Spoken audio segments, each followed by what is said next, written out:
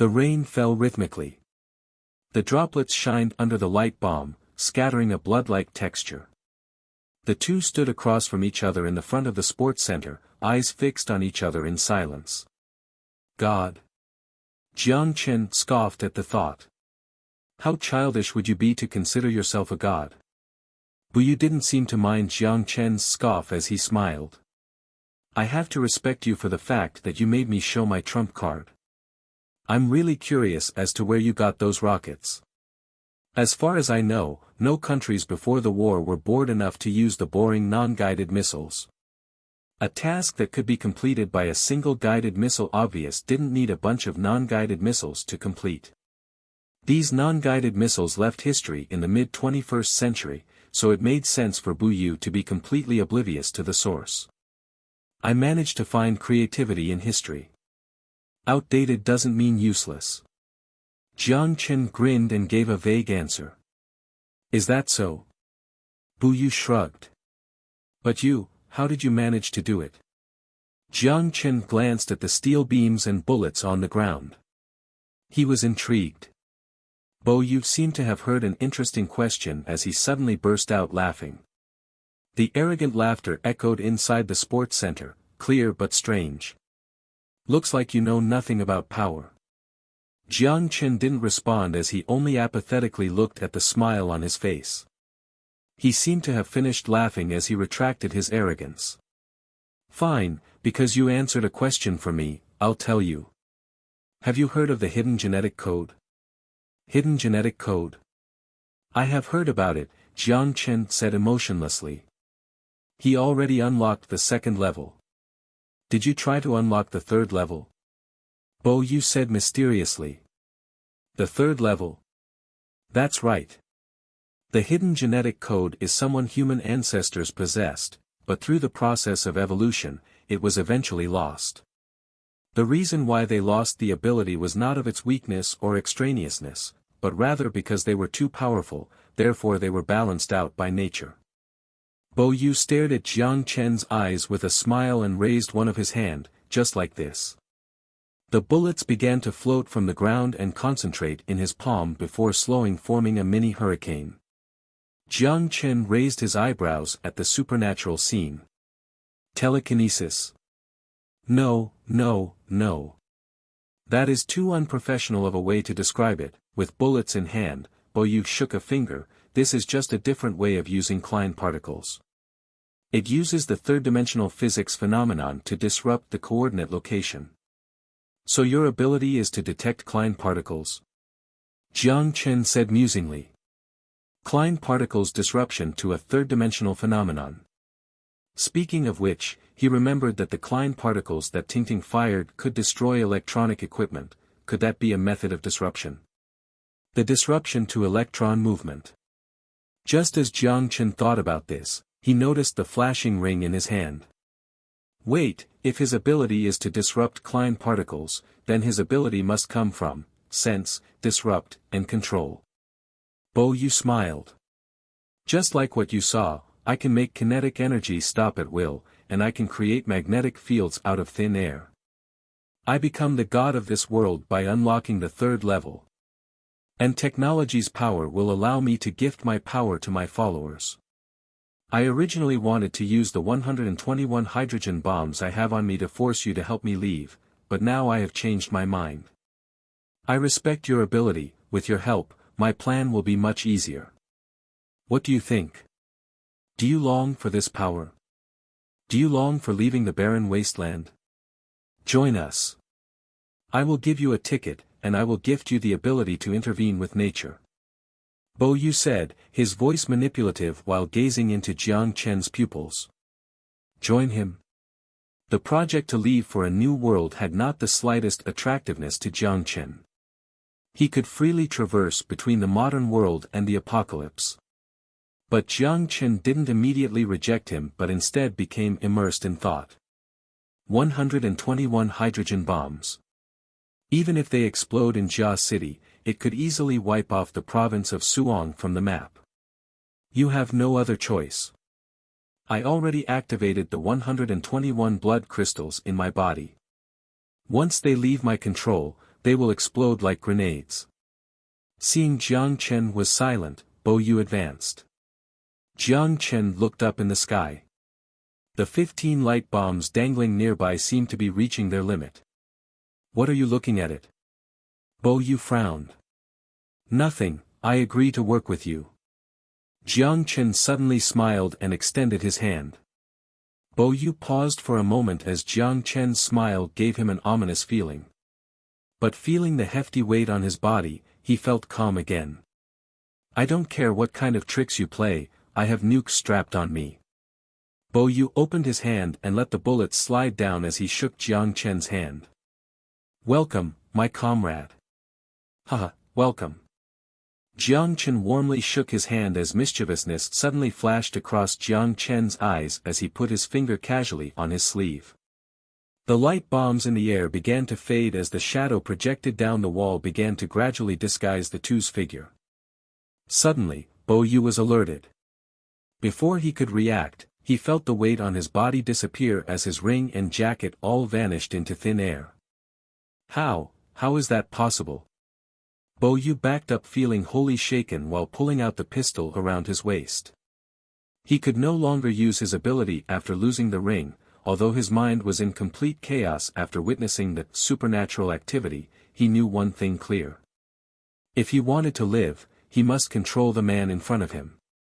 But before he could even raise his pistol, a soaring light blade chopped off his arm. The deafening scream echoed in the giant stadium. Bo Yu tumbled and fell to the ground. He held onto his severed right arm, his limbs twitched in pain. Jiang Chen hid away the laser sword in his hand while he used his earpiece to order Cheng Weigua to come in. He then walked toward Bo Yu. The leader that referred to himself as God had the muscles on his face completely twisted in pain. White foam fizzed out from his mouth as his calm and collected persona vanished. Looks like I just slew God. Jiang Chen kicked away the pistol on the ground and looked down on the leader of Dusk. This counted as revenge for Sun Xiaoro and Sun Jiao. The high temperature of the laser blade burned his wound. He didn't lose too much blood. Because of this, Jiang Chen could ask a few more questions. This is impossible, my blood crystals. You hid them. It's okay. Without my control, they will blow you all to pieces, and die with me. Bo Yu moved back while locking his eyes on Jiang Chen as words came stuttering out. You could speak already. Unfortunately, they disappeared from this world, Jiang Chen scorned. Bo Yu's eyes widened, his face full of disbelief. That's impossible. Do you want to know why? Jiang Chen smiled. Bo Yu curled up on the ground, gulped and nodded. Then tell me first about Fallout Shelter 071. Or, why would you choose Sun Xiaoro? It was what puzzled Jiang Chen the most. If he had granted Sun Xiaoro's ability, why would he choose her and implant a chip to block her memory? When Bo Yu heard her name, Bo Yu took a moment to process it before realizing. Oh, you are talking about the assassin I sent. What a useless bitch. Don't **t me. Jiang Chen said apathetically as he stabbed the laser sword into his toe. The sharp pain almost made Bo Yu unconscious. He had never experienced such pain. Sweat began to roll down from his forehead as he said while howling and screaming. I'll say it. Jiang Chen stopped and looked at him. Fallout Shelter 071, there is a live pack specimen there. Holding on to his severed limb, Bo Yu's muscles tightened up as his words came right out. Specimen. Jiang Chen frowned.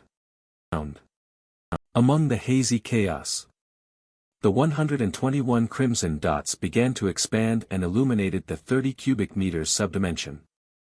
The light was getting brighter and brighter and gradually swallowed all the items inside the storage dimension and expanded to the edge of the space. All the energy inside was trapped by the invisible force field inside the tiny space. The entire subdimension was like a paper box that quarantined all the energy released from the 121 hydrogen bombs.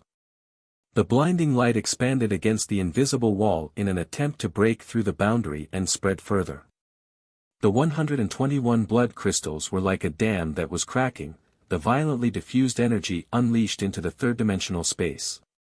Followed by the Klein particles' constant decay to the third dimension, inside the 30 cubic meters space, the pressure against the boundary was even comparable to the pressure inside a star. It was just like a sun squeezed into 30 cubic meters. The restraint was absolute, despite the massive amount of energy, they could not leak out from the subdimension. Suddenly, the energy filling the space came to a halt as it stopped pressurizing the space boundary. With the force of gravity, once the photon concentration exceeded the threshold, they could no longer escape, but rather began to collapse toward the middle. The light that filled the space shrunk to a single point. That one point was darker than any material in the natural world because no light could escape its constraint nor its gravity field. Is that a black hole? Jiang Chen stared blankly at the changes in the space. He wanted to reach for the black dot, but he realized he had no hands at all. After fallen unconscious, his consciousness appeared in the dimension. Before, even if he could store and sense the items in the subdimension, which he referred to as the storage dimension, he never examined it closely. And now, he could allow all his consciousness to flow into the dimension and observe everything inside. This dimension is not cubical nor spherical, but rather. What exactly is it? Jiang Chen frowned as he searched for the right word to describe the place. Without any shape, it was purely comprised of an invisible gravitational force used to restrain all matters inside the 30 cubic meter space. Space was free of shape. The only limitation was the size of the matter inside the space. Jiang Chen shook his head and gave up on the idea of naming the dimension. He started to observe the black dot. The 121 blood crystals completely vanished, all the Klein particles decayed into energy visible in the third dimension. Jiang Chen quietly viewed the black dot while patiently waiting for its change. But a long time passed, and no change occurred.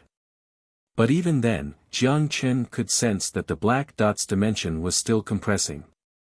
Only because its shape was being compressed by its own gravitational force to the shape of the space, it was difficult to physically observe its change. If there was a physicist here, he may fall into shock or even frenzy, and gaze onto this miracle. Gravitational collapse. It was gravitational collapse. Any of the small changes that occurred there could cause an earthquake in the world of physics. But Jiang Chen, who stood there, was only an engineer that forgot most of his knowledge. Not only did he lack any understanding, but he also did not have any desire to pursue. He only spent the time observing the black dot because he had nothing else to do. It was not the first time he wasted a valuable opportunity. But then, an odd occurrence appeared in his storage dimension. The black dot where not even light could escape began to use its force to twist and shred the dimension. At the same time, Jiang Chen shockingly discovered that the boundary that restrained the subdimension began to loosen. He was first ecstatic, but his mood took a roller coaster ride down to the bottom. The boundary did indeed begin to shake.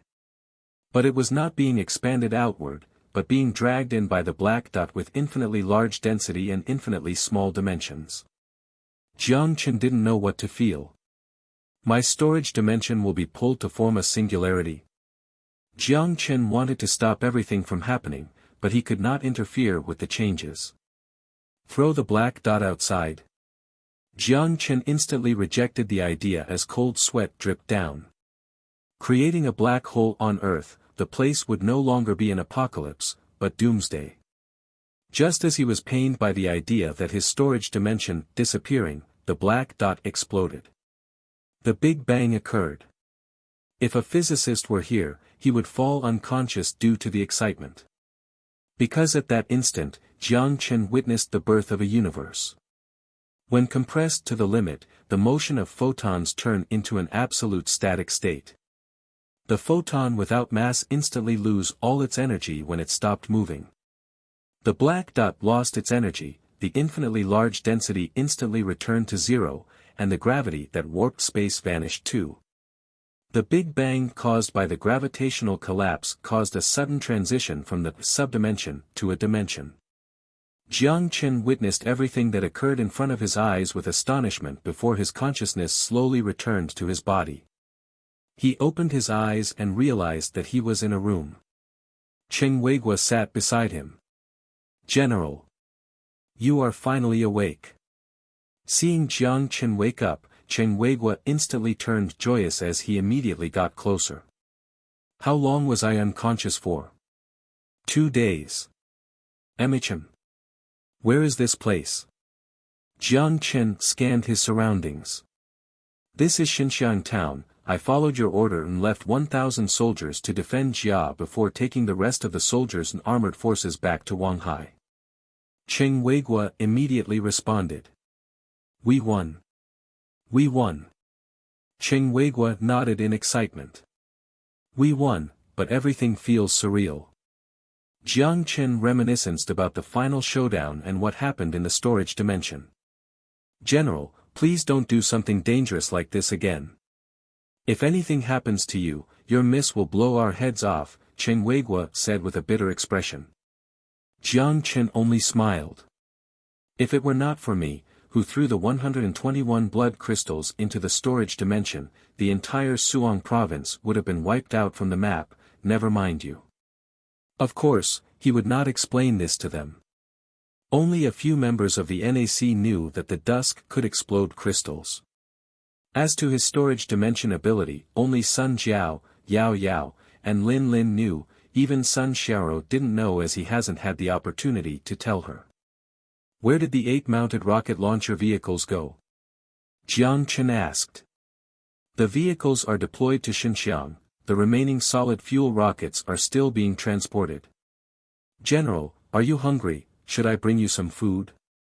With how caring Cheng Weiguo was, Jiang Chen shook his head. "No need. Leave me alone for now. I just want to lie here for a bit. Also, did you report that I was unconscious?" "No, I was about to." "No need." "Okay." Cheng Weiguo was relieved too. When he left, he closed the door for Jiang Chen. Jiang Chen rested for a moment before he picked up his EP and began to check his body stats. All body functions were normal without any physical damage. Then, Jiang Chen instantly disappeared from the bed before returning to bed in the next second. The interdimensional traveling ability was functional. Feeling relieved, he submerged his consciousness into the storage dimension. Jiang Chen's mouth twitched at the sight. There was nothing inside. Including a power armor, some grenades, the PK-2000 he used for a while, 2 protective suits, a few instant noodles, and snacks. Everything was destroyed in the big explosion.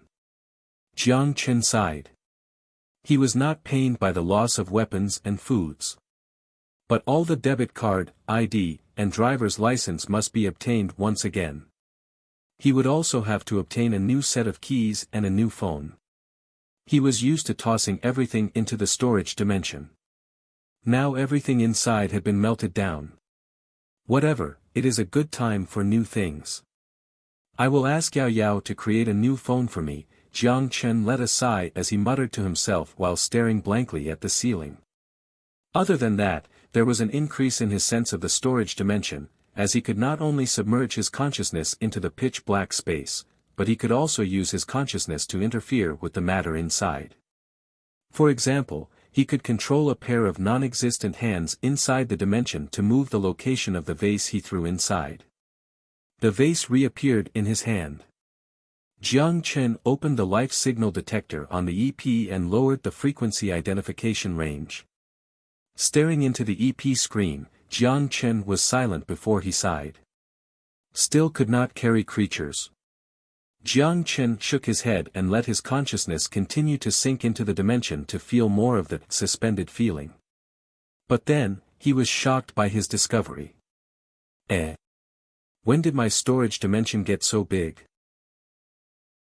The storage dimension somehow reenacted the Big Bang.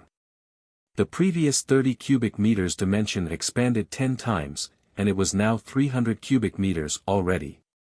The previous subdimension only restrained by gravity now turned into a universe.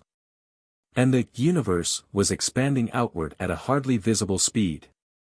A spherical dimension 300 square meters in volume with a radius of 4.146 meters. Outside of the spherical was just space. It was minuscule compared to the actual universe. Jiang Chen referred to it as small universe for now. He knew with time, the small universe will eventually become something comparable to the actual universe. Although it may take billions of years. But what fascinated Jiang Chen was not the slowly expanding size. He had an inexplicable feeling that the transition between emptiness to defined state was the key to him bringing people through interdimensional travel. Jiang Chen rested until morning. He moved his body around in the room after waking up, seeing that there was no discomfort, he headed out.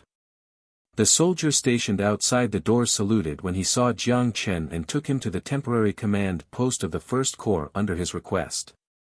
When he saw Cheng Weiguo, he started to ask about the status of the First Corps. First, it began with the loot. The 300,000 tons of Grade C steel far exceeded the expected 200,000, the 6th Street investors would cheer at this fact. At the same time, the first crops obtained 50,000 tons of Grade A steel from the newly built warehouse in Jia, as well as large amounts of Type 99 anti-tank cannons, mortars as well as other heavy weapons.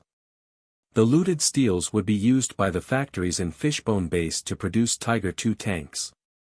The regular weapons were left in Jia and were guarded by the 1,000 First Corps soldiers. On the other hand, the kinetic skeletons and Gauss rifles remains used by the apostles were collected by Cheng Weiguo. After the end of the mutants' flood, the pieces would be sent to Fallout Shelter 027 for technological recreation. Optical illusion, Gauss rifle, Jiang Chen had been thirsty for these technologies for a long time but never obtained the design blueprint for them. Although he didn't know where the Dusk managed to obtain such technology, they belonged to him now. The loot from a technological point of view was pleasing too. Bo Yu died. This marked the end of the Dusk and the big problem was finally solved. The only regret was that the secret of Fallout Shelter 071 would be carried into the grave along with the death of Bo Yu. If he wanted to know, he would have to search for the remaining members of the Dusk, or personally investigate the abandoned remains of Fallout Shelter 071. In the nuclear fallout shelter under the sports center, the NAC soldiers killed the leader of the mutated humans, Troy, as well as the remaining mutated humans in the 7th area. All the mutated humans in the 7th area were eliminated. After capturing the 7th area in Jia, Cheng Weiguo ordered all mutated humans' veal to be destroyed as well as the FEV formula. Therefore, the problem that bothered Wang Hai for so long was finally removed. The business route to the west would be open again. By next year spring, endless amount of merchants would traverse to the treasure land, Wang Hai, with their shining crystals and delicate goods. On the other hand, only 10,000 defenders were saved from Jia. They all expressed their interest in joining NAC, even though 50,000 died under the reign of destruction. It was human nature for the weak to worship the strong. If they were protected by a powerful force, they wouldn't have needed to experience that kind of hardship in the first place. So they pleaded Cheng Weiguo to shelter them, even as NAC slaves. Cheng Weiguo didn't immediately agree. He only expressed that he would pass their request on to the general. Jiang Chen considered it for 2 seconds before accepting them. Then he selected a few people who looked clever to look after the 10,000 people from the 1st Division and to start rebuilding in Jia. Jia was the gateway to Wang Hai from the west. Jiang Chen was debating if it should be declared a military zone or economic zone. But after discussing with Chu Nan on the phone, Jiang Chen made the final decision. He established Jia as an economic zone and completely abandoned the 7th area. This way, the merchants that passed through the area could complete simple supplying. On the other hand, Jiang Chen requested the temporary director of Jia to investigate the state of the maglev track. If they could repair the maglev track from Jia's rail station and link it with Wanghai's rail station, the time between Jia to Wanghai would drastically shorten. The merchants from Hai heading to Su and Changzhou would indeed favor taking Wanghai's route and abandon traversing the barren land to the east of Lake Dingshan. At the end of the call, Jiang Chen briefly asked about the current status of the 6th Street. He knew that they were in a precarious state, hanging on by a thread. Currently, large numbers of dangerous mutants appeared from east of the 6th Street, and the long defense line brought immense pressure to the soldiers defending. Just yesterday, the north door was attacked by a group of Deathclaws. It was a calamity. It was not difficult for the Deathclaw to hop onto the wall. But to the survivors, all the anti-tank cannon or rocket launchers could damage the Deathclaw. If we cannot receive assistance within 4 days, we will have to abandon the outer circle wall and retreat to the inner circle. The mutants in the rural area have become more and more powerful. The fuel storage in the 6th Street is also running short. Chu Nan said difficulty. Don't worry. Latest this afternoon, everything will end. Jiang Chen laughed on the phone. Chu Nan raised his eyebrows, puzzled. He didn't know the massive commotion Jiang Chen caused on the East Line. But with how confident Jiang Chen sounded, he still stated that he would do his best to defend while waiting for backup to arrive. The source of Jiang Chen's confidence was simple. 20,000 solid fuel rockets to bring on the rain of destruction. Regardless if it is zombies or Deathclaws, any carbon-based life form must die.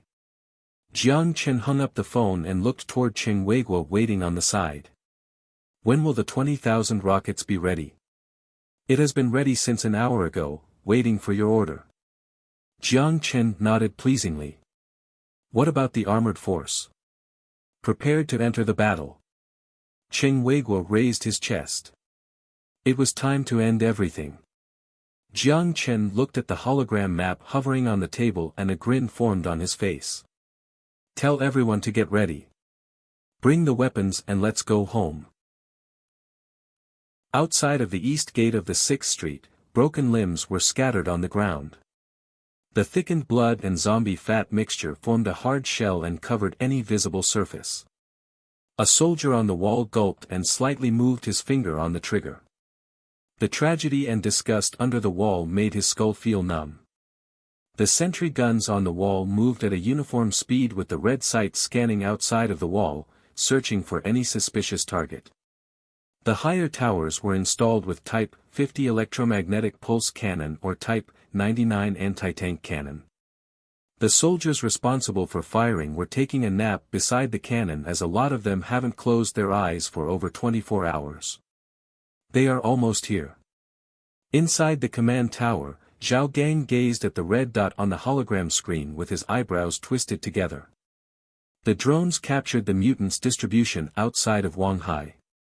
The red box labeled "Bug Vehicle" gave him an ominous feeling.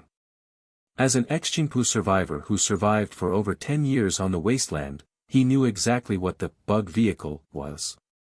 He hid into the 6th Street along with his father that year to survive through the first mutants' flood. The First Corps is still not here. Chu Nan also looked tense beside him. They already left from Xinjiang, but with their current speed, they may not arrive until tomorrow. This is an absolute disaster. Chu Nan looked at the halted blue dots on the map as he exclaimed. When he was a pilot at Luding, he never met something like the mutants' flood. The mutants' flood seemed to be only limited to land as the mutants in the ocean didn't exhibit any oddity. Therefore, the bohai that was stationed beside the harbor would only need to retract the foldable suspension bridge for the zombies and mutants to be stuck on land. The occasional mutants that could fly onto the dock were killed off by soldiers or power armors holding flamethrowers without the need for him as a pilot to head to the front line. This was a disaster to start with. Zhao Gang stared outside the wall. Another round of mutants' attack began. It's the Bug Vehicle. Followed by a shout, all the soldiers napping woke up and stared down the wall. On the soft but powerful bug body was a shell as durable as a rock. The shell as smooth as the mirror surface protected its weak head and fragile body. It crawled at an even speed, leaving a disgusting white trail on the concrete surface. It was just like a giant snail with its head covered, but it was not afraid of salt. It could easily climb over high walls and swallow any of live creatures along its path. Machine guns fire. Cannons prepare to shoot, fast. Tada dash. The soldier kneeling behind cover fired the machine gun and unleashed its fire along with his comrades. The sparks reflected on his face vividly displayed his look of despair. Bullets splattered and only left thin dents on the surface of the bug vehicle. The dense calcium shell was formed from the interlayer of graphene and hexagonal silicon mesh, which was close to the strength of B-grade steel, and the thickness of the shell close to 500 mm was like a wall. The Type 99 anti-tank cannon fired. A bright orange shell soared through the sky. But when it hit the snail shell, it was deflected at a 90 degrees angle. Fu*K, it bounced off. With a loud roar, the soldiers reloaded. At the same time, the Type 50 electromagnetic pulse cannon unleashed its blue electric arc and the 5 kg bomb instantly vaporized the shell. In front of the bug vehicle that rendered all anti-armor bullets useless, only the electromagnetic cannon posed a threat. The problem was the limited number of electromagnetic cannons deployed in the 6th Street. Only 4 cannons were distributed to each wall, with each cannon responsible for defending a defense line of over 1,000 meters. But there were at least hundreds of bug vehicles attacking the north wall. The bug vehicle that lost its shell didn't die yet. It crawled on the ground like a snail before quickly dying under the machine gun's fire. A soldier with a rocket launcher kneeled down by the wall and aimed at the bug vehicle closest to him. Target locked. He pressed the trigger. The exhaust burst out as the rocket launched 5 meters out before readjusting course and blasting into the sky. 5 seconds later, the rocket smashed down like a meteor and penetrated the shell of the locked-on bug vehicle. The snail shell suddenly stopped in its track before it was blown 3 meters into the air, and the bug hidden inside was instantly shredded to pieces. Nice shot. The soldier beside him gave him a thumbs up. He grinned, removed the one-time use launcher, and took out another launcher from the box beside him to install it onto the guidance device. Red Arrow 42, one of the few weapons that could damage the bug vehicle other than the electromagnetic cannon. With the assistance of anti-tank weapons, the battle began to turn as the bug vehicles close to reaching the wall were being wiped out. But Zhao Gang in the command tower still had his eyebrows knitted in a frown. A total of 251 red dots were on the screen, but there were only 100 Red Arrow 42 rockets in storage. The weapon costing 4,000 crystals was too expensive for the 6th Street to have in high reserve.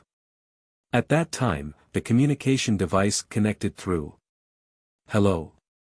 Seeing it was Jiang Chen, he immediately picked up. Get ready to look at the fireworks. Jiang Chen laughed. Zhao Gang was still processing as to what was going on. But half a minute later, the communication device dropped from his hand onto the ground. Staring out the window, his pupils began to widen. His mouth moved up and down in disbelief as he could not search for a single word that could describe his state. Beside him, Chu Nan's expression was nonetheless similar. On the wall, a soldier heard the roaring sound from a distance and raised his head. Look! What is that? A person shouted out and pointed to the southwestern sky. Dense black dots with long smoke trails. The anti-air machine guns pointed in that direction in caution, but when they saw that those were not mutants, everyone widened their eyes in disbelief. The rockets smashed down like raindrops and covered the area behind the 6th Street. Suddenly, the scorching flame column shot into the sky and instantly engulfed the battlefield. It swallowed the 200-something bug vehicles as well as the zombies and mutants flooding toward the 6th Street. The shell of the bug vehicle could easily deflect the rocket and withstand the blast of the explosion, but it could not withstand the 1,000 degrees high temperature. Their outside remained intact, but the soft body inside was cooked before turning into carbon dust. The swarming fire and the thick smoke that covered the sun. Under the rain of destruction, no mutants survived. Feeling the high heat and burnt smell drifted to their nose. The soldiers on the high wall stared at the scene blankly as their rifles rolled out of their hand without knowing. Moments later, someone spoke the first sentence. "This is insane." "Indeed." "What is that?" The soldier's voice was trembling. "Hell. Perhaps, it is our people." "Without a doubt." Feeling the scorching heat whiff to the tip of his nose, his comrade beside him closed the safety and lowered the rifle in his hand. If this existed, rifles no longer served a purpose. A death claw dashed out from the fire. It rolled on the ground in pain, but the mixed fuel that stuck to its body could not be extinguished. Rolling and turning around didn't help but made it burn faster. Slowly, it no longer twitched, it only scratched the concrete with its claws in agony. No one bothered with the death claw, because everyone knew it could no longer survive. In the distance, rockets continued to soar through the sky. In the command tower, Zhao Gang and Chu Nan gazed at the fire in the distance. The sky in the distance turned red. But they didn't know if it was the dusk or the fire that illuminated the sky. Luding, the deck of the Bohai aircraft carrier. The limping zombies wandered near the port, and their whitened pupils were blankly fixed on the aircraft carrier in the distance. The deck of the aircraft carrier was filled with survivors, most of them came from the east of Wanghai. When the mutants' flood arrived, the weak survivors often chose to join more powerful settlements, or some just chose to migrate out of the city. Looting in the ocean was without a doubt their primary choice since zombies and mutants that lived on land couldn't do anything to the aircraft carrier city in the sea. For these survivors, Liuting's official stance was also welcoming.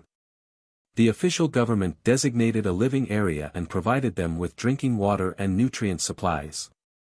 Of course, these services were not free. Including the ticket to board, all the protection must be exchanged with crystals. A middle-aged man in uniform and a general cap stood up straight with his hands behind his back. He gazed into the sky in the distance. "Rockets?" "Yes. And it should be napalm rockets," with a rifle in hand, the soldier beside him replied. The general didn't say a single word and only stared at the flames ascending afar. After a moment, he cursed out in a low voice.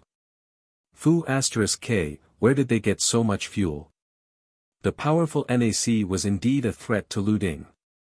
If this massive amount of rockets flew toward Luding, he knew too well that even with the electromagnetic and laser anti-missile systems, they had no possibility of surviving.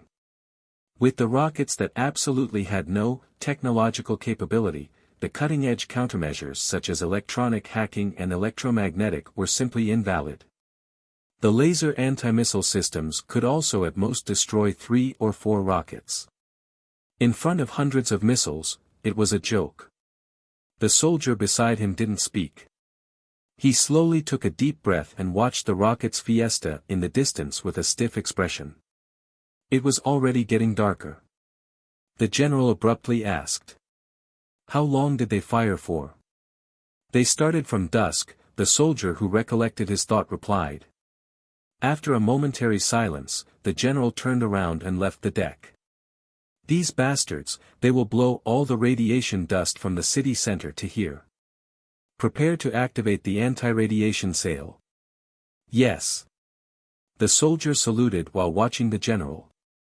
At the same time, the survivors not far away were also on the edge of the aircraft carrier, gazing at the flames in the sky. They whispered to each other and discussed everything that was happening on land. Did NAC do all of this? Should be. That's the 6th Street's direction. Men, women, elder, children. Almost everyone gazed in the same direction. Their pupils reflected the bright red fireworks. It was the flame of order. They saw hope.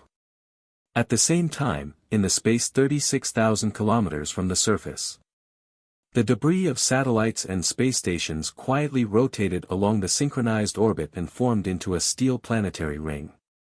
Just from the sheer sight, it was easy to catch a glimpse of the tragic battle that erupted there.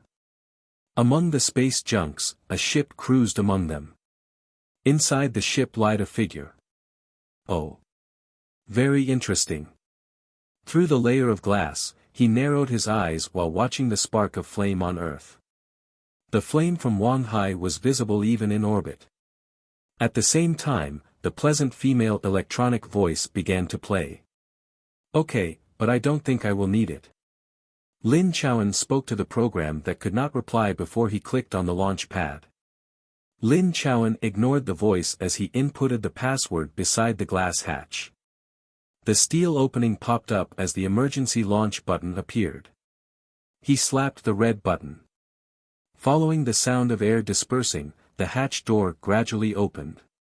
As a robot made completely of mechanical parts, he didn't mind the vacuum environment and was obviously unfearful of the radiation source. He pulled the graphene and attached the metal hook around his waist. Lin Chowan put on the booster and bounced out into space.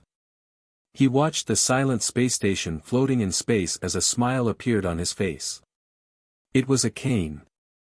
A cane that granted absolute authority. Besides the launch vehicle, Jiang Chen had a cigarette in his mouth as he watched the flying rockets. It was already night time, but the sky was still bright.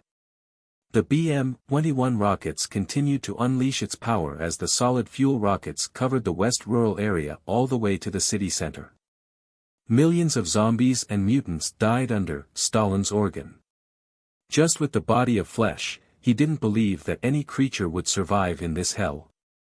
It was quite funny, but he suddenly remembered the last time Sun Jiao and he played together in the virtual reality game.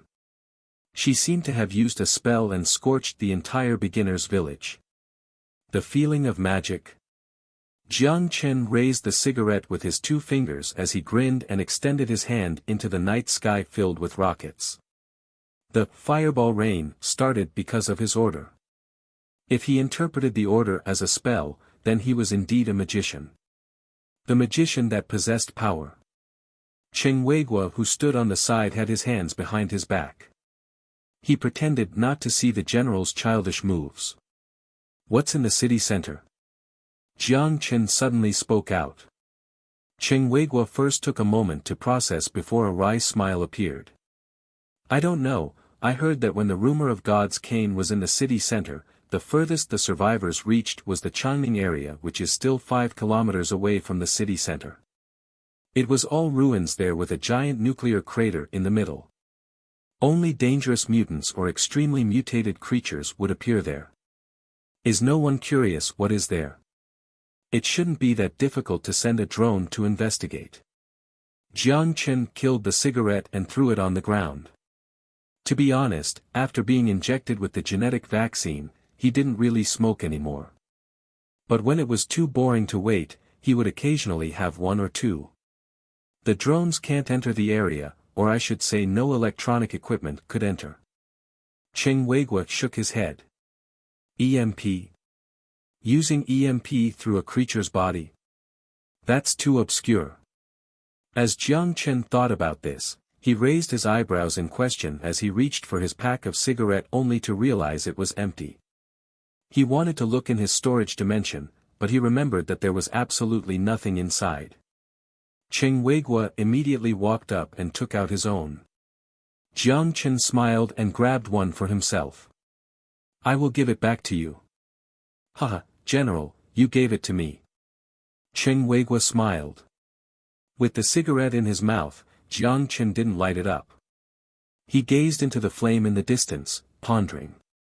No, the creature could launch EMP, or launch Klein particles. Ting inside Lin's body could do that too. Speaking of which, he never really understood. The bug that the artificial intelligence talked about, what exactly was it? When the last rocket ascended, it was already midnight. The 20,000 napalm rockets were all launched. The blazing fire covered everything from the rural areas to the city center and vanquished all life in the vicinity. When the concentration of zombies and mutants dropped below a certain threshold, the mutant flood would stop. The zombies and mutants in the western half of the city would meet this condition. Will the fire be extinguished by tomorrow? Jiang Chen narrowed his eyes as he looked at the thick smoke and light of the flames. It should stop, Chen Weigua said. Wanhai was struck by nuclear warheads before, so most of the materials should have burned already. Once the rocket fuel is completely consumed along with the zombie fat and lipid, the fire should stop then. The armored force was mobilized in the morning to clear out the road from Xinxiang to Fishbone Base. They should have arrived by now. Once Jiang Chen took care of all the necessary things, it would be time to return to the base. Jiang Chen nodded and threw away the cigarette in his hand. Aha, you can head back now. Chen Weigua saluted and turned around. Jiang Chen kneeled down as he stared at the dry soil. He seemed to be searching for something. An ant caught his attention. It waved its tentacles, searching the ground for something. At the same time, a finger stopped in front of it. Its two tentacles touched it before the ant vanished from this world. The next second, the ant reappeared again, but it was no longer moving. It still can't transport any live creatures. Jiang Chen looked at the dead ant on his fingertips, deep in thought. Jiang Chen shook his head and dusted off his hand before he headed to Xinxiang. When he returned, Chen Weigua came over with a phone, looking helpless. Jiang Chen took the phone and opened the hologram screen. Hello. General, the next time you want to do something dramatic like this, could you let us know first? When the communications came through, Chu Nan's wry voice came from the other side. I just wanted to give you a surprise. Jiang Chen laughed, completely oblivious. It was quite a surprise. Chu Nan sighed as he continued to speak with the same wryness. It would have been better if we could have brought the weapon out earlier. We only needed to launch a few into the city without the need to burn half of the city, because I didn't have it at the time, or I hadn't transported them into Wanhai. Was that it? Jiang Chen changed the topic. No, it has to do with the crystals. Chu Nan paused for a second before he continued. According to the rules of the wasteland, the crystals of the mutants belong to whoever killed it. But we clearly don't have the capability to collect crystals from half the city. Then they will belong to whoever picks them up, Jiang Chen said nonchalantly. When Chu Nan heard Jiang Chen's words, he took a moment to process them. Is there a problem? Jiang Chen spoke since Chu Nan didn't respond. No, I just feel like. General, you're very generous. Chu Nan face-bombed. Rather than letting outsiders who heard the news pick up the crystals, it's better to let the survivors who fought together with us pick them up. All of 6th Street is mine, do I care whose pockets the crystals are in? How about this, from 6th Street to the outskirts of the city center, the crystals will belong to whoever picks them up. Jiang Chen was extremely generous.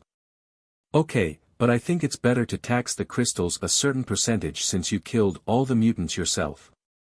I don't think the survivors would disagree. Without a tax, it's not good for a large number of crystals to suddenly appear on the market, Chu Nan suggested. Then we'll follow your plan. I give you full authority to handle this. Roger that. Chu Nan nodded. After hanging up the phone, just as Jiang Chen was going to return the phone to Chen Weigua, the phone rang again.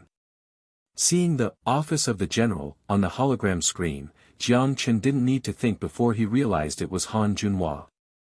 Did you fire the rockets? Just as the call went through, Han Junhua immediately spoke.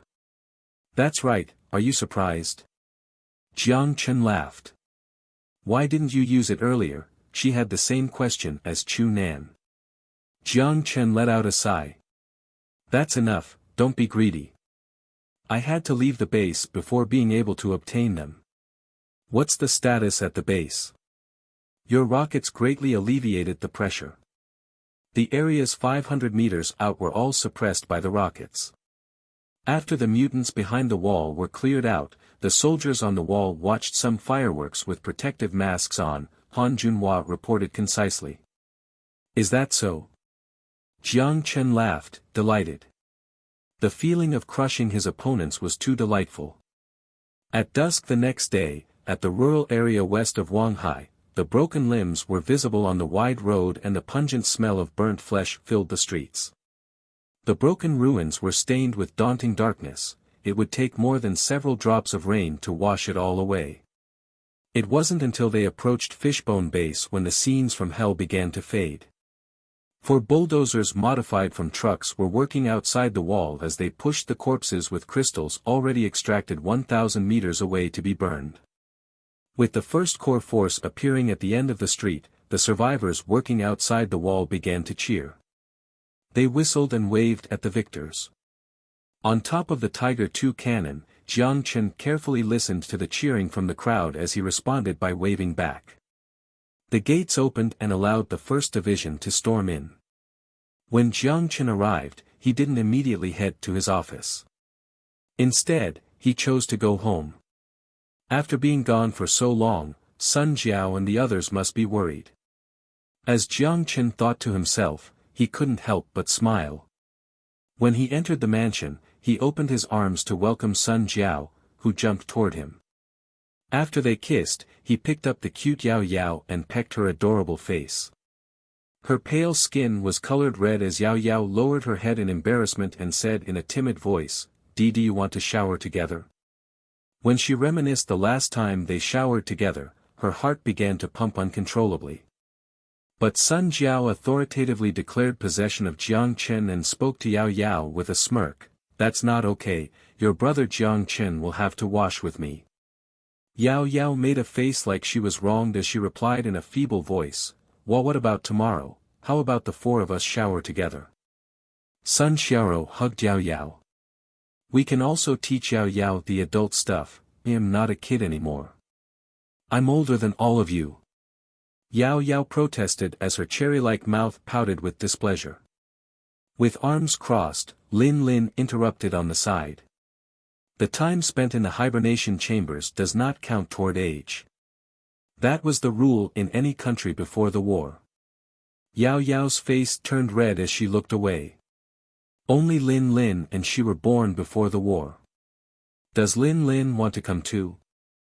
The five of us together? With a little devil's smirk, Sun Xiaoro invited herself. Lin Lin blushed. Her mouth opened and closed for a while before finally squeezing out half a sentence, "Who wants to do it together?" With her face completely flushed, Lin Lin walked out hastily. Sun Jiao gave her sister a harsh stare. "Xiaoro." Sun Xiaoro blew out her tongue and innocently hid behind Jiang Chen's back while pretending to be sad. "Brother-in-law, sister is bullying me." As she said this, she hugged Jiang Chen's arm and began to shake him in front of her chest. Although it was a tempting proposal, Jiang Chen's conscience told him that if they showered together, something out of his realm of control could potentially occur. Jiang Chen gulped and acted like nothing happened. "Ahem, why don't you three shower together? I'll go after you're done." Leaving before the girls could react, Jiang Chen slipped out of the living room. Although Sun Jiao liked to bully people at times, she was a nice person by nature.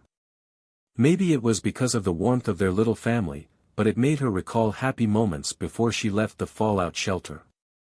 This was why she was more considerate of family members than anyone else, particularly with considering how everyone felt. Although she declared possession of Jiang Chen, she told Jiang Chen before bedtime, "Yao Yao really misses you, go spend some time with her." She slipped back to her room and locked the door. While Jiang Chen was touched by how considerate Sun Jiao was, he didn't know how to feel with the door shut in front of him. Yao Yao was indeed cute, but she was inedible. And that was not okay. The somewhat matured little loli would always subconsciously do something that would turn him on and he almost couldn't control himself. "Whatever, there is something I need to ask Yao Yao." Jiang Chen turned around and headed to Yao Yao's room. He knocked on the door before he heard some noise from behind the door. It's already so late, is there anything to do? With the door pushed open, he saw Yao Yao in loose pajamas. Judging by her wet hair, she must have just showered as the light scent of lilies blew in his face. I have something to ask Yao Yao, is that okay? Of course. With a sweet smile, Yao Yao walked to the door with light steps. Come in. Jiang Chen tousled her hair and walked in. Jiang Chen scanned the room. Because there was only one chair inside, Jiang Chen casually sat on the bed. Yao Yao blushed at the scene but still walked up and sat beside Jiang Chen, pretending nothing was amiss, before she secretly moved in Jiang Chen's direction. Could you tell me what it is? Because of her anxiety, her voice trembled slightly to the point where it was out of tune. With her nervousness, the little loli was unable to sit still. Jiang Chen wanted to laugh. He paused before he spoke. It's about the phone. Could Yao Yao design a phone for me? With a few imaginary question marks appearing above her head, the little girl didn't hear the words she wanted to hear. She paused. Realizing that she misinterpreted the situation, redness extended from her ears all the way to her neck. It took a while before Yao Yao recovered from her state of awkwardness. She spoke in a quiet voice. Phone. Is that the thing Brother Jiang Chen showed me before? It was a very distant memory, but Jiang Chen gave her a phone for reference. It's that type. If possible, could Yao Yao design a similar but more powerful phone? Jiang Chen tried to make Yao Yao understand what he wanted as he used his hands to show the shape while explaining the functionality of the phone. Yao Yao listened and nodded attentively. After Jiang Chen was done, Yao Yao patted her small chest confidently. Leave it up to me. Are 2 days okay? Please. Jiang Chen joyfully rubbed Yao Yao's head. Yao Yao closed her eyes as she enjoyed his caress while a sweet curvature appeared on her mouth. Seeing as it was late, Jiang Chen stood up and prepared to leave. But then he discovered a small hand feebly dragging onto his clothes. Is there something else? Jiang Chen looked at Yao Yao. Yao Yao looked away while she spoke timidly. Could Yao Yao make an unreasonable request? Of course. She retracted her hand while her face turned red again. Her fingers pointed toward each other. Could we sleep together tonight? Considering how adorable she looked, Jiang Chen felt like he was going to melt. €1 the next morning. Observing the gracefulness on Yao Yao's face, Jiang Chen was touched by her happiness. He leaned down and gently kissed her soft forehead. Yao Yao seemed to have noticed that kiss and moved her beautiful mouth before moving herself into a more comfortable position. She curled up like a small animal. Jiang Chen quietly got out of bed and covered Yao Yao with the blanket before he sneaked out of the room. He microwaved 2 buns in the kitchen then left the mansion. It was almost the end of August, the tail end of summer. Due to the radiation dust, mornings in the wasteland were usually cold, but the temperature during the next few days would be irregular. It was 2 days after the fire, yet there were still sparks that could be made out in the direction of the city center. The reality was different than what Cheng Weiguo imagined. Although there were no more combustible materials in Wanghai, the fat of the zombies and mutants provided an excellent source of fuel for the fire. When the 1000-degree fire evaporated all the water content inside, the entire Roshan was like a barrel of fuel burning continuously due to its high density of fat. Following the conclusion of the mutant flood and the return of the First Division, the quiet base became crowded again. The survivors returned to the surface. They were either reunited with family members who were part of the crusade or accepted the urns in mourning. There were fatalities with every war, an unpleasant point that could not be changed. And on the wasteland, death was to be expected. When Jiang Chen arrived at his office, he was surprised to discover that Han Junhua was already in front of the table that belonged to the advisor. She was working on the tablet. Did you sleep here last night? Jiang Chen sat at his desk while looking at her. No. Precisely speaking, I didn't sleep. There was too much work yesterday, looking at fatality numbers as well as the war consumption figures from the logistics department, the compensation to the families of deceased soldiers, as well as the cleaning of mutant bodies and collection of Crystalseuro. Only now did Jiang Chen notice the heavy eye bags on her face. No wonder she didn't look for him when he returned last night, she was too busy. Thank you. Jiang Chen expressed his gratitude. It's okay. Han Junhua still wore the same expressionless look. If you're tired, go take a nap first. Han Junhua half-heartedly agreed before stopping the task at hand and looked at Jiang Chen. How many rockets are left? Jiang Chen shrugged. All of them are gone, a total of 40,000 rounds. But now that the mutant flood is over, is there still a need for them? Although he could certainly buy more, it was hard to prevent other people from noticing that he frequently purchased weapons that violated the Geneva Accords. If possible, it would be better to delay repurchasing until a later date. All gone. Han Junhua fell into deep thought. The number of rockets should be limited since fuel was uncommon in the apocalypse before, let alone solid fuel rockets mixed with other chemicals. No one thought of using low-tech weapons to begin with. But to everyone's surprise, low-tech weapons were highly effective against mutants. After a short silence, she spoke again. How much fuel can you obtain? A lot. Jiang Chen asked. The technology required for that napalm rocket should be low. We could easily produce rockets with better combustion effectiveness and a high range. Han Junhua paused, looked at him in the eyes, and said sternly, with fuel, it's not impossible for us to regain complete control of Wanghai from the mutants. Regain control of Wanghai from the mutants? Needless to say, it was a tempting proposal, and the current NAC certainly had the capability to do so. Wanghai from before the war wasn't only the center of Pax's economy, it was the industrial base for technology. If NAC could regain control of Wanghai, the speed in which the pre-war technologies could be recovered would be much faster. But then another problem had to be considered. The mutants did indeed threaten the lives of the survivors, but the crystals they provided were the foundation to survivor industries. The 6th Street's power station required crystals, the fuel rod used for everything from vehicles to power stations required crystals. Survivors unable to obtain helium, to produce nuclear fusion batteries had to use crystals to produce fuel rods with the same specification to provide power to pre-war equipment. Fallout Shelter 027 was currently using this fuel rod. The economy of the 6th Street depended on Wanghai City as the hunting grounds.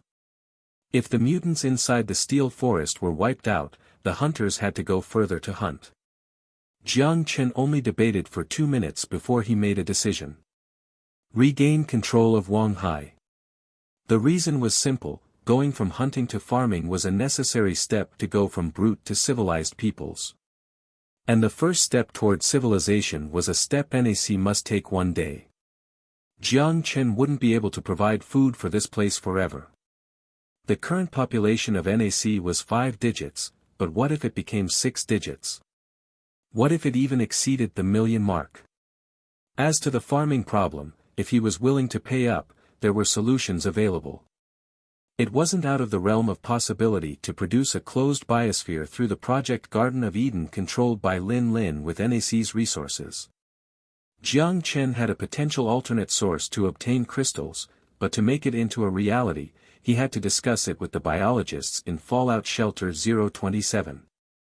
After leaving the community center, Jiang Chen arrived at the empty plot of land belonging to the Aerospace Research Institute and managed to find Jiang Lin, who just returned to the surface.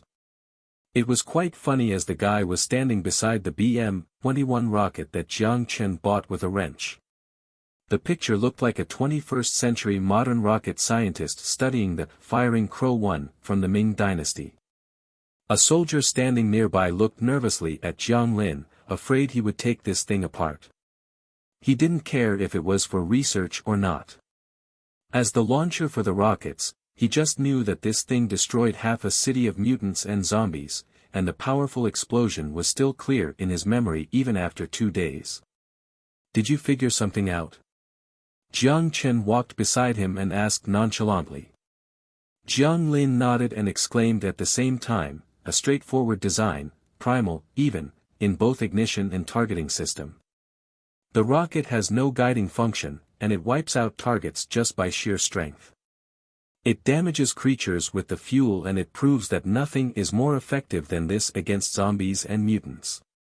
But to produce this, it must have been stressful for the logistics department." Jiang Chen smiled mysteriously and didn't answer his question. "Funny, are logistics even a problem for me? There's certainly difficulty surrounding the logistics, but it's not unsolvable. I need you to design a rocket launcher that can launch multiple rockets simultaneously without impacting functionality. The only requirement is being able to send 30 kilograms of combat parts to a distance of 30 kilometers. It must have more power than this while having higher accuracy. Can you do that?" "That's easy. All that needs to be done is redesigning the boosting fuel and the contents of the explosive. The problem is the material itself. There's nothing harder to find than oil on the wasteland. If we can secure the materials, it's not difficult to produce the weapon you want." Jiang Lin nodded, paused, then asked a question as if he just remembered something. "Do we still need to produce the Dolphin 10 ballistic missiles?" "Of course. I have other uses for the nuclear missile." Jiang Chen smiled. Jiang Lin scratched the back of his head. "Okay, if you insist." After rocket production was assigned, crystal production was next on the agenda. Starting from the end of the mutant wave, Wang Xiaowu began to prepare to take the second corp back to Fallout Shelter 027.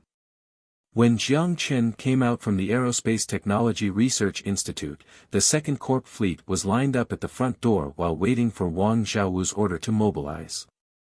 "General." When Wang Xiaowu saw Jiang Chen, he saluted. "No need. Are you planning to head to Fallout Shelter 027? "Yes, our soldiers are ready to mobilize." "Take me along," Jiang Chen said. "Yes, sir." Wang Xiaowu nodded and immediately went to arrange a spot for Jiang Chen.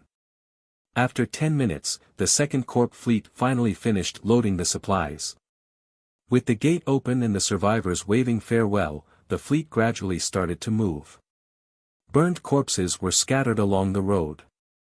When the fleet was halfway through the journey, Jiang Chen saw a Roshan kneeled in the middle of the road. Its face looked horrific, and its body was charcoal black. Its body was blocking the fleet, so the armored vehicle Jiang Chen was on turned its machine gun before a few shots broke the Roshan into charcoal blocks. Crushing the charcoal dust, the fleet continued to move. The horrific scene along the road agitated Jiang Chen's stomach, but to the hardened apocalypse survivors, this was a common scene. Jiang Chen, inside the car, closed the observer screen before resting with his eyes closed. It was an hour before the fleet finally arrived at the gate of the Fallout Shelter. When the rain of destruction was unleashed, the first corp didn't leave this place pristine. The entire Camp 27 was stained black as if a blaze had swept through the place. But most of the supplies were moved underground, and the condition of the remaining concrete didn't matter much. When the gate opened, it was havoc. The zombies who smelled the scent of mutants didn't leave this place just because the second corp retreated. The 10-meter-high wall could tolerate a hill of hundreds of zombies. The corpses blocked the entrance to the elevator. The soldiers jumped off the car, put on protective masks, and worked with their shovels for a while before they finally cleared the charcoal dust piled at the elevator gate. Damn, the first corp really is ruthless. Wang Xiaowu got off the car with Jiang Chen as he cursed out while laughing. They had to be ruthless, otherwise we would have had to face a bunch of zombies who could climb over the wall, Jiang Chen joked. True. But the engineering soldiers in the front certainly will have a lot of fun. Wang Xiaowu scoffed before leaving Jiang Chen and heading to the truck in the back. He needed to arrange for the redeployment of the fixed weapons. When they retreated, the machine guns and electromagnetic cannons were all moved into Fishbone Base. At the same time, considering how atrocious the environment was inside the base, a deep cleaning was necessary before anyone could enter. Without disturbing the second corp's work, Jiang Chen headed in the direction of the fallout shelter elevator. A blue light flashed and the elevator quickly descended to the bottom. A moment later, the red indicator light turned green and the elevator stopped at 1,000 meters below the surface. Jiang Chen walked toward the entrance of the fallout shelter, typed in a few passwords, pulled out the cable from inside, and connected his EP. Jiang Chen disconnected the cable and backed up 2 steps. Following a deep noise, the circular entrance in front of him began to shift to the side. At the back of the door, the director of Camp 27, Su Lu, was already waiting there. When she saw Jiang Chen, she bowed down with a smile and led Jiang Chen into the fallout shelter. The mutant flood is already over, you can arrange for personnel to return to the surface. Already? Su Lu was slightly shocked, but it didn't take long before she returned to her smiling self. I'll go prepare now. After saying goodbye to Su Lu, Jiang Chen headed straight to the robotic research facility in Fallout Shelter 027 along with the 2 soldiers behind him. He managed to find Fang Weixian, who was working on a blueprint. General? How come you're here? Fang Weixian pushed aside the tablet used to draw blueprints and greeted Jiang Chen with a smile. Aha, I want to show you something and consult your opinion. Jiang Chen signaled behind him. The soldier nodded and put the 2 boxes in his hands on the table before returning to stand behind Jiang Chen. This is... Fang Weixian raised his eyebrows, walked up to the box, and opened it. When he saw the contents, he took a moment to process before he was shocked. Kinetic skeleton. Gauss rifle? It's a kinetic skeleton with optical illusions, Jiang Chen added. With interest flashing in his eyes, Fang Weixian first searched among the broken pieces of the kinetic skeleton before glancing at the broken Gauss rifle. I want you to recreate the technology, can you do it? I can give it a shot, it shouldn't be hard. Fang Weixian first moved the 2 boxes beside a scanner. Scan the part composition and replicate the lost parts, then use a quantum computer to simulate the design plan to finally establish the production process. Is it possible to produce these on a large scale? Jiang Chen asked. It's going to be difficult. Fang Weixian shook his head. A lot of things must be recycled. For example, for the Type 50 electromagnetic pulse cannon at the base, a lot of parts can't be produced. Without recycling the parts, we can only print the parts using a 3D printer. The 22nd century 3D printing technology was extremely mature without the durability, precision, and limitations in materials faced in the early 21st century. But even then, 3D printing technology was still an expensive technology. For example, a Reaper assault rifle manufactured from a military production line would have a price of less than 10,000 USD, but if 3D technology was used to print the rifle, the cost would be at least 6 figures, and producing it on a mass scale would not lower the cost. On the wasteland, with the collapse of the industrial process, the survivors printed parts unable to be produced with 3D printing technology. Just like with the T-3 power armor, out of the 10,000 parts, at least 6,000 were printed by 3D printing then assembled by hand. It was a large factor leading to the high cost of the power armor. What would the cost be to equip 1 Gauss rifle per power armor? Jiang Chen asked casually. The majority of the cost would be power consumption and material usage if everything is printed by 3D printing.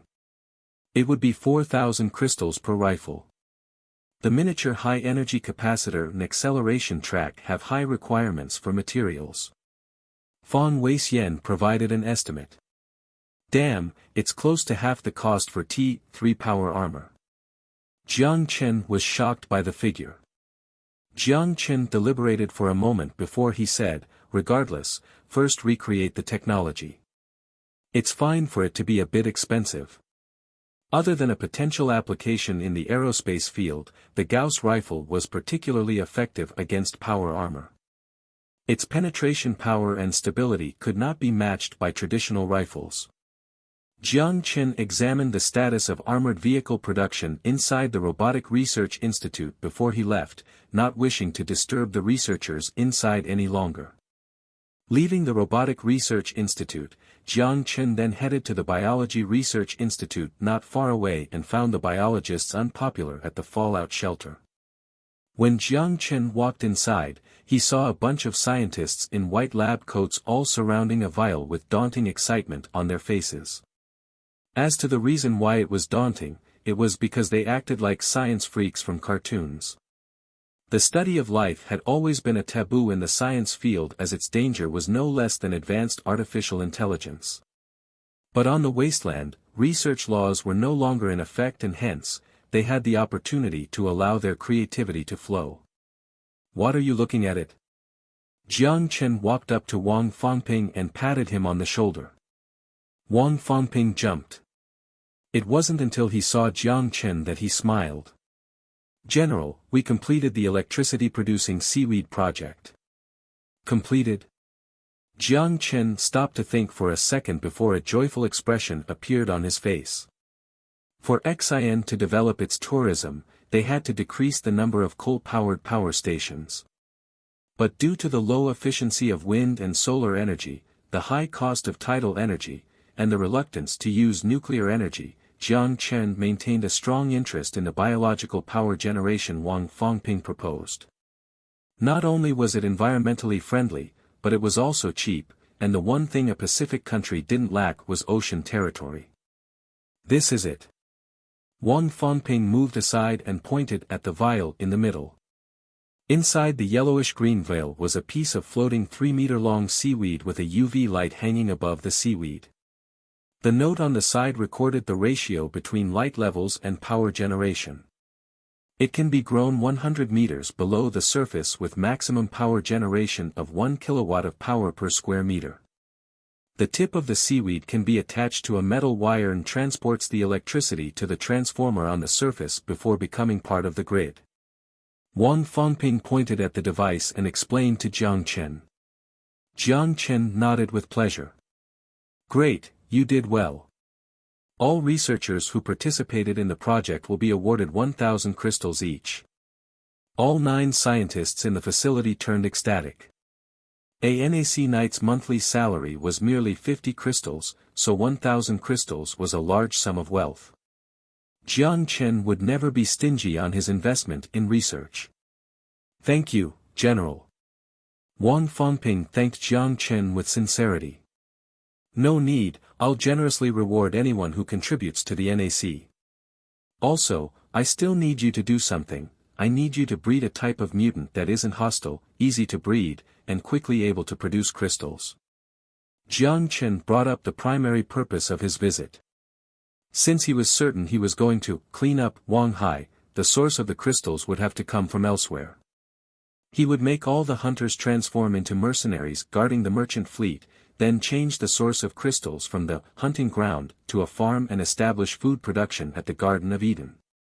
Jiang Chen already had the blueprint drawn out in his mind, and the first step to completing the plan was to find the best-suited mutants as livestock. 1. To help the Biology Research Institute with researching mutants, Jiang Chen ordered Su Lu to establish an area to house the mutants outside of Camp 27Ao's walls. The area would support research intended to genetically modify the mutants while conducting breeding tests.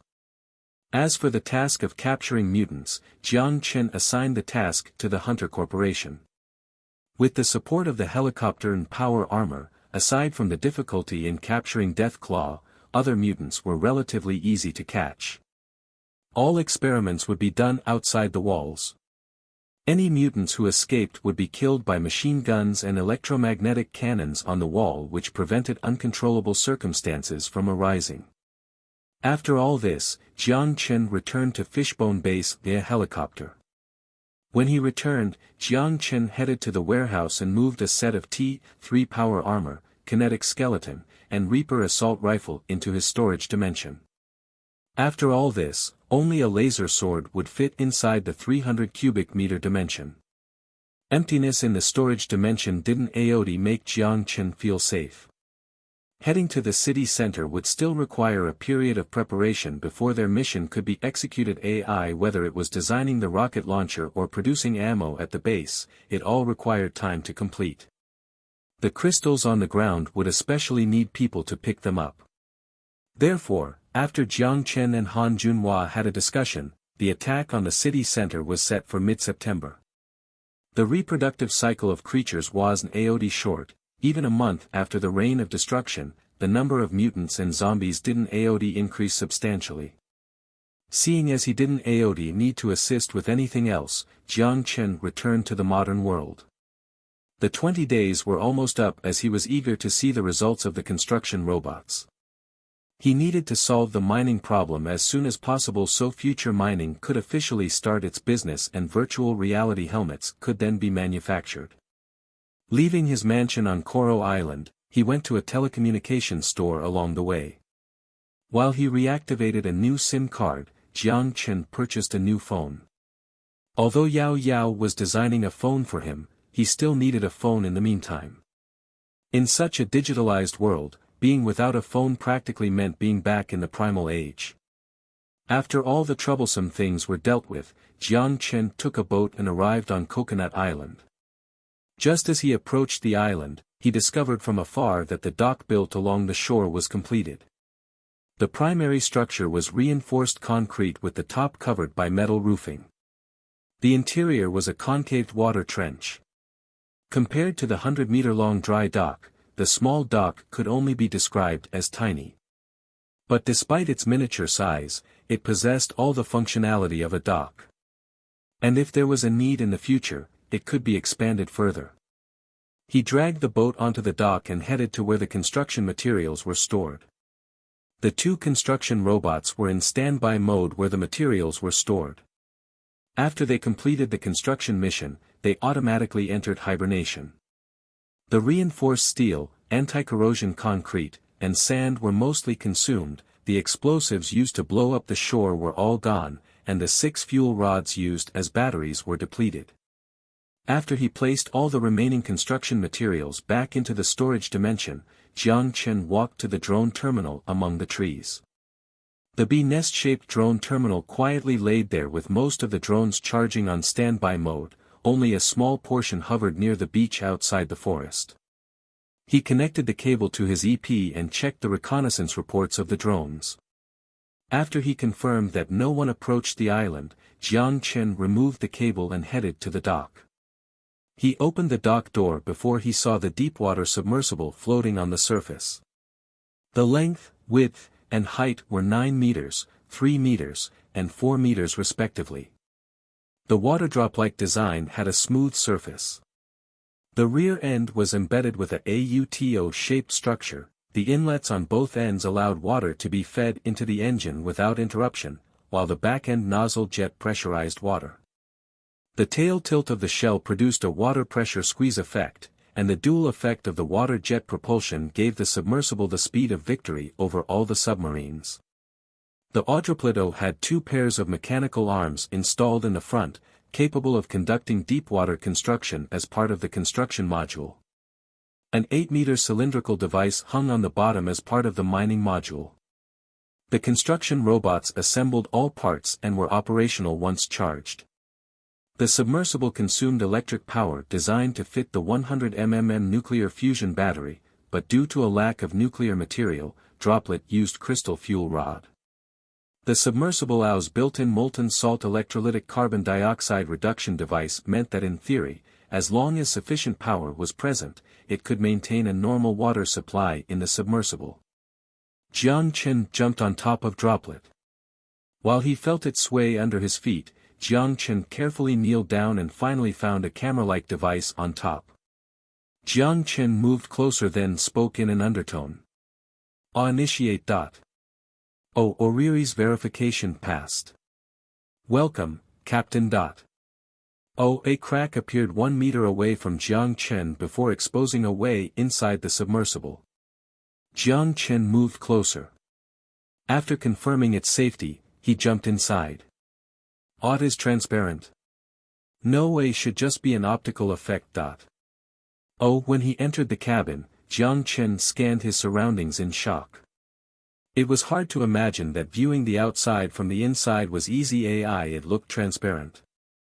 Wide-angle imaging. By hiding some full-angle cameras on the outside of the submersible, external images were presented on the screen in the cabin. Standing in this submersible felt like being inside a huge transparent bubble. After exclaiming at the magnificent image, Jiang Chen passed through a narrow hatch and entered the cockpit. Most parts of this submersible were printed by 3D printing, costing more than 500,000 crystals. But when he saw everything inside, he didn't feel it was a high cost at all. Captain, please name the submersible. The courteous digital voice instructed Jiang Chen. After deliberating, he said, Droplet. Because the exterior looked like a droplet of water, it was Droplet then. Greet, Droplet at your service. Captain, please follow the instruction manual without complicated operating procedures and with the help of basic artificial intelligence. Even a single person could operate the piloting system that normally demanded the cooperation of multiple people. There were controlling rods at the Captain seat. AI-1 was responsible for controlling the XY axis while the other controlled the Z axis. Beside them was a series of other instruments. Other than manual control, it could be set in automatic control mode as well. Based on the map stored inside the deepwater submersible, the captain could control through a tablet or voice. Once Jiang Chen familiarized himself with the controls, he immediately used the terminal to instruct the submersible to submerge. With the low noise of water breaking, the entire submersible plummeted below the vast ocean surface outside the dock. Needless to say, it was more fun compared to being on a boat. With the waves splashing, the waves looked as if they could hit him since the cabin was transparent. He felt as if he was surfing. Jiang Chen immediately ordered as he stared at the waves disappearing. Submerge, 100 meters. Roger. The digital voice spoke out before Droplet began to submerge. Just like submerging a person's head into the water, the sound of the waves instantly vanished. Jiang Chen observed the instruments next to his hand as the symbol signaling depth continuously flashed before finally stopping at the 100-meter mark. He took a deep breath and suppressed the excitement in his mind as Jiang Chen set the coordinates of future mining mining platform as well as a depth of 7,000 meters. With excitement in his voice, he said, Droplet, set sail. Roger, Captain. Into the deep eerie ocean, Droplet plunged down. Due to the shape of Droplet, it had faced no resistance when traversing in the water. It could move through 50 meters in the blink of an eye with the instrumentation showing a speed of, just from pure speed, it could easily defeat the fastest submarine in the world. With the ocean soaring under his feet, Jiang Chen couldn't help but exclaim at its magnificence. He remembered that the fastest submarine in the world is the Russian K-class ballistic nuclear submarine with its highest speed reaching 44.7 knots. And the speed of Droplet could achieve a daunting 75 knots. He was wondering how the rumored superconducting magnetic fluid submarine fared against his ride. The jagged trenches were filled with swaying seaweed. The colorful fishes freely roamed amongst them. The jellyfish and eel danced under the rhythm of the bubble. All the scenes were captured on the walls of the Droplet. Other than that, Jiang Chen saw a shark. When the Droplet passed by it, the giant seemed to have ignored the Droplet as it turned its body and instantly disappeared from Jiang Chen's field of vision. Following gradually increasing depth, the light from the surface began to fade, and the claustrophobic feeling from the dark blue eeriness was more and more apparent. Jiang Chen was uncertain if he had deep-sea phobia, but he still closed the wide-angle cameras and only left the 4 visual windows in the 4 directions open. Droplet, where are we now? We are still 100 nautical miles away from our destination. 100 nautical miles, or around 1 hour. Seeing that there was still some time, Jiang Chen headed to the living quarters. The living quarters were compacted together with 2 beds with nylon hooks on each side of the room. If the beds were lifted up, the table and closet underneath would appear. Jiang Chen examined the interior of the submarine before he instructed the submersible to wake up him once they reached their targeted location. Then he stuffed himself into the sleeping bed to take a nap. 1 hour later, with gentle music, Jiang Chen opened his eyes. When he got off the bed and returned to the cockpit, he looked toward the control panel before his eyes widened in disbelief. 7,500 meters under the surface. The dark abyss where life is restricted. In the entire area, only a light beam shining from the front of the droplet remained. The black and shiny rocky surface reflected the faint light under the light beam. The disturbed creatures nesting on the surface scattered before they escaped to the darkness nearby. Other than the odd-looking deep-sea creatures, the cracks on the bottom of the ocean constantly spat out scorching air bubbles. The dark red light was just like a volcano, possessing an incredible amount of energy. At the same time, a 10-meter-long, flat-shaped fish slowly moved toward Droplet. The disc-shaped head had no visible eyes, and the nail-like teeth looked horrifying. It curiously examined the Droplet and even used its mouth to touch it. But it quickly swam away as if it was electrocuted without turning its head. The static electricity on the surface of the Droplet would make most of the deep-sea creatures lose their interest. The design was put in place to protect and ensure the safety of the submersible while also there to protect the safety of the creatures. Without playing further, Jiang Chen manually controlled the Droplet based on the mining deposition marked on the map and moved to the top of the rich molybdenum manganese nodules.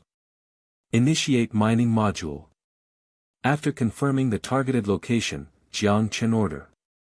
Roger, Mr. Captain. The artificial intelligence politely answered.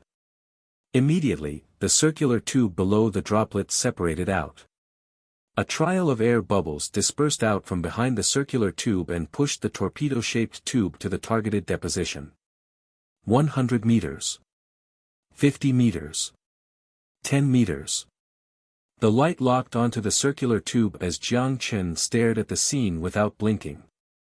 The black rock was embedded into the grayish-black mudstone similar to a road built with pebbles. The circular tube stooped above the black rock with the engine stalling. Jiang Chen scanned the map on the screen. The green dot that marked the location of the submersible coincided with the red dot on the mining map. After a brief pause, Jiang Chen ordered affirmatively, "Mining module, deploy." Roger. Bubbles appeared from the bottom of the circular tube as a graphene hook shot toward the bottom of the sea.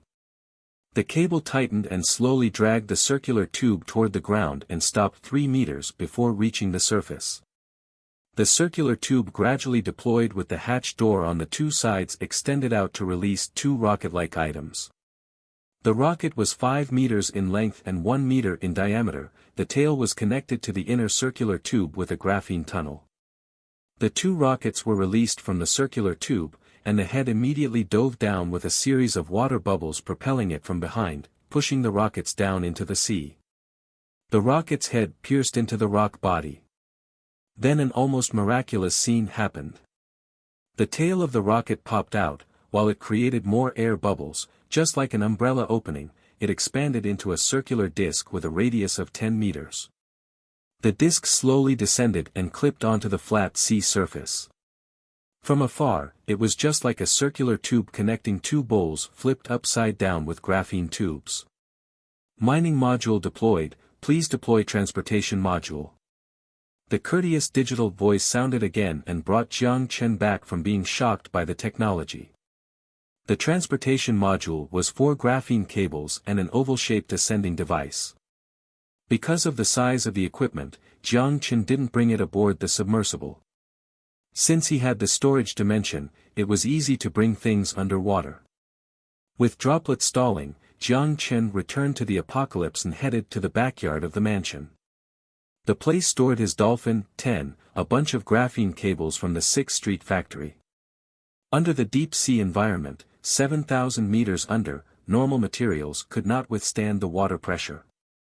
Therefore, graphene played a key role. After putting everything into the storage dimension, Jiang Chen returned to the droplet. With a hand pressed against the hatch door, his consciousness submerged into the storage dimension. It didn't take long before the graphene cables were deployed outside of the submersible. Then, Jiang Chen traveled a few more times between the modern world and the apocalypse and released all the construction material outside of the droplet.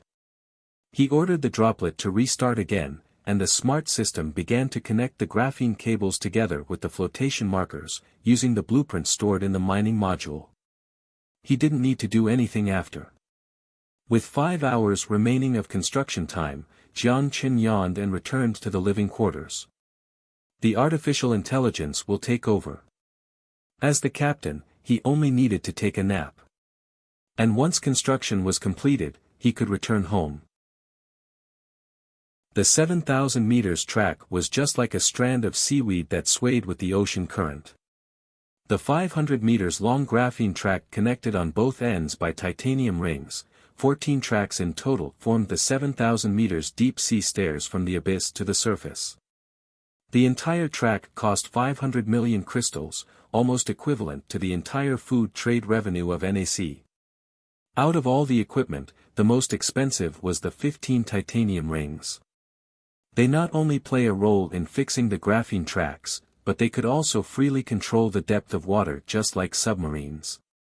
Based on the direction of the ocean current, the titanium ring can also move through the 4 angles of the blade engine to move in the opposite direction.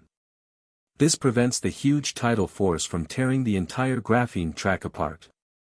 When the droplet placed the 6 meters long, 2 meters wide oval elevator at the bottom of the track, the entire deep ocean mining module was completely deployed.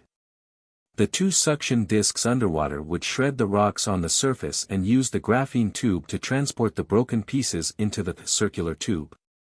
Based on the selection, the circular tube would crash the rocks into finer particles. Mudstones with low hardness would be crashed into particles and released into the ocean through a mesh net. The higher hardness molybdenum nodules would pass through the selection and be sent to the elevator, to the top. When the elevator was filled with minerals, the graphene track would be powered up. The entire oval would be sent to the surface like the shell of the electromagnetic cannon. Once the minerals reached 100 meters below the surface, the modern equipment would be able to retrieve the minerals. The workers on the platform would send out retrieving boats based on signals from below the sea. Then scuba divers with nets would be able to bring the minerals up. Once the minerals on the platform accumulated to a certain point, a boat would transport the minerals to the manganese nodule refiner on Ange Island. By that time, Xi'an would no longer need to depend on import for its consumption of iron, molybdenum, and manganese. After all this, Jiang Chen deployed 2 3D printed tidal current power generators at the surface of the sea to provide electricity to the mining equipment. With the cost of the droplet included, the equipment totaled more than 7 million crystals. Although it was expensive, Jiang Chen knew the investment was well worth it. Just from the market price of 10 crystals for 1 kilogram of molybdenum or in 6th Street, 700 tons would allow break-even. More so, the deposition at the surface of the ocean floor had more than 1 million tons. The entire mining equipment would support mining operations for 10 years without a problem. When Jiang Chen returned to Coconut Island, Jiang Chen phoned Yang Yuan and told him about the mining operation. The problem with deep-sea mining is solved. When Yang Yuan heard that he could send people to the platform now, he was shocked. That's right. I will provide you with the mining steps through email. A transportation boat, a retrieving boat, 2 scuba divers, 1 observer, that's about all. Jiang Chen smiled. Yang Yuan raised his eyebrows in skepticism. But how do you retrieve the ore from the deep sea? Don't tell me you're going to tell the scuba divers to chisel it 7,500 meters below the surface. Do you think I'm dumb?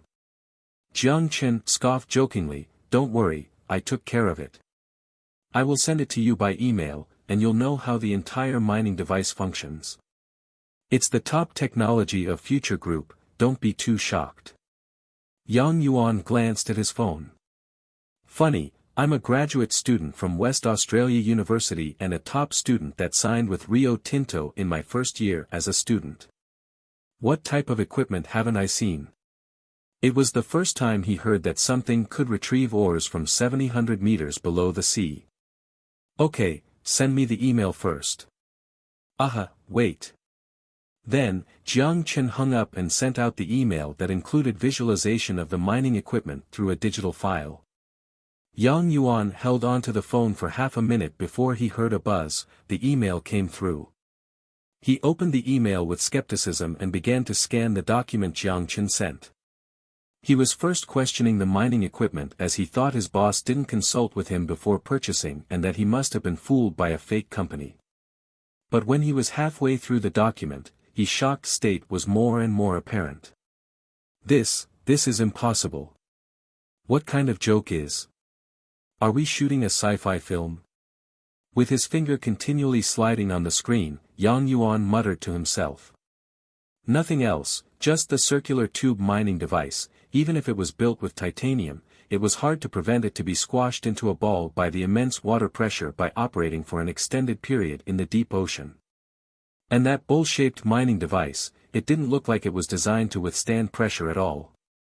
And the long graphene tracheuro with the current material, technology level, it was impossible to make this mining equipment a reality.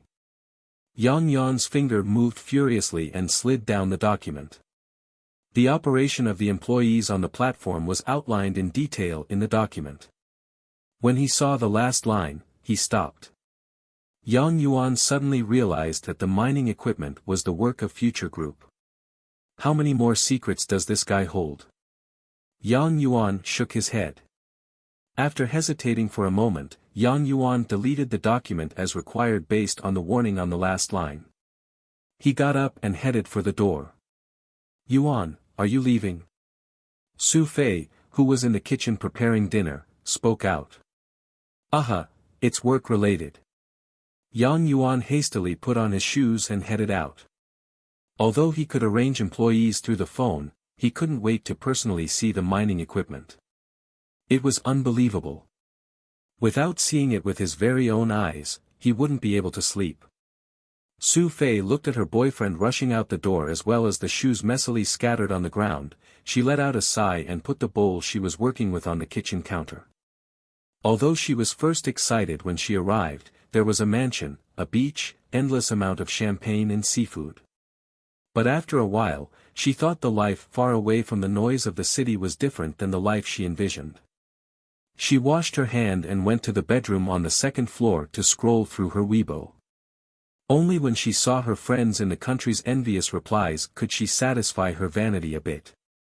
But just as she was scrolling through Weibo, she noticed an unread private message. Who is it? She murmured to herself and opened the text bubble. After sending the email to Yang Yuan, Jiang Chen left Coconut Island on a boat. As to the droplet, he left it on the island. With the hummingbird drones guarding the place, he was confident about the security of the place. Even if an elite special force landed on the island, the 100-something drones would easily wipe them out. Without the support of the EMP weapons, the small and agile drones are the nightmare of any creature. When Jiang Chen arrived on Koro Island, it was getting dark.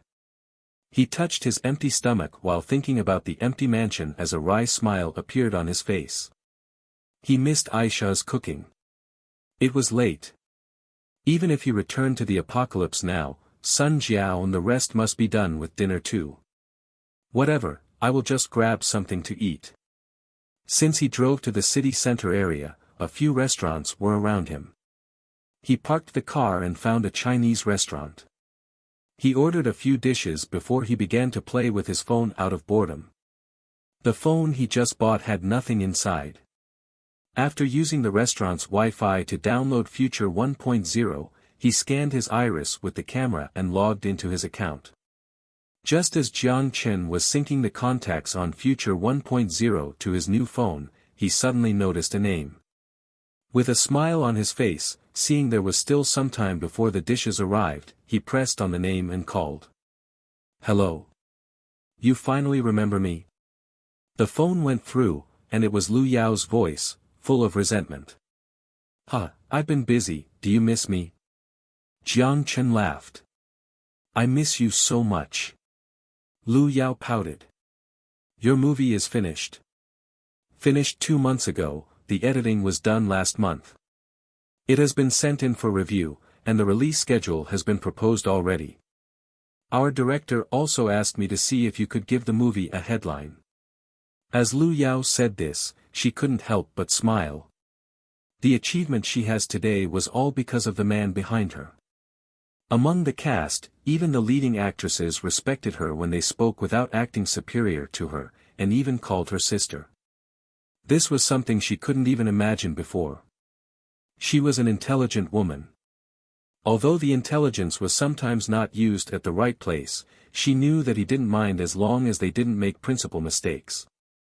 And because of this, even if she received her position today, she didn't feel any arrogance. She knew that the people that looked at her in awe were not actually looking at her, but the man behind her. Even if a lot of actors wanted to pursue her to use the paparazzi to increase their publicity, she rejected without hesitation. A lot of actresses without much fame did everything to get close to her to connect with Jiang Chen, and she smartly deflected all the requests. She was already holding on to a firm leg. She didn't need to mind what other people thought, she just needed to hold on to the leg tighter. Headline. No problem. It was easy for him since he was the biggest investor in the film. Love you, Mua. Jiang Chen's mood felt more cheerful listening to her coyness. Not only did she have big breasts, Lu Yao's voice and vibe all cast liveliness. She was already 24, but whenever he saw her, she gave Jiang Chen the feeling that she was only 17. Are you free? Jiang Chen asked nonchalantly. Yes, do you want to take me out traveling? Holding on to the phone, Lu Yao said in excitement. I'm inviting you to visit my island. Jiang Chen said with a smirk. Lu Yao seemed to have heard the smirk in Jiang Chen's voice as her face turned red, pervert. But rather than rejecting, she sounded excited. Since the experience Jiang Chen brought her was always so addicting. Do you need me to book a flight for you? Jiang Chen smiled.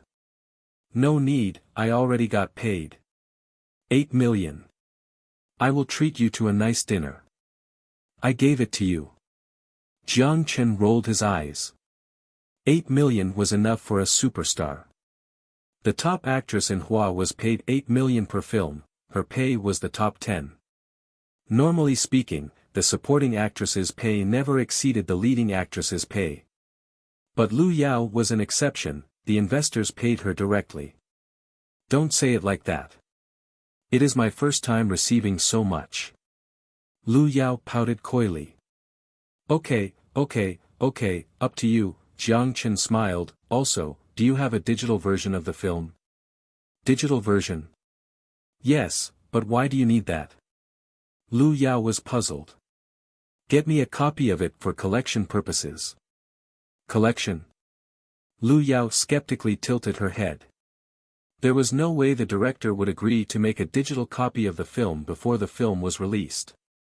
But since Jiang Chen was the only investor in the film and spent 100 million and the director was not particularly famous, the director would not reject his request. Okay. But you can't upload it online. If it is leaked, it will impact the box office, Lu Yao pleaded in a small voice. Don't worry, I spent my money on it, why would I let other people watch for free? Jiang Chen mocked. Lu Yao was more assured as she began to giggle. Aha! You're the best. Also, could you tell me what you're going to do with the digital version? Jiang Chen smiled with mysteriousness. Of course I'll watch it with you. Watch it with me.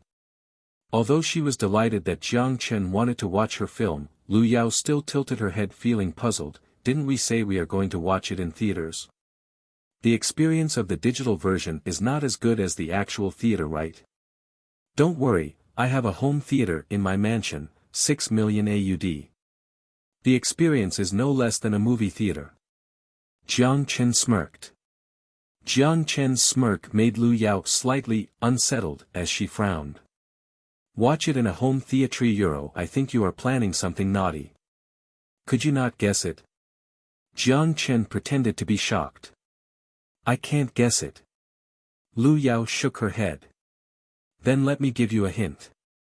When the movie is playing, you sit on me. Jiang Chen laughed mischievously. With his teasing tone, Lu Yao's face instantly turned red and immediately understood what this pervert was thinking.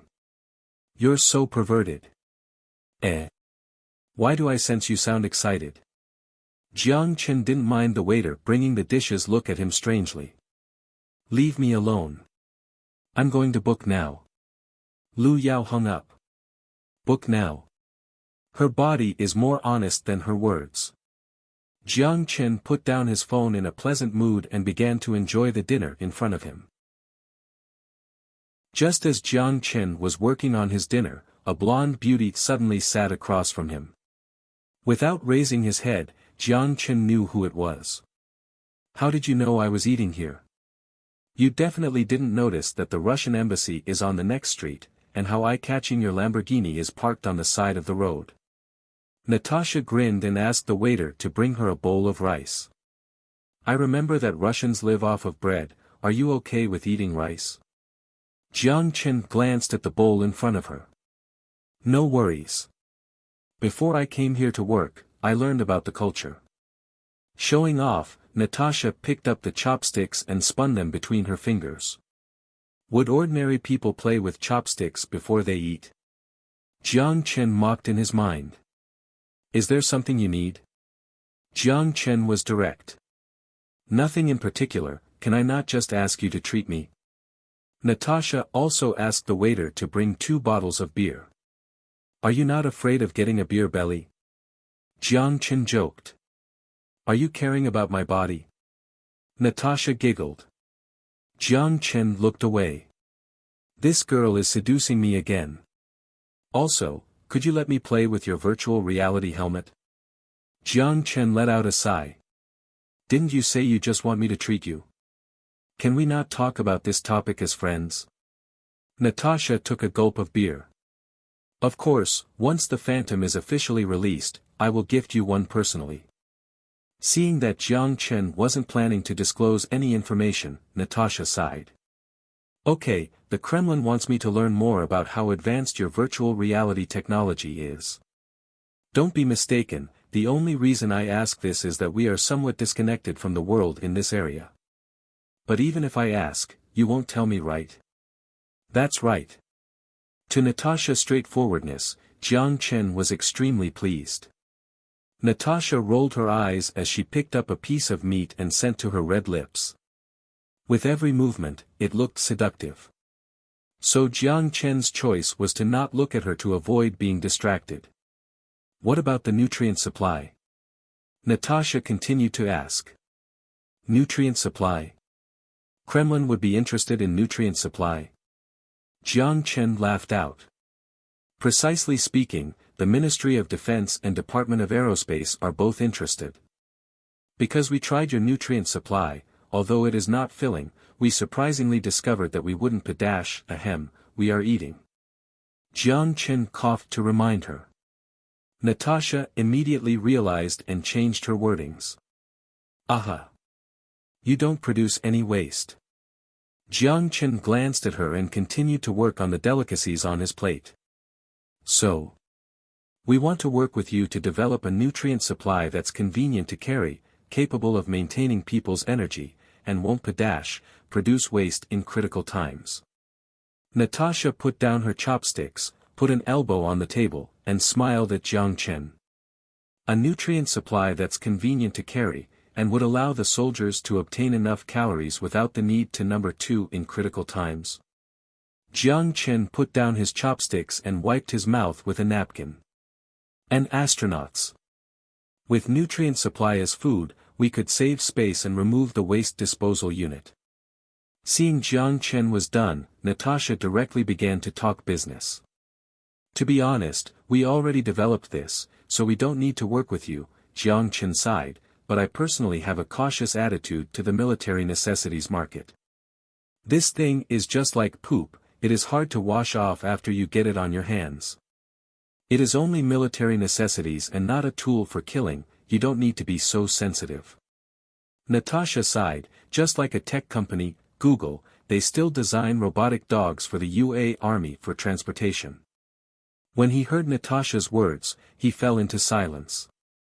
After a long pause, Jiang Chen asked. How are you planning to partner up? 3 plans. First, sell your technology to us, and promise that it won't be released to a third party. We'll purchase it at 100 million USD. Too low, I don't want to sell it. Other than too low, the organic boiler that's used in manufacturing of the nutrient supply possessed too many advanced technologies. Just with a particle filter inside, it is something that current technology cannot achieve. The recipe for the nutrient supply itself is not expensive, the expensiveness comes from the technology used to produce it. Natasha was not surprised by Jiang Chen's response. She put up a second finger. Second, we'll give you the policy to build a plant in our country. We have a wealth of labor resources and a raw materials market. I'm only planning to build the nutrient supply plant on Ange Island. After so many things have happened, I don't feel very safe. You know, Jiang Chen said emotionlessly. Natasha gave Jiang Chen a hard stare. She took a deep breath before extending out her third finger. 3. You produce, we import. The military type? Of course. Natasha nodded. Jiang Chen was silent. Could I know how much you're ordering? 20 million per month. 20 million per month? If it were not for the fact that the nutrient supply in the modern world pursued low calories, the cost would be much lower.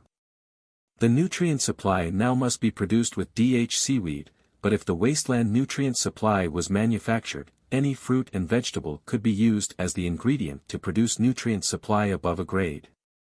And the cost of fruit and meat was meager for Xi'an, a near significant farm product exporting country. What kind of price could you accept? Jiang Chen asked. $3 per nutrient supply. Natasha proposed in anxiousness. The average food cost for a Russian soldier per day is 351 rubles, which is equivalent to $4.60. Based on the consideration that the nutrient supply could replace regular dietary needs, if the nutrient supply is not high in cost, it is no longer a burden for the Russian military to replace food as it could decrease military spending in that area. And due to the ease of storage of nutrient supply, to use military supply as a strategic supply for storage, it could also save a big chunk of the budget. But based on the nutrient supply's current price of $6.1 per nutrient supply, they could not afford it. So when Natasha proposed the price point, she was very anxious as she feared that Jiang Chen would consider their price point too low and disagree with the proposal outright. Too low. Jiang Chen thought it was high. Jiang Chen calculated in his head. A normal nutrient supply had a cost $1, much lower than the improved nutrient supply. Would the profit of $2 per nutrient supply be too greedy? Especially since it was effortless to increase the production of this nutrient supply, there was no need to expand DH seaweed's farm area. It could also be produced with normal vegetables and even the leftovers from restaurants. Jiang Chen glanced at Natasha, seeing how tense she looked, she was afraid that he would reject. Since you don't think it is expensive, I will sell it to you. Jiang Chen coughed and pretended to be serious. Although it is lower than what I expected, based on our friendly relationship, deal. A charming smile immediately appeared on Natasha's face, she clearly looked relieved. Thank you for your generosity, I wish the best of luck to both of us. No need. The tip of Jiang Chen's mouth carved up. Natasha slightly raised her eyebrows, puzzled at Jiang Chen's expression. The faint smile on his face made her feel like she was tricked, but she couldn't tell where she got tricked. Back into the mansion, it was too lonely to sleep himself. So after rolling in bed for a bit, Jiang Chen headed to the apocalypse and quietly sneaked into Sun Jiao's bedroom. When he took off the blanket, he was shocked to discover two people in bed. Is brother-in-law disappointed? Sun Xiaoro covered herself with the blanket and pulled it up by her chin while giggling. Sun Jiao blushed and rolled her eyes at Jiang Chen. Fool, I thought you went back to that side to sleep. Sun Jiao was used to Jiang Chen traveling between the apocalypse and the modern world. The mutants' flood was just over as she initially thought Jiang Chen would stay for a bit of time on that side, but he left in the morning before returning at night. Jiang Chen looked at the giggling Sun Xiaoro. The reaction in his head was as follows. Two people. Then two people it is. Following two light shouts, Jiang Chen leaped onto the bed with a smirk. The next day at noon, Jiang Chen had lunch with the girls and got the phone from Yao Yao. Just by the looks of it, other than the phone being a bit thinner, it didn't look too different from a normal smartphone. However, the functionality was much stronger than normal smartphones. Most of the parts inside used graphene materials and completely replaced the silicone chips. Also, the camera on the front was installed with hologram components. Also, the phone could be installed with the drone control program and used as the remote for drones. The latter functionality was similar to an EP, but Jiang Chen loved the first function. To be able to project the operating system out in the form of a hologram, he would be the only who could do it in the world. He then changed the SIM card and headed to his office. For example, even though the city center was showered by the rain of destruction, the life signal in the area didn't completely disappear. The mutants' flood did stop, but zombie reproduction continued. A lot of mutants' nests weren't destroyed either. But since the drones could enter into the area, they brought back the details of the city center to the base. A lot of mutant nests were not located on the surface, but rather in the underground sewer system, metro stations, or the basement of buildings.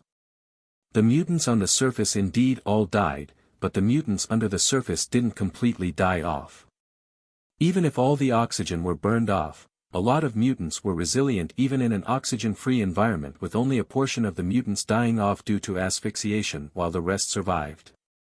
To remove the remaining threats, the plan of attack on the city center was in the process.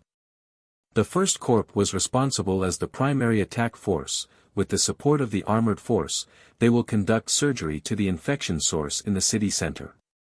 At the same time, Jiang Lin's improved rocket already achieved great results. The material didn't require fuel but was refined through carm tree sap and other mutated plants. The new fuel's unit volume of combustion rate was 2 times the amount of solid fuel and 3 times the fuel used in BM-21.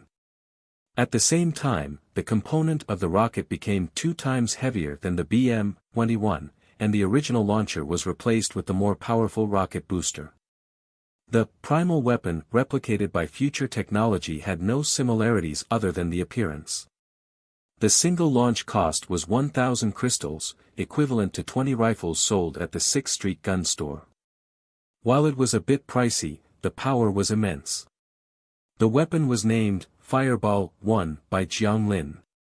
Although the name sounded magical, it was surprisingly fitting. Any mutant splattered by the fuel would turn into a fireball. When 1,000 rounds of Fireball 1 were produced, they could start the military operation on the city center. Jiang Chen ordered to stop the production of the Scream mortar shell and used the remaining production capability on the Fireball 1. Although the cost of 1,000 crystals certainly pained him, he knew it was well worth the price. With one fireball, it could at least decrease one casualty. To Jiang Chen, who didn't lack food, people were the most valuable resource on the wasteland. Everything at the base was functioning smoothly. Since there was nothing to do, Jiang Chen returned to the modern world. Since the problem in the apocalypse was solved, he needed to get the virtual reality helmet production online as soon as possible. There were only 4 months left before the start of next year. Once the virtual reality helmet hits the market, future technology will face a completely new market. Even if 10% of the global 3.2 billion netizens pay for the virtual reality helmet, it was 300 million units. Even if each helmet only made $500, it was a daunting 150 billion US dollars. Of course, he would be grateful if 20 million Phantom could be sold when the helmet is officially released. With the gradual ramp-up in production, once the game goes online, future technology should be able to sell around 100 million in helmets in the most ideal scenario. He took a boat to New Moon Island and found Ivan, who was training the recruits. He was having a great time on the island as he was growing a belly.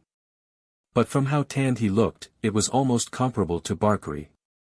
When Ivan saw Jiang Chen, Ivan gave him a sharp salute and asked Jiang Chen what the purpose of this visit was. Future Mining's platform is in use. I need you to send and station 3 soldiers on the island. In terms of equipment, bring the Python anti-tank rocket and the drone backpack. The drone backpack was the single-soldier drone carrier. Capable of providing processing support for 5 Hummingbird drones, ammo supply as well as charging. In the modern world without single-soldier EMP equipment, it was a strong and powerful weapon. Yes. Ivan stood straight and saluted again. With how serious he looked, Jiang Chen smiled and patted him on the shoulder. Make sure you pick people you can trust, as future group's secret is on the island. There is no dispute area around the platform area and zoned into a military control zone. Any ships approaching can be shot if they ignore the warning. Don't worry, with the truth-telling serum, we have already found 2 traitors in the team. Ivan laughed cheerfully. Although his laugh was cheerful, Jiang Chen felt a hint of cruelty in the laugh. As to the 2 poor suckers, Jiang Chen was too lazy to ask. He knew Ivan would take care of them. Zero tolerance to betrayal. Jiang Chen had emphasized this point since day one. Because the sea platform was located in the shallow sea, it was extremely stable, and it practically felt like standing on the ground. Jiang Chen planned to put the production line for the Phantom helmet here. In the entire Xian, there was no place safer than New Moon Island. When the platform was completed, Jiang Chen brought the construction map and opened bidding to the international construction companies to construct 3 plants here listed on each of the 3 corners on the sea platform. Factories would be connected by enclosed streamlines. Plant A would be responsible for the basic production of the helmet, Plant B would be responsible for manufacturing the graphene chip and the nerve connection module, and Team C would be responsible for putting everything together and installing the security function on the enclosed helmet. With the finished product was exported out of Plant C. The entire production facility was highly automated. Only 30 workers were necessary to complete the operation of the production line. The workers only needed to transport the ores to the targeted location, stand on the fixed production line, and follow the manual to control the equipment. As to the principles, they didn't need to know, and Jiang Chen wasn't planning on telling them. All products that met the quality standard would be passed on, with products fallen below the standard sent back to ensure quality was met. Production would increase once the workers familiarized themselves with the production procedures.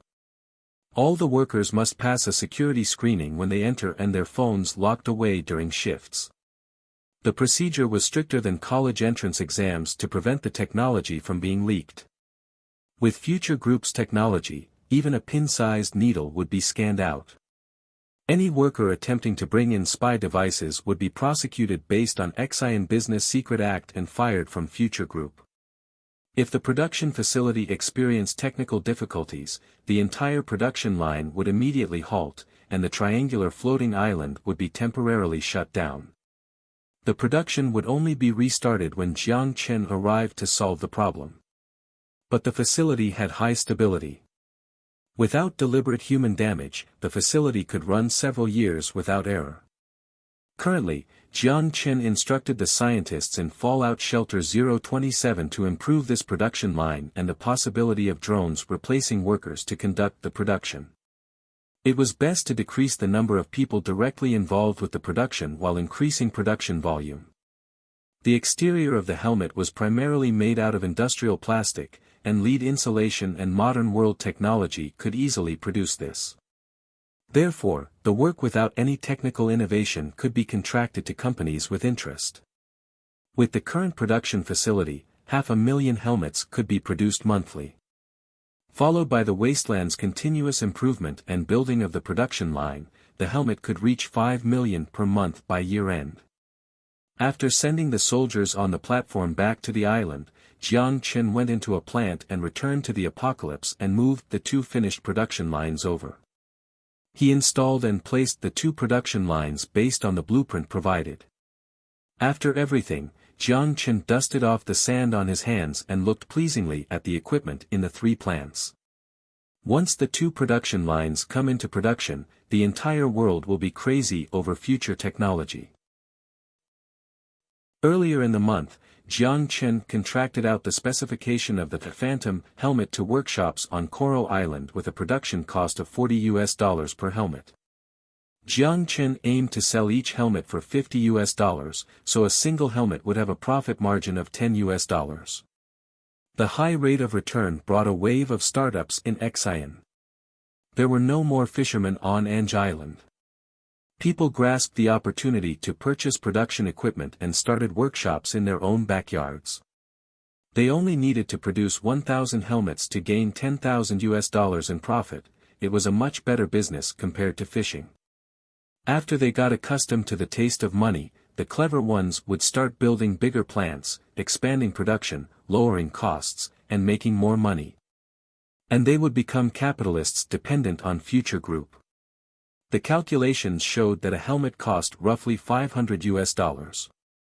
Jiang Chen planned to set the price at $1,500. Based on the tariffs of each country, the price would vary 5 to 15%. Although the price of $1,500 was a bit pricey, from another perspective, it would allow users to gain 8 more hours when they could have their eyes open. Was that still considered expensive? It was like giving them a second life. And future technology promised that the Phantom had a warranty of more than 5 years.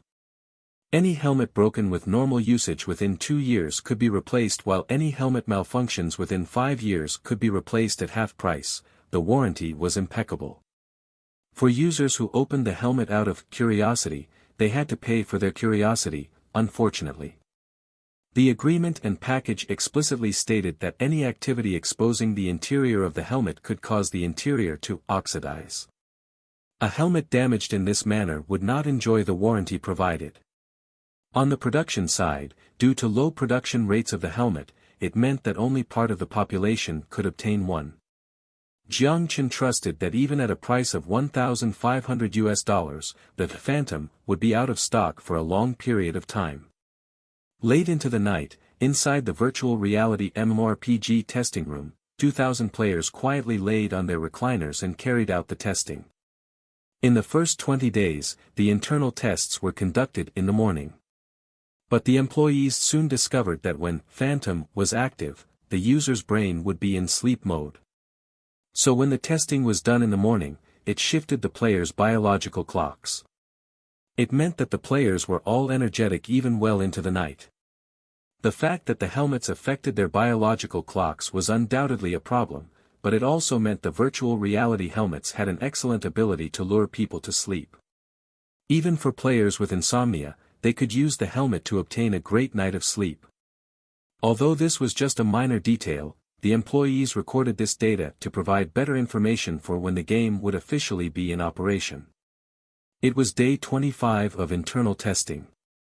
After their initial shock, the players became accustomed to the otherworldly experience. At first, a lot of mages loved to throw fireballs in the starting village only to be killed by guards who came to the rescue, and it wasn't until all the NPCs in the city displayed unfriendly attitudes towards them that their brain-dead behavior stopped. They couldn't be blamed, as anyone who suddenly possessed magic wouldn't think about saving the world first. They would probably try to frustrate the NPCs and cause extensive damage instead. However, there was no doubt that even if the Florentine psychology was brought out, this behavior still followed a certain pattern. And it was because of this that most mages chose their second job as a fire mage or undead mage. One was powerful. The other was evil. According to user preferences, the game designers in the other world could only use the raw data and wave their butcher knives. The weather is quite nice today. Let's nerf the mage. These two sentences were commonly spoken in Du Yongkong's office. Since they couldn't see the players, they didn't know why internal testers favored mages or why they were so keen to light up the NPC's building with fireballs. It was something Du Yongkong had never seen in the 20 years of his professional career. It wasn't until Du Yongkong reported the mage getting nerfed to Jiang Chen that the behavior stopped. The virtual reality in the apocalypse took a century to mature from its infancy, so the players in that world didn't feel too astonished by the freedom and magic of the world, they were already accustomed to it. To put it in simple terms, the internal testers in the modern world displayed behaviors similar to primates in awe of civilization due to the hastened timeline of the availability of virtual reality. Just like an indigenous person who had a musket thrown into his hand, their first reaction wasn't to be repelled but rather to come closer to the muzzle, wondering how the black hole could spit out fire. Nerfing the damage on the spell would decrease the game's playability, but without nerfs, no one would play warrior, which would impact the overall gaming experience. After careful consideration, Jiang Chen instructed them to nerf the scalability, but not the damage.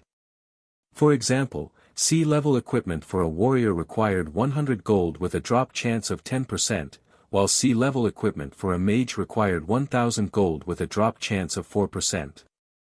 If most noobs couldn't afford to play a mage, they would automatically choose another profession. And at level 20, players would gain an opportunity to redistribute their stats and choose their class again. Also, for classes like the priest, the game designer on the wasteland made similar adjustments. 25 days after the change, the playability of the game increased quite substantially. As Wei Wendong played an archer he just created, walking in the woods, the symbol of suddenly popped up. Disconnected?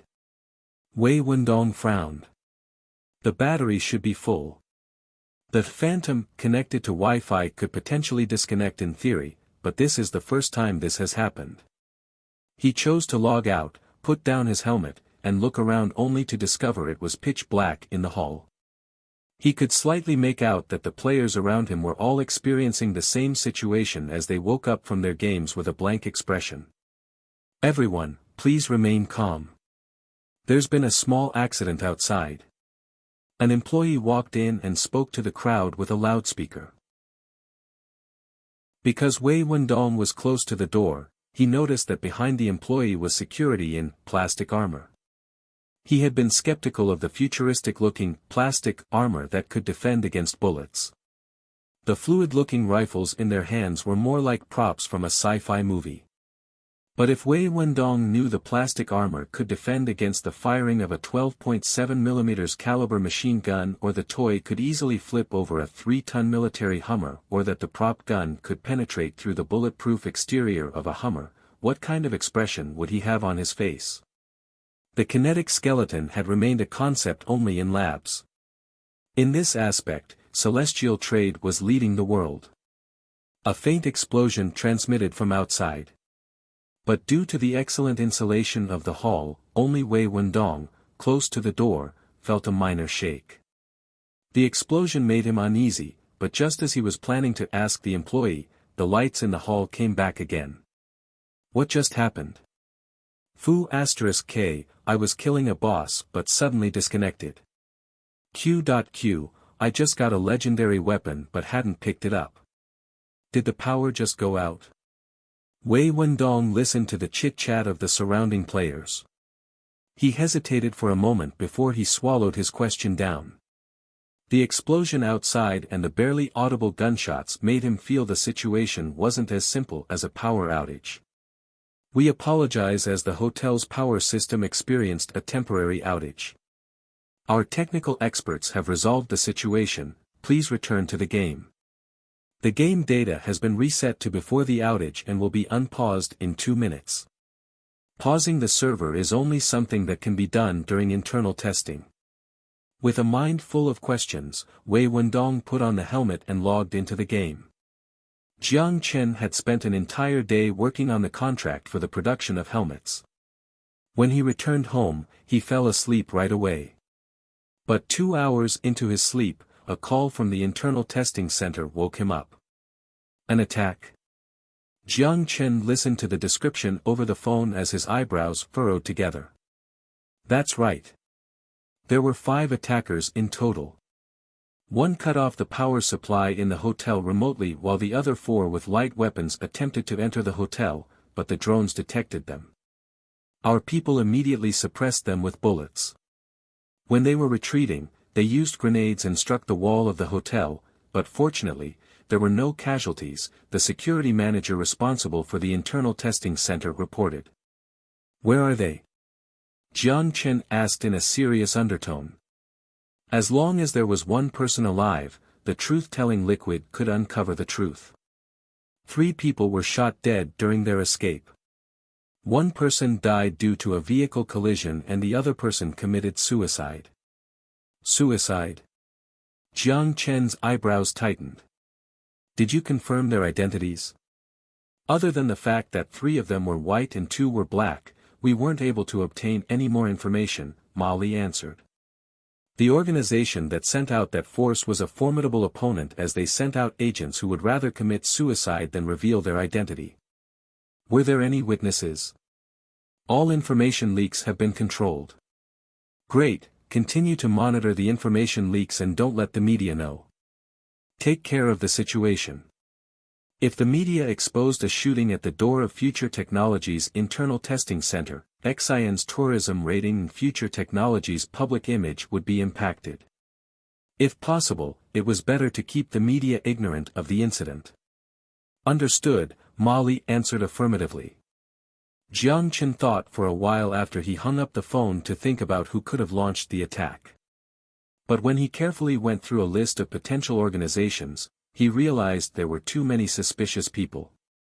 Future Technologies' virtual reality touched too many people's slice of the pie.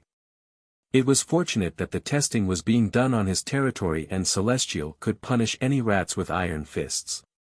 He had to wait for Aisha to finish training the agents. Jiang Chen shook his head. There was no signal on that island, so there was no way of contacting Aisha even if he wanted to. If he made a trip, he feared it would interrupt her teaching. Jiang Chen flung his phone to the side, yawned, and laid down again. Regardless, he was tired today. He still had to head to the airport tomorrow, so it would be an early morning start for him. Inside the airport, a splendid figure in a summer outfit strolled around. Her black circular shades were matched with a straw hat, her graceful hand pulled a lemon-yellow suitcase along. Her appearance looked exactly like a celebrity traveling in secret, catching the attention of all the tourists. But the beauty was clearly used to their envious looks, so she didn't react at all as she headed straight to the door. Hello, Lu Yao's eyes lit up when she saw Jiang Chen leaning against the door. She waved energetically. With Lu Yao's lively appearance, Jiang Chen smiled and greeted her as well. But just as he was about to speak, an unstoppable yawn came out. Lu Yao rolled her eyes at Jiang Chen and dragged her suitcase in front of him. What? Did you not miss me? How could I not? It's just that something happened last night, Jiang Chen said with his mouth wide open while taking Lu Yao's luggage. He walked in front of the car to stuff the luggage in. Something did happen last night, but Lu Yao clearly mistook it for something else. She rolled her eyes at Jiang Chen again, but it didn't take long before her attention shifted to Jiang Chen's car. Wow, is this a Lamborghini? The trunk is in the front. Lu Yao touched the car out of excitement. Do you like it? I'll gift you one then. Jiang Chen opened the door. Even Natasha had scoffed at the lack of defense on his ride. Out of safety considerations, it was time to switch to a safer vehicle. For example, he should build the cast with C-type steel, use tempered glass for the car windows, use nuclear fusion batteries as the engine for the car, and install 2 rockets. When Lu Yao entered the car, she immediately took off her shades and tossed her hat to the back. Why do I feel like you're really excited? I just really missed you. Lu Yao stared at Jiang Chen with her watery eyes. Really? Of course. Lu Yao lifted her graceful legs. Her movements showed her charm. I think you got prettier. Jiang Chen examined Lu Yao while rubbing his chin. Where? Lu Yao asked with enthusiasm. Jiang Chen pretended to be deep in thought. Faced with Lu Yao's hopeful glance, he finally gave a response, your boobs got bigger. Lu Yao's face was decorated with a blush as she pouted. Screw you. Then where should I compliment you? Jiang Chen started the car while he spoke with a smirk. Obviously other parts. Like my face, my eyes. Then your face got bigger. What? Did it get bigger? Lu Yao scrambled through her purse to find a mirror and examined her face. It didn't get bigger, but soon after, she saw the smirk on Jiang Chen's face and she replied to him with a hard stare, "Humph, you dared to trick me." With a grin on his face, Lu Yao felt she shouldn't let this go so easily, but she couldn't think of a way to punish him. Her eyes rolled around and suddenly a bright smile formed on her face. Pay attention when you're driving. Of course, you don't have to worry about my driving. Oh, is that so? Then you better drive slowly. Lu Yao smiled mysteriously, then reached out her left hand nonchalantly. Xian's road conditions aren't bad, there aren't many cars on the road. The cold sensation made Jiang Chen's scalp tingle. What are you doing? Jiang Chen frantically tried to stabilize the steering wheel, then glanced at the mischievous Lu Yao. I'm testing your driving skills. Lu Yao turned the bottle of water and grinned.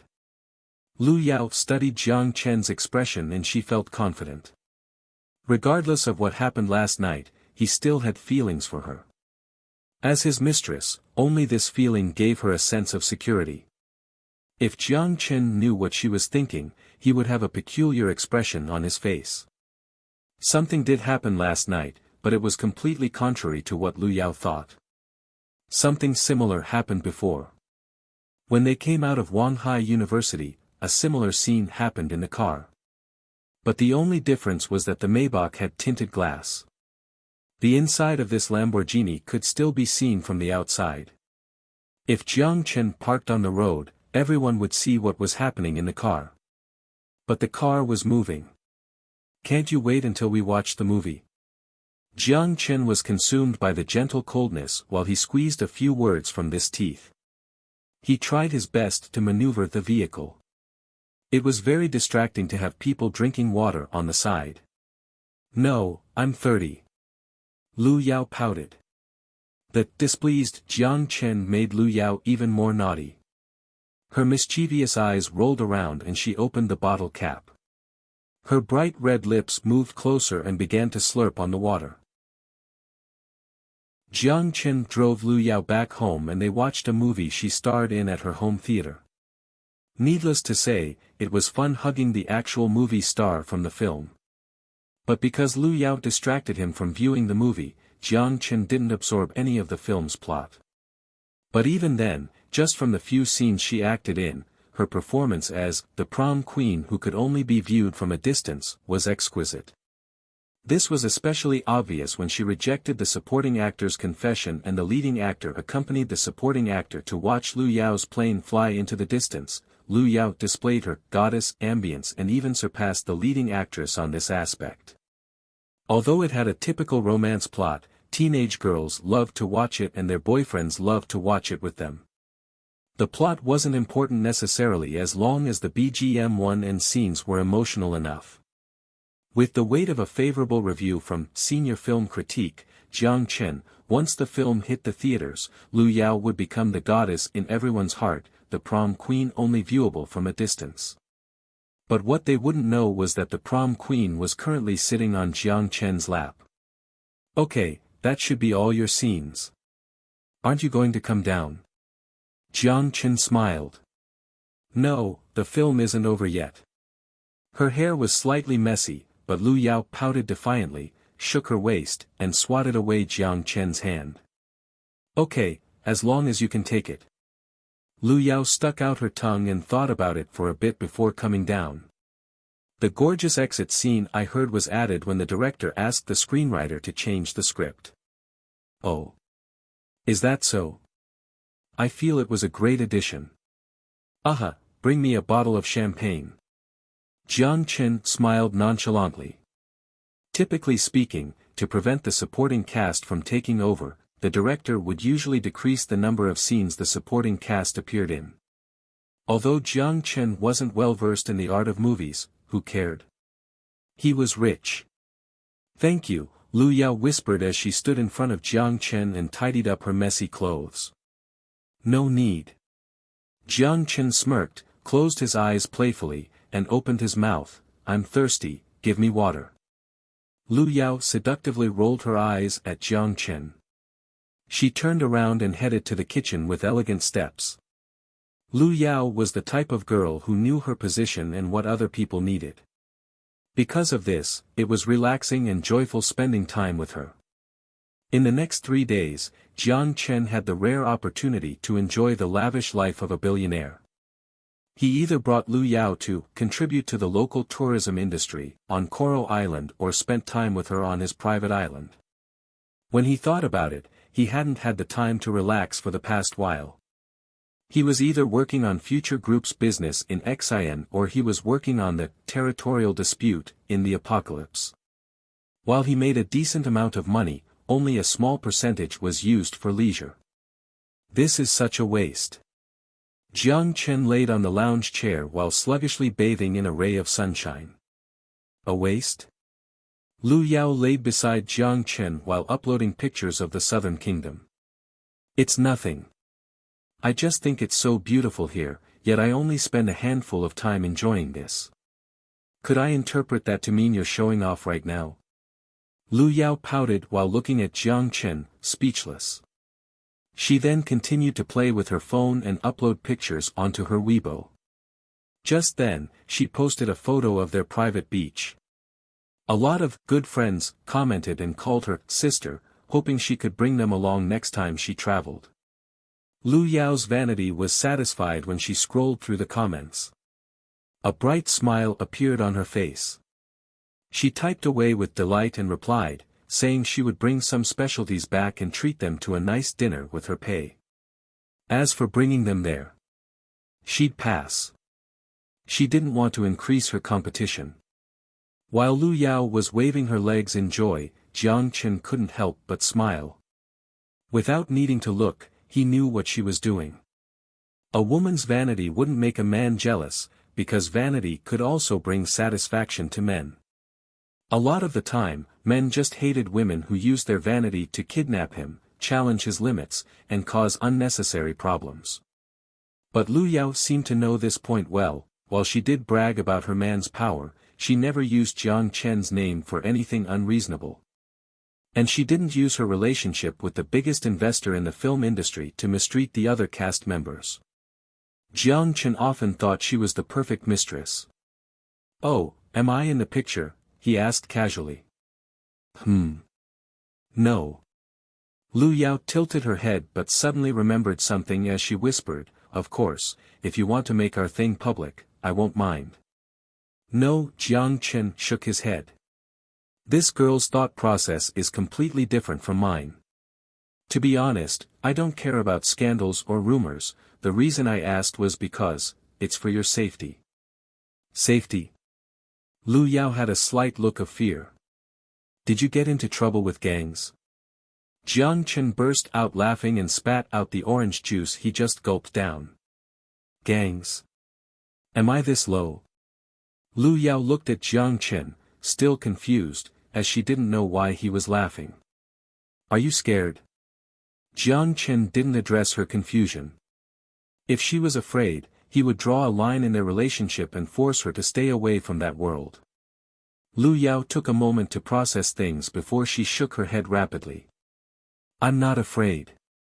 Really? Don't act like this. What did I do to make you dislike me? Lu Yao got up from lying on the ground with sadness on her face before she moved next to Jiang Chen. She rested her face on his arm and looked at him, feeling mistreated. Jiang Chen's question gave her an ominous feeling. Jiang Chen laughed and tousled her hair. You're absolutely safe in Hua and Xian. But if you make some people believe you're close to me and that you mean something to me, some people may attempt to kidnap you and use you to threaten me in exchange for a ransom. Although it was the most comical thing to kidnap the women of rich men, a lot of wealthy men wanted to get rid of their old wives and mistresses who no longer interested them. Compared to kidnapping, it was better to seduce, but Jiang Chen considered himself someone who cared about the people around him, so he had to consider this possibility. Then would you come and save me? Lu Yao subconsciously wanted to ask, but she swallowed the question down in the end. I'm only his mistress. She regretted that she hadn't given her first time to him more than once. If we met earlier, her tears rolled down and hid in the sand.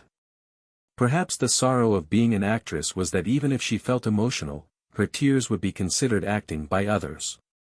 I'm your regret. But you're my regret as well. Lu Yao felt melancholic. But Jiang Chen seemed to have read her mind. I'll save you. Lu Yao's eyes widened in disbelief, her teary look was beautiful. Her shaking lips seemed to be asking, but why? But, the only thing I can do in the end is to avenge you. Jiang Chen sighed. Even though Lu Yao was just his mistress, if the people who bothered him killed her, he would do anything to find them and press the nuclear button without hesitation because he cared. The reason why he tolerated spy activity was because they hadn't reached his bottom line. That's enough, Lu Yao whispered as she dried her tears on Jiang Chen's arm. Why's that enough? Can't you protect yourself? Jiang Chen asked wryly. Because I still mean something to you. Can't I be proud of that? She rested on Jiang Chen's arm. They weren't worried about the same thing. He was concerned about safety, but now the topic had shifted to personal importance. It might not be a great thing to be important to me. Jiang Chen rolled his eyes and gazed at the horizon in the distance. You know what's the best way to protect the people important to you? What's that? Considering the sternness on Jiang Chen's face, Lu Yao asked genuinely. Have enough important people in your life so people won't know who's more important, Jiang Chen said with a smirk. Lu Yao first paused before she pouted speechlessly. You know, what? Jiang Chen raised his eyebrows, no longer serious. You completely ruined the atmosphere just now. Lu Yao made a funny face at him with her eyes rolled and tongue stuck out. She sat back down and completely ignored him. Jiang Chen smiled and didn't respond. It was just a joke. Recently, the MLF active in Country F's territory launched a large-scale military attack named Autumn Assault on the Dao port. Currently, over 70% of the area in Dao is under the control of anti-government forces. The new leader of MLF called all faithful believers and Moro nationalists to join the organization, to resist Country F government's invasion and suppression, to restore the sovereignty of Moro and return MLL Island to the Moros. The UA spokesperson criticized Santos' speech, calling its actions unconstitutional. Seeking independence should not threaten the life and property of normal citizens. And they expressed that they will refuse to recognize a country formed through violent means. The Rainbow House is currently discussing the possibility of sending out ground forces. The Russian president stated that the comments should take into consideration the current situation in Syria. It isn't only Country F's anti-government forces using violent means. Due to the conflict in Country F, support for Sandy has slid down by 7 points. The UA media questioned its campaign objective to return to the Asia-Pacific, stating that it could not improve the current situation without making the situation spin out of control. The capital didn't comment further and only expressed that they would provide assistance to their allies when the time was deemed appropriate. But analysis stated that the possibility of sending ground forces to intervene with the Country F situation is unlikely. With the upcoming election, due to the influence of anti-war sentiment in the country, the Republicans don't want to further add variables to the election. Santos actually did something, then. Watching the news on TV, a smile emerged on Jiang Chen's face. Just then, a soft sensation came from behind his head. Are you watching the news? Lu Yao hugged Jiang Chen from behind. Just taking a look. Jiang Chen shut off the TV. Country F is so close to Xin, would it affect us here?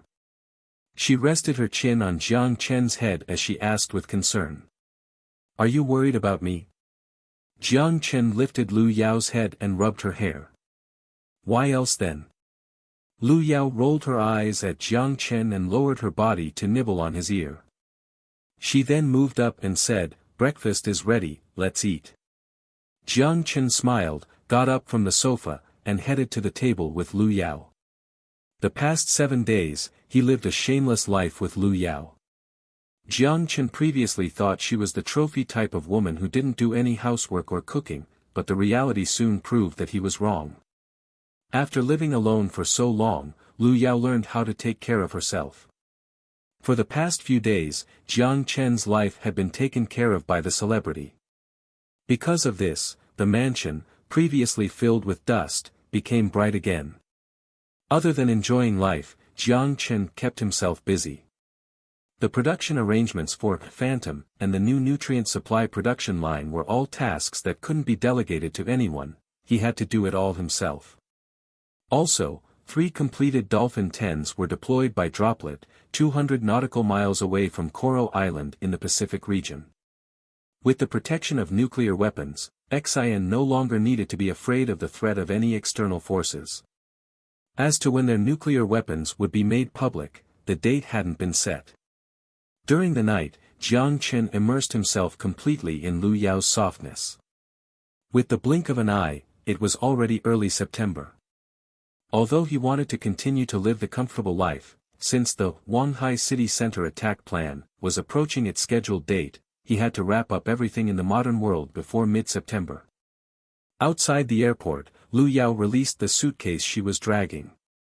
She hooked her arms around Jiang Chen's neck longingly and kissed him.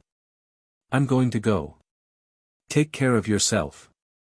When's your next film going to show up? Is there a plan? Jiang Chen gently patted her back and smiled. The movie isn't currently in theaters yet.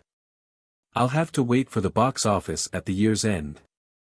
Remember to watch it with me one more time in a movie theater. Aren't you embarrassed? Jiang Chen smirked. Pervert. Her boarding announcement echoed throughout the terminal. Although Lu Yao wanted to stay longer, time didn't permit. She went up on her tiptoes and left another kiss on Jiang Chen's face. Then she dragged her luggage along and rushed to the gate. When Jiang Chen left the airport, he didn't get in the car immediately. Instead, he leaned against it and watched the sky above the airport. Her plane departed and disappeared into the clouds. He reminisced the past 7 days of joy before he started to chuckle and got into the car. He put on his Bluetooth and went on his way. Jiang Chen dialed Xia Shiyu's office. Hello. It was a cold but familiar voice. There are 600,000 units of Phantom helmet ready. How are preparations on your side? Only 600,000. That's too little. Xia Shiyu leaned on the office chair, scanned the document on her laptop and spoke with an eyebrow raised. Don't worry, by the year's end, you'll see 20 million virtual reality helmets. Jiang Chen began to laugh. Production must be increased gradually. Just yesterday, Fishbone Base produced 2 more production equipment. When the equipment was installed at the plant, the output of Phantom could reach 1,100,000 per month. As long as they increased the production capacity to 10 million before January, with the 6th Street part of the order, it wouldn't be unrealistic to achieve the 20 million target. Currently, we contacted 70,000 net cafes domestically and 310,000 net cafes internationally to launch the virtual reality experience project. We need 1,440,000 helmets for this. Marketing was only one aspect of the project, but for word of this project to spread, alone weren't enough.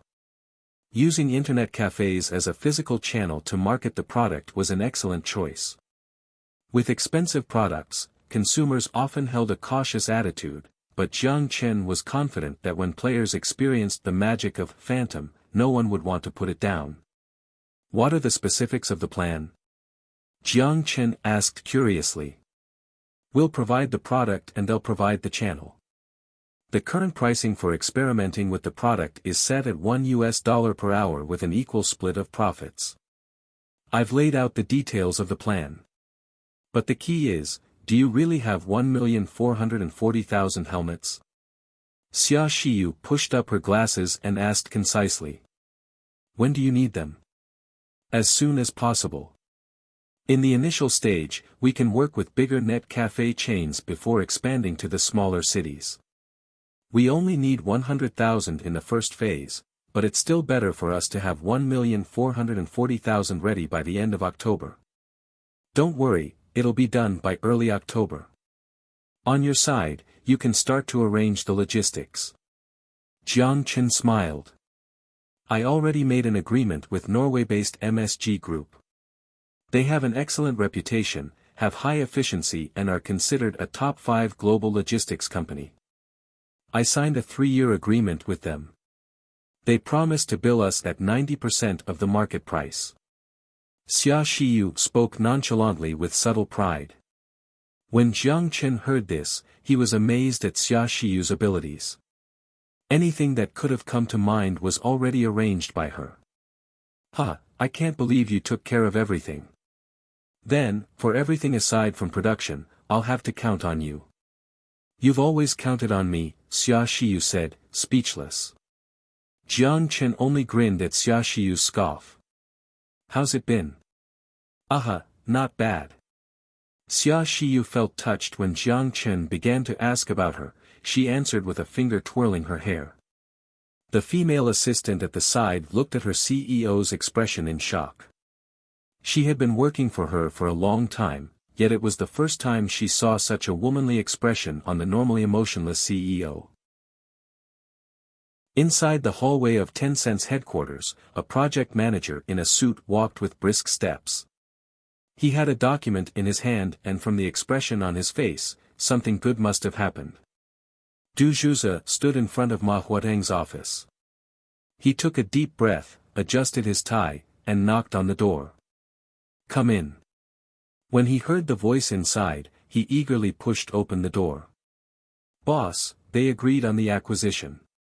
Wanghai Lixiang Technology stated that with our support, their Deepon virtual reality equipment now has the ability to directly connect to laptops and the previous compatibility problem has been resolved. From the test they did yesterday, it can smoothly run virtual reality games such as Microsoft's Minecraft and Eve, Valkyrie. The former had quite a reputation domestically.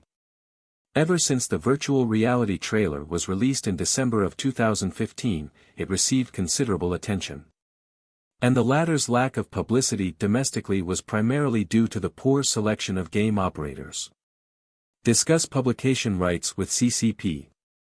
You must make them sign the contract, Ma Huateng said with an undertone. Without a game that people enjoyed playing, it would be extremely difficult to market virtual reality. People wouldn't purchase VR equipment just because they could log on their QQ with VR equipment.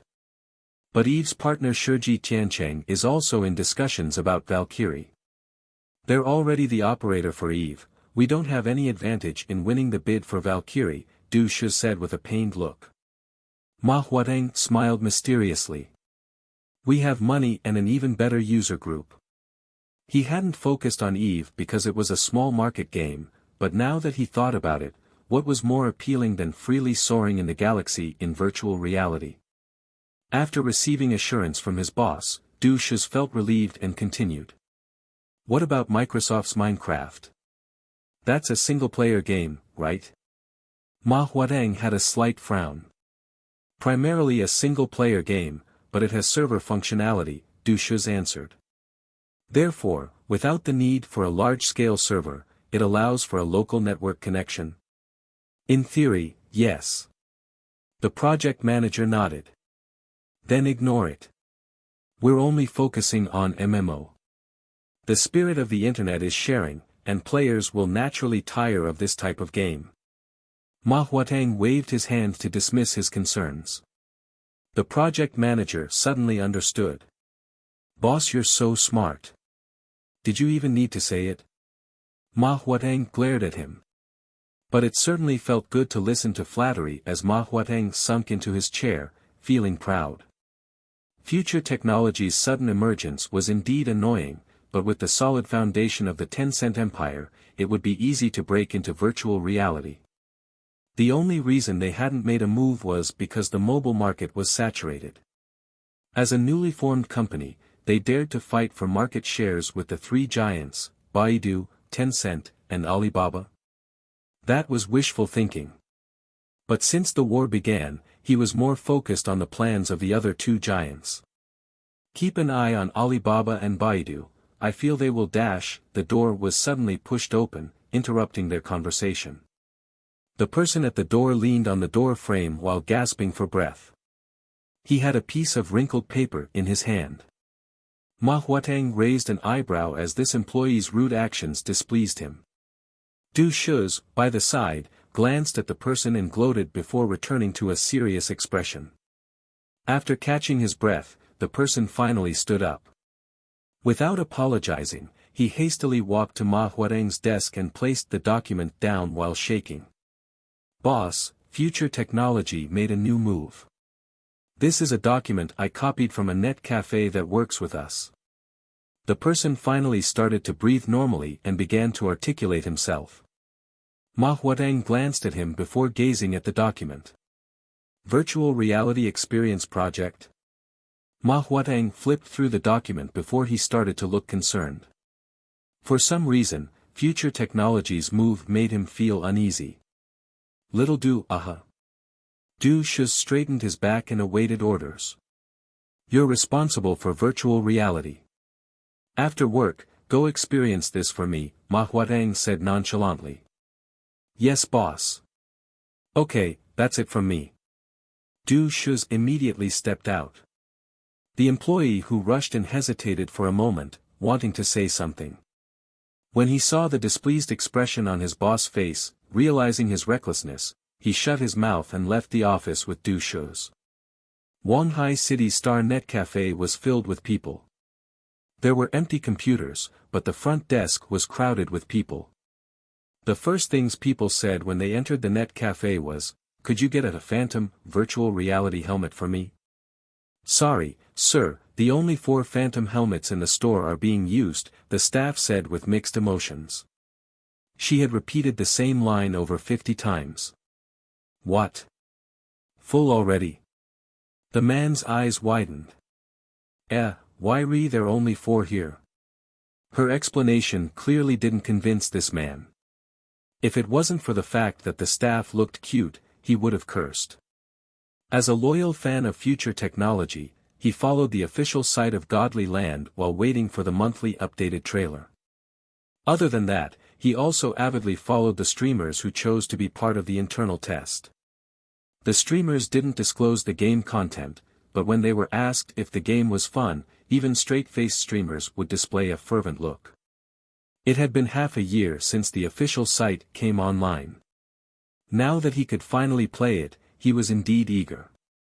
As soon as he saw Experience Project on Future 1.0, he immediately dropped everything he was doing and rushed to the closest partnered netcafe. Yet now, the Star Netcafe was telling him it was full. What kind of joke was this?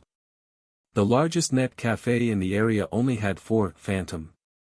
"How long is the wait?" the man said out of annoyance. The new staff was about to be in tears considering how menacing the man looked. "You'll have to wait." "I know I have to wait." "I'm asking how long do I have to wait," the man said aggressively. The older staff who just finished her tasks could no longer stand by as she dragged the new staff to the back before personally handling the situation. "Sir, do you want to open a computer or experience virtual reality? If you want to experience virtual reality, please register on our computer. There are still 51 players before you for a total of 102 hours of wait time. We'll alert you through text message 5 hours before your spot opens up. Also, if you have time at night, you could join the night list with 23 players currently waiting." When he heard he had to wait for 5 days, he immediately exploded and began yelling. "Fu*K, what kind of sh*TTY net cafe is this? I have to wait. I won't play anymore. Although he said that, he still stood there. He stared at the staff while waiting for the server to give in. But the staff was experienced as he looked at the man with a smile without displaying any emotion. Since he was blocking the way, the people behind him began to grow discontent. Can you be faster? If you don't want to play, leave. Stop wasting time. That's right. When he heard the voices from the back, the man's face turned red out of embarrassment. He wanted to leave, but when he saw the long line before him, if he left, he wouldn't be able to experience virtual reality anymore. Who said I won't play? I'll wait. How much? You said that? There were whistles behind him, but he chose to ignore them. Whatever you say, my skin is thick enough. 6 renminbi an hour. The staff pointed at the sign at the door. It wasn't expensive, which made him feel a bit better. By comparison, an Apple computer cost 12 an hour. The same scene was also occurring in Shanghai, Shangjing, and other metropolises. A few days later, Phantom was set to appear in New York, London, and Paris. When the first player put down the virtual reality helmet reluctantly and began to share his astonishment with his friends, it would mark the first intimate contact between civilization and virtual reality.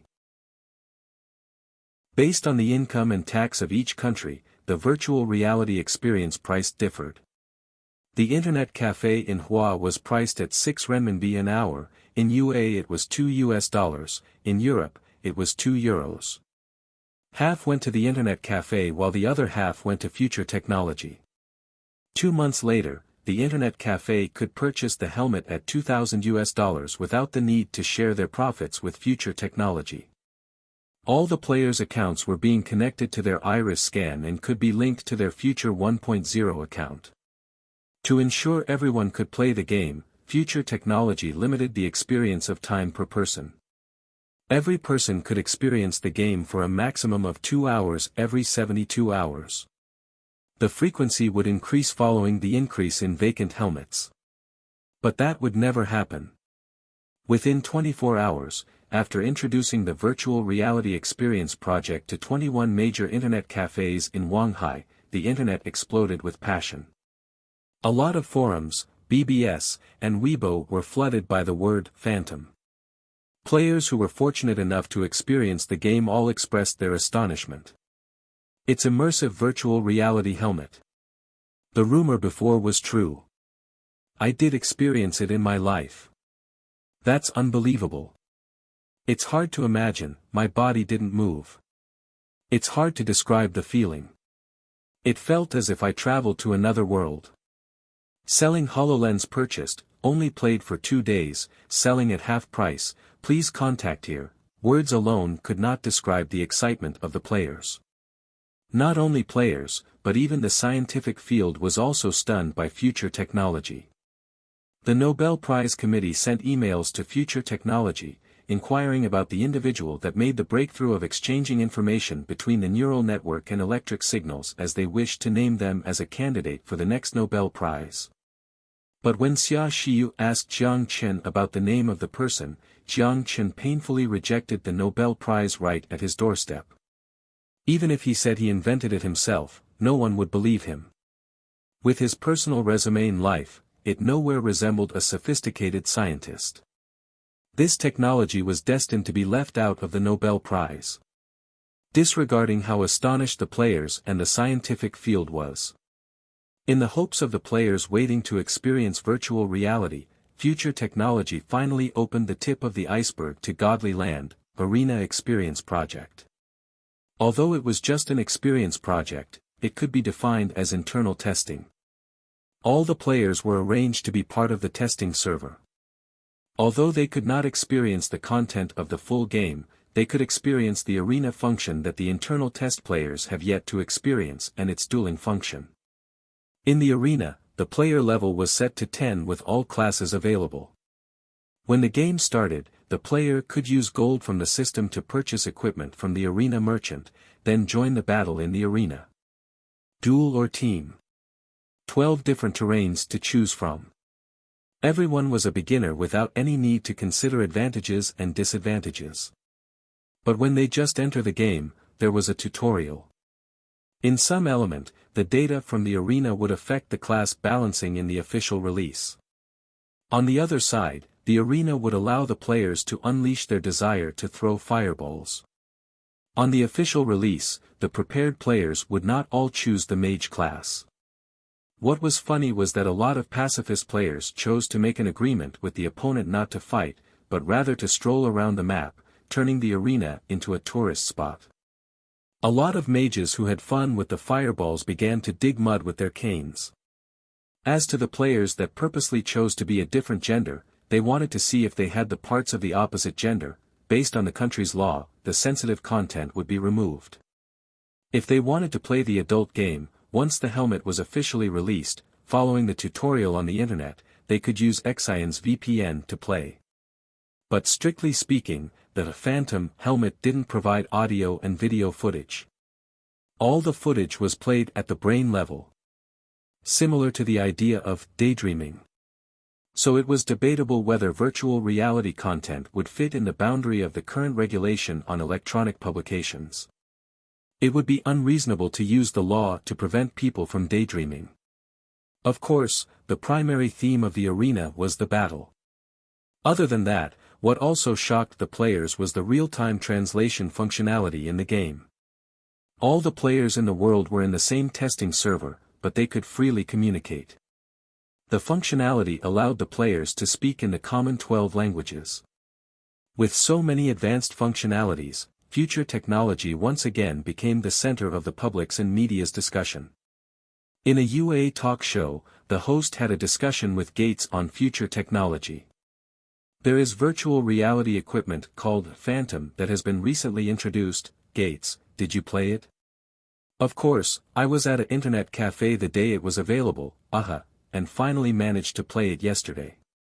Gates had a helpless expression on his face as laughter came from the crowd that shared the same sentiment. The host also laughed along and continued to ask. If this equipment is officially released one day and you purchase it on the second day, are you not afraid that the scene in the movie would happen? For example, locked into the virtual world and unable to come back. That's a great question. My answer is, Gates purposely lowered his voice to build up the suspense before he burst out laughing, I'll play even if I can't come back. The host was shocked. As the founder of Microsoft. Is it good that you view a competitor's product so highly? I view virtual reality highly. I have to admit, after experiencing Phantom, the realistic feeling left me stunned. But I want to say that the HoloLens introduced by Microsoft also has its uniqueness. Our philosophy is to promote user interaction in the real world with virtual items, and not further stray away from reality. So you're saying, Microsoft and future technology have two different emphases? You could interpret it this way. Gates crossed his legs and said while leaning on the chair. Then which one do you think will become the new trend? The host asked a tough question. The crowd was attentive to the discussion, but Gates certainly felt awkward about the question. His expression changed for a few seconds. Then he coughed and used a voice with certainty, but gave an ambiguous answer. I can only say that there are advantages on both sides. Just as Gates was still troubled by the host's tricky question, a research institute was troubled by Phantom. In a national research institute. Director Chen with a stern expression looked at the researcher walking toward him. Little Wu, did you figure something out? The research called Little Wu let out a sigh and shook his head. X-ray is unable to scan it. Future technology sneakily built a lead insulation layer in the helmet. What about taking it apart? Little Wu's smile was even more bitter. Just as we were taking it apart to see what was inside, it immediately triggered the protection mechanism. All the circuits were fried. The only thing we are certain about is that the material they used is the rumored graphene chip. Because when it was taken apart, everything burned into carbon dioxide. As to the critical neural connection, it was even more of a disaster. The molybdenum melted into a ball. Is there no way of replicating it? While pained by the idea, Director Qian asked. Little Wu shook his head. Damage is too great. Whenever Director Qian thought about the person called Wang in Wanghai, he was furious.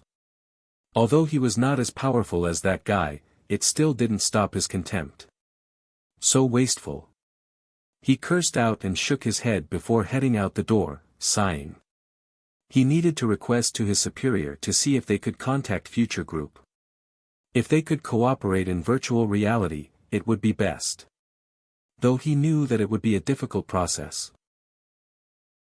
The patent office has sent another person here, hoping we can complete the patent registration process to prevent other companies from stealing our intellectual property and future disputes.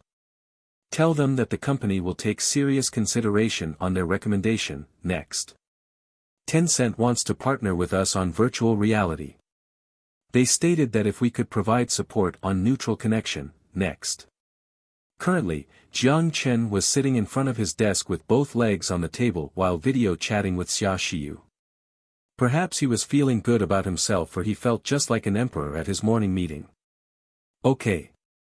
Although I share the same thought with you, can you still just let me finish reporting? Xia Shiyu put down the documents and let out a sigh as Jiang Chen continuously interrupted her. But from the curvature formed by her lips, her mood was particularly pleasant right now. As an ambitious woman, future technology was just like her kid. She felt no less achieved than Jiang Chen watching it grow into the giant it was today. Based on the highest valuation from venture capitals, future technology's market cap was estimated to be over $100 billion. Compared to the $10 billion last year, it increased 10 times. And as the Miss CEO with 1% of the company's shares, her net worth rose exponentially to $1 billion USD. Just 1 year ago, it was something she never dared to imagine. She still remembered that night. Jiang Chen had inexplicable confidence when he said, currently, the company is still in its planning phase, don't you feel excited? You'll be the new Steve Jobs and I will become the new Bill Gates. She still vividly remembered how she doubted him.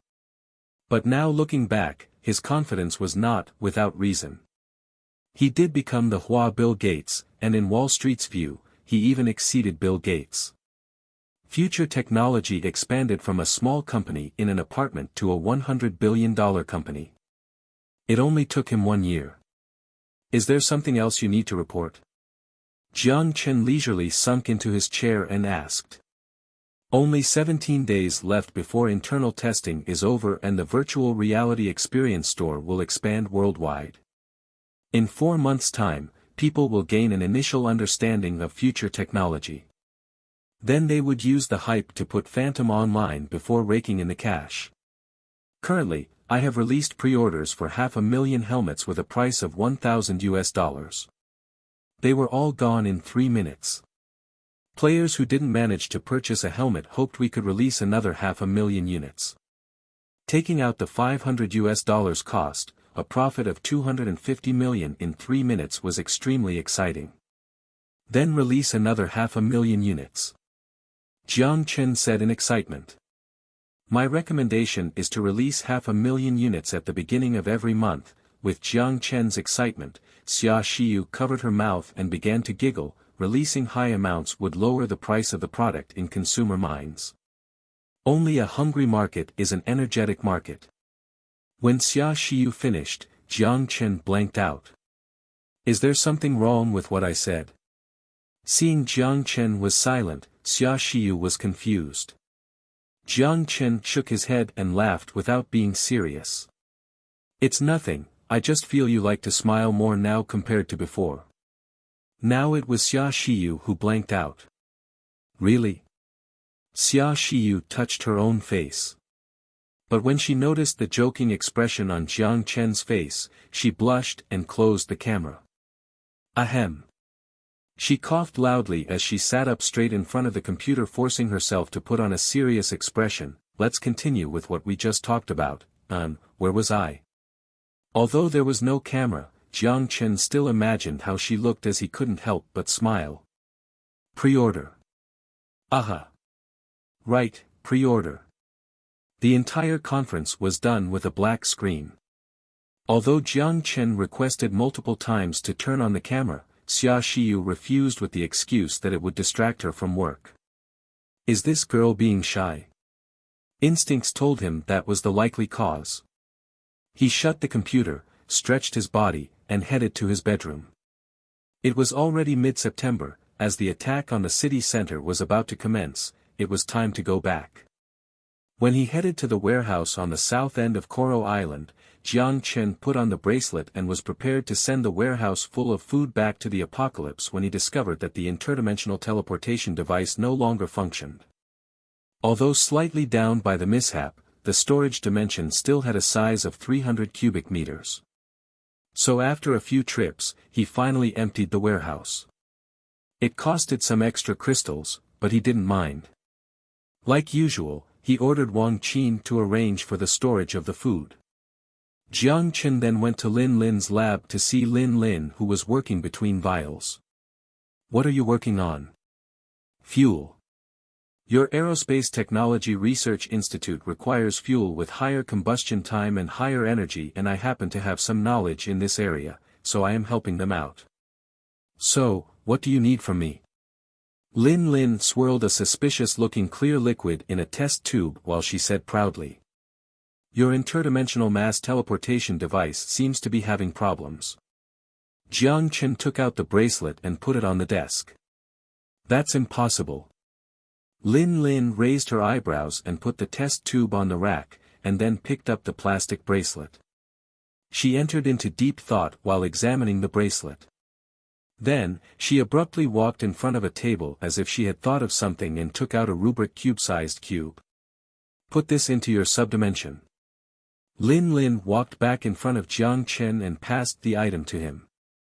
Jiang Chen threw it into the storage dimension. And then? Lin Lin didn't respond but instead walked to testing equipment on the other side of the room, and then opened a device similar to a radio. This is Klein Particle Resonance Receiver. The cube could return the coordinates of its location, as well as the image. How is this possible? Lin Lin stared at the waves in rhythm in disbelief. Jiang Chen raised his eyebrows in confusion, staring at the electrocardiogram lines. What happened? It is not a question of what happened. Your subdimension became a universe. Although it is just a mini one. Lin Lin's eyes were flushed with excitement. I call it the small universe. I don't care what it's called. This is a miracle in the field of physics. A subdimension created by gravity could give birth to physics principles. This is unbelievable. Sorry, I don't understand what you're saying. Jiang Chen looked at the exhilarated Lin Lin while he facepalmed. Don't worry, you don't need to mind the details. There is nothing wrong with my device. I just need to change the coordinates before it can be used.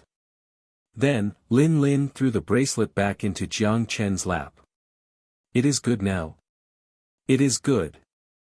Then what are you doing now? Lin Lin was eagerly working in front of a computer and completely forgot what she was working on before. I'm collecting data, or put it in simple terms, I'm studying your small universe. Lin Lin said in excitement. Is there any purpose to that? Jiang Chen sighed. The purpose is, maybe because of my research, you could travel with people, Lin Lin said. Jiang Chen held his breath. Are you not surprised? Seeing Jiang Chen didn't say anything, Lin Lin proudly glanced at him. I'm shocked, or rather, amazed. If you could really develop a way for me to travel with people, I promise an endless amount of pudding. Jiang Chen was ecstatic. He promised Sun Jiao that if there were an opportunity, he would definitely take her to see his world, visit his school, and look at where he lived before. Not only that, if he could bring people to travel, he could further gather the technology in this world, and utilize the rich resources in the other world to easily conquer both worlds. Pudding from all over the world. Lin Lin was afraid that Jiang Chen would forget their promise as she immediately corrected him. Don't worry, anything. He laughed. With billions in assets, the pudding was nothing to worry about it. She smiled cheerfully, but just as she was going to say something, she bent down and began to cough. "Are you okay?" Jiang Chen rushed up to see what was wrong. "It's nothing." When Jiang Chen touched her arm, Lin Lin's pupils instantly turned red but quickly returned to normal. She moved back and avoided Jiang Chen's hands. She took a few breaths and calmed down. "Are you sure you are okay?" He was concerned. "Don't worry." Lin Lin covered her left eye with the other hand, pushing him away. "All in all, you can leave now." "Are you sure?" "I'm sure, just go." Although it hurt to be pushed out, Jiang Chen still listened to Lin Lin's request and left her room and closed the door for her. "Is she really okay?" With the door closed shut, Jiang Chen muttered in his mind. For some reason, Lin Lin concerned him or even gave him an ominous feeling. And at that moment, the Klein particles flooding out dispersed from city center like a soundless cry. The last cry. A strange phenomenon had appeared in the 6th Street market lately, as to what it was. 4 crystals for a kilogram. Why don't you go rob the bank? A mercenary with a piece of gold in his hand shouted beside the store. The merchant yawned and then glanced at the survivor. Does the explosive to blow the vault open not cost money? Does it not cost money to transport it back? Gold is not that easy to find. I met a death claw still breathing in the basement. That's enough. If you're not going to buy it, just leave. You won't be able to buy it later. After moments of hesitation, the mercenary still threw the crystals to the merchant and picked a few pieces of gold that weighed 4 kilograms. Although the gold had pack specification on it, it was better to be safe. The merchant picked up the crystal and confirmed it was 16 crystals on the detector before he put the crystals away. The mercenary looked at the gold in his hand in pain, but he still covered it up before leaving in quick steps. 4 crystals per kilogram was cheap for gold. As to why? Canned food was worth 10 crystals. 1 kilogram of gold was only enough to buy a pack of instant noodles. But from the expression on the mercenary's face, he was still displeased with the price. He certainly had his reasons. Since for the people on the wasteland, gold really didn't serve a purpose. The amount used in the industrial process could be recycled through other electronic parts. When the apocalypse just arrived, people did indeed hoard a lot of gold, but those people pretty much all died out due to starvation. The reason why gold was valuable was due to its rarity, anti-corrosive nature, and its agreed-upon value. With a population of billions in the pack, gold indeed possessed value.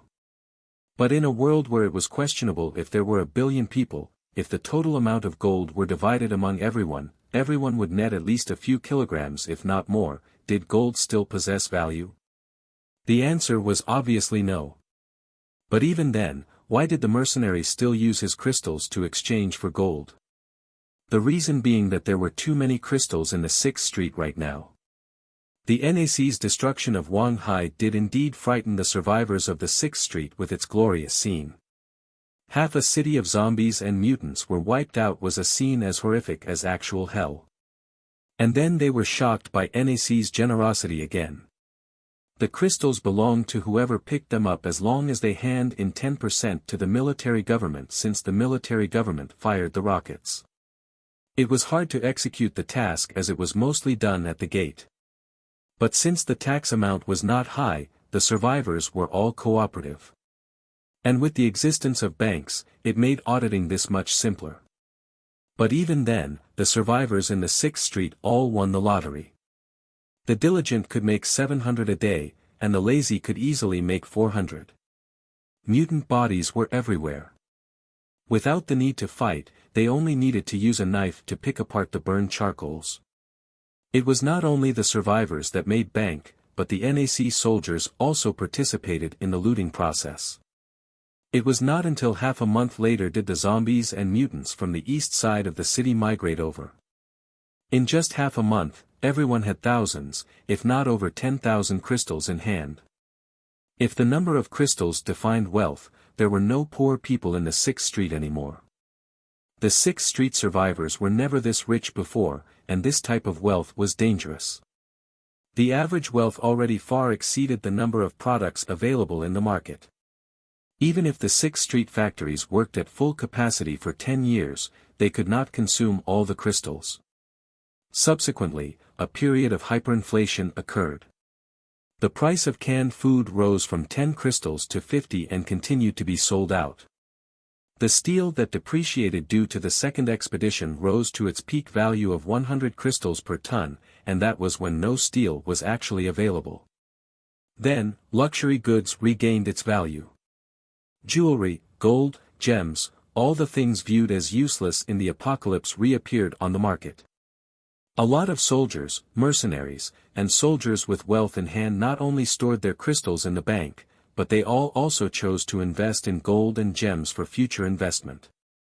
Gold price skyrocketed from the initial price of 100 crystals per ton to 4 crystals per kilogram. Investing in gold was betting on the future. If the wasteland could restore its order, gold would eventually regain its value. It was just that when the World Alliance Organization launched the space colonization ships, it made most people's hope falter. But with the emergence of NAC, it made the survivors in Wanhai regain the confidence of order returning. Therefore the future of gold's value began to climb. Naturally, gold became more valuable. It is not a good thing for everyone to become rich. Without enough products to meet the consumption of the survivors, a lot of people with abilities would spend the crystals elsewhere. Since crystal is a hard currency on the wasteland, while the life in Su or Hang might not be as good as here, 10,000 crystals would make you a wealthy man there. Inside the virtual conference room, Chu Nan stood in front of the table and reported the status quo of the 6th Street. Your plan is? Jiang Chen rubbed his chin and asked in an undertone. First, ensure the products are stably supplied. Second, it is something we have to do regardless. Moderate inflation could stimulate economic growth, but hyperinflation could destroy the market. Inflation itself is not scary, but the scary thing is if we can't control the inflation, Chu Nan said. You mean, we should introduce a currency? Jiang Chen tried to guess Chu Nan's plan. That's right. This is an urgent task. Chu Nan nodded. Introduce a currency. What do we use as a guarantee? Gold. Too much. Not only among survivors, but there was too much in Wanhai. And although gold became valuable in the 6th Street, outside of the province, it could not become a hard currency. The total global reserve was estimated to be 60 trillion tons and comparable to the iron reserve. Until 2005, a total of 8.9 trillion tons of reserve were identified, with 12.5 trillion tons extracted. God knows what the number was in 2171 before the war. Chu Nan smiled mysteriously at Jiang Chen's question as he was clearly prepared. General, please think carefully. What is something that has a stable demand, and we have control over its quantity? Demand? Control. Jiang Chen paused for a second before he suddenly realized. Is it food? That's right. We can use food as a guarantee. The next morning, there was a long line up in front of the 6th Street Bank. Under the supervision of NAC soldiers, people handed in their crystals and changed them into papers with a special identification code. Some even walked out empty-handed. Is the NAC government robbing people? Clearly not. Due to a culture that praised power, all the survivors possessed guns. And from people rushing in with an expression afraid that the bank wouldn't accept their crystals, they clearly wanted to be inside. And the NAC soldiers that looked threatening were ensuring order in the line. As to the reason, it had to do with a newly implemented policy. To change the current chaotic pricing environment on the 6th Street market, the NAC government used the 6th Street Bank to introduce a new currency known as credit point, credit in short. It was not guaranteed by any precious metal. Instead, it was guaranteed by NAC's credit. At the same time, any of the products defined as specially supplied could only be traded with credit. The products were all made through NAC factories. For example, food, palm tree sap, iron, aluminum, firearms, etc. It covered almost all the necessities of life. A kilogram of rice was 10 credits, a compressed cracker was 2 credits, a kilogram of flour was 16 credits. Although the price doubled compared to a month ago, in the currently chaotic market, the price was indeed thoughtful. 2 crystals were equivalent to 1 credit, and credit point exchanging back to crystals had a 10% tax to it. In mid-September, the 6th Street planned to introduce 5 million credits, and the NAC government promised to provide 500 tons of rice, 100 tons of flour, and 100,000 pieces of compressed crackers to the market by next spring. The rights for the food trade in Shanghai was taken back from Zhao Corporation and controlled by the market established by the NAC government at the west gate of the 6th Street. The quantity of the credits introduced was a decision made after careful deliberation between Jiang Chen and Chu Nan. The paper bills had the amount of 1, 5, 10, 100, with a total of 3 million credits distributed. 5 million virtual credits were released and recorded with the DNA sequence of the individual and used with EP implemented with the credit trade chip. All data was stored in the bank's database, and virtual trades must be done in NAC jurisdictions with information relay stations. The employees in the military zone of NAC would be paid in credits to prevent the depreciation of crystals impacting the net worth of its employees. The introduction of credit received extensive support from the 6th Street merchants. The merchants were all smart people. They knew that only the existence of order would allow for their assets to continually appreciate and to prevent everything they own from becoming worthless the next day. To the merchants with a high amount of crystals, Jiang Chen opened an exclusive channel for them with a total of 8 million credits dedicated to them to collect the crystals depreciating in their hands. The specially introduced credits would be stored in the merchant's account. Jiang Chen also outlined that before November of this year, 90% of the special credits could not enter the market. 50% would be made available after November before lifting the restriction in January of next year. This would prevent a large amount of currency from flooding the market and disturbing the price. The introduction of credits marked the end of the era where goods were traded for goods in the Shanghai area. The crystal detector commonly found on the streets would gradually become part of history. With the credits, people would choose to trade with EPs, just like how people paid with their phone in the 21st century. Not only this, Jiang Chen planned to push the NAC standard to other places. Use the invisible fulcrum known as economics to lift the resources of the wasteland. Just like in the other world, where the USD used gold and oil to kidnap the world economy. Credits would use the prosperity of the 6th Street and the food storage of the NAC to control all trades on the wasteland.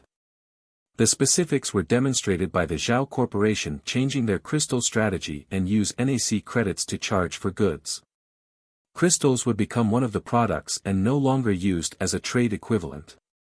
Although the survivors outside of the province had no concept of credits and bills, with the passage of time and more merchants heading out of the 6th Street, the currency would one day become the currency of the world. Followed by the introduction of credits, NAC government had a huge storage of crystals. After thorough auditing, Wang Qin put a report on Jiang Chen's desk.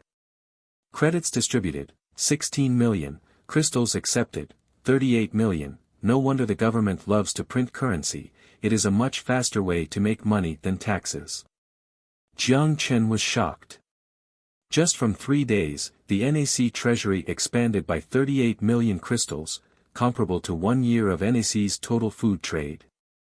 But we also distributed 16 million credits. Rather than saying this money belongs to us, it was more fitting to say we borrowed it from the market. Wang Qin was worried that Jiang Chen would start to mass print currency, so she warned him, if we cannot supply the products we promised by next spring, we may face a credit bankruptcy. But her concern was clearly extraneous. Jiang Chen knew clearly the harm of inflation. As to why, he had personally experienced it before. Don't worry. Jiang Chen smiled. Out of the total currency amount, only a small amount will be used in the exchange for products. Most of the currency will flow into the market. As long as we can prove that the food supply is sufficient and stable, we don't have to worry about a bank run. Rather than saying the market let us borrow the crystals, I think it is more of a protection fee the market gave us. Rather than saying it was the NAC's food and production that guaranteed the currency, it was more appropriate to say it was the NAC government's credit. Just like precious metals in the 21st century was the guarantee for paper bills, only rarely did people use stacks of bills in exchange for precious metals. When people believed in the stability of the country, people would be in favor of holding its currency. NAC government would control the market for food and the amount of currency circulating on the market. There was no need to worry that the currency would lose control. Distributing credit was only part of it. Jiang Chen planned to use the 6th Street Bank to lend out 10 million credits in total to encourage the factories to increase production. The mutants and zombies on the west side of the city were completely wiped out and the plan to wipe out the east side was in progress. The situation in areas surrounding the 6th Street was never so slack before and it was the perfect opportunity to expand out. After Wang Qin left, Han Junhua came into the office. Jiang Chen didn't need to ask to know the intention of her visit. It was mid-September already and the plan to attack the city center was about to commence. The plan of attack will require the mobilization of 1st Corps and part of 3rd Corps. A total of 3,000 personnel, 41 power armors, 400 kinetic skeletons, 9 Tiger IIs, 40 armored vehicles will be involved. This is the plan of attack. Han Junhua with crisp motions put the tablet on Jiang Chen's table. The hologram expanded and outlined the map of Wanghai. The 1st Corps would move from Qingpu and attack the area near the Qingpu airport. Then this will become the starting point of attacks on the city center. The 3rd Corps would attack the city center from the west through Camp 27. At the same time, the artillery in the Fishbone base will provide support. Without hesitation, Jiang Chen inputted his fingerprint onto the screen. Let the battle begin. The artillery support consisted of 8 trucks modified into Fireball 1 launchers. The previous BM-21s that Jiang Chen bought from Russia quickly went obsolete. Just in terms of combustion, Fireball 1 had combustion energy twice that of BM-21 and a combustion time that was 3 times longer. At the same time, its accuracy was higher. Other than the combustion rockets and bombs, the Aerospace Research Technology Institute led by Jiang Lin explored their imagination and designed various laser explosive missiles, EMP missiles, and other futurist weapons. EMP missiles were simple to explain. Once exploded, all electronic equipment in the area would be rendered useless or destroyed. And the power of the explosive laser missile was not to be underestimated. The missile would be launched into the air before exploding into countless high-energy beams. The power laser damage dealt a considerable amount of damage to any target. Under the shower of multiple missiles, the scene would be as glorious as a massive storm. Because Jiang Chen contracted out the shell of the rocket to private military factories in the 6th Street, the number of rockets held in NAC's reserve far exceeded the 1,000 target Jiang Chen had set a month ago. Thousands of giant rockets stacked together on the launching ground at the Aerospace Technology Research Institute with the artillery soldiers under the direct command of the advisory department carefully loading the rockets into the launchers. Right now, Jiang Chen stood beside the launcher with a tablet in his hand while he listened to Jiang Lin's instructions. The details of each vehicle launch status is here along with the internal temperature of the launcher and the number of the ammunition. The tablet can be used to target the coverage fire area and the number of rockets launched. The projectile motion will be calculated with the SMART program. After completing all the input specifications, just print your finger beside it. Jiang Chen intriguingly rubbed his chin looking at the red circle beside the tablet. The automatic ammunition loading program is still under design. It won't be completed until some time later. Just use this for now. Not bad. A reserve of 5,100 rounds of rockets, 1,000 bombs, 151 laser explosive missiles, no EMP? Jiang Chen asked. No. The command office ordered us to prioritize the production of combustion rockets. Isn't this an attack against mutants? EMP is useless against creatures. It didn't take long for all the launchers to be loaded. The soldiers all backed 5 meters away, dragging the ammo boxes with them. On the command tablet, the 1st Corps and 3rd Corps were marked with blue dots, approaching the city center. The scanned-out red dots were zombies and mutants, behaving aggressively.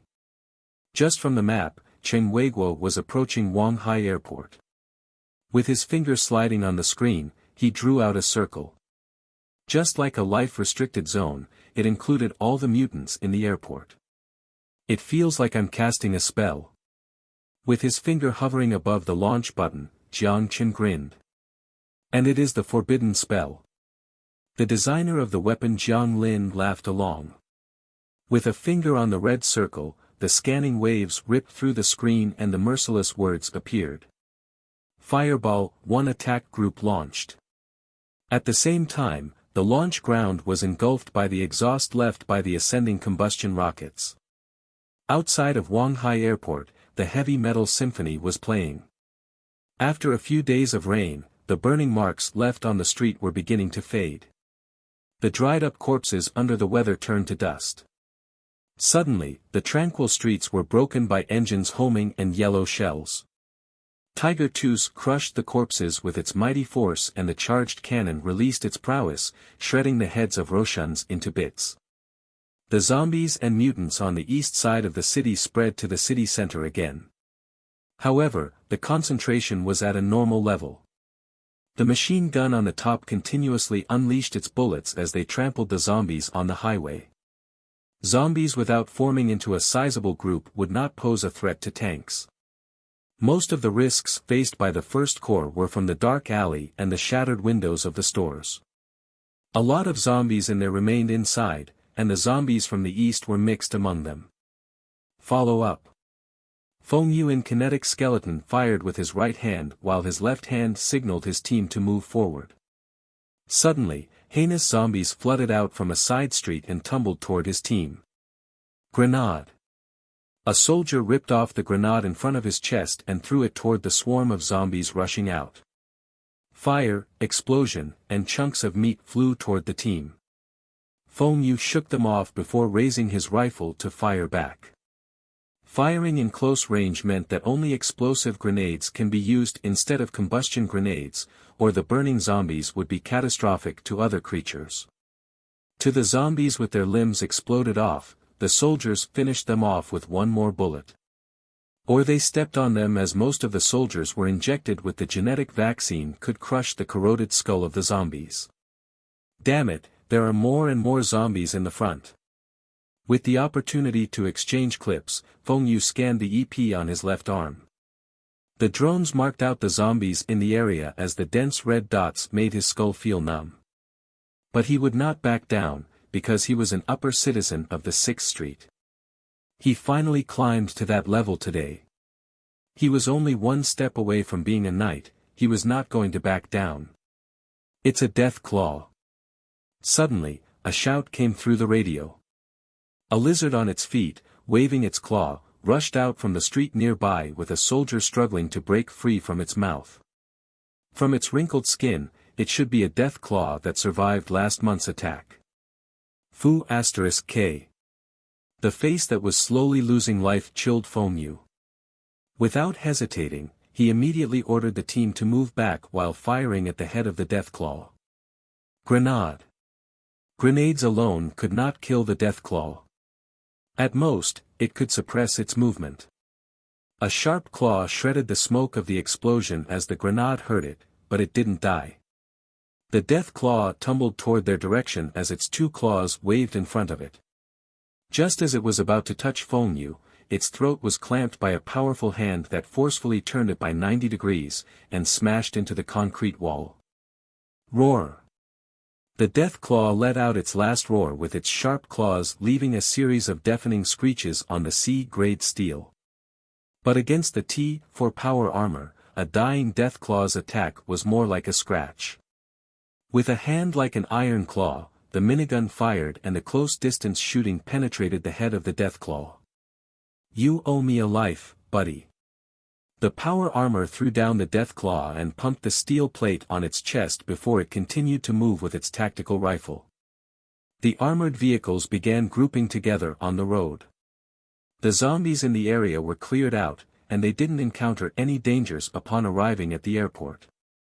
Breathing heavily, with his rifle lowered, Feng Yu looked at the Deathclaw on the ground, still shaken by what had happened.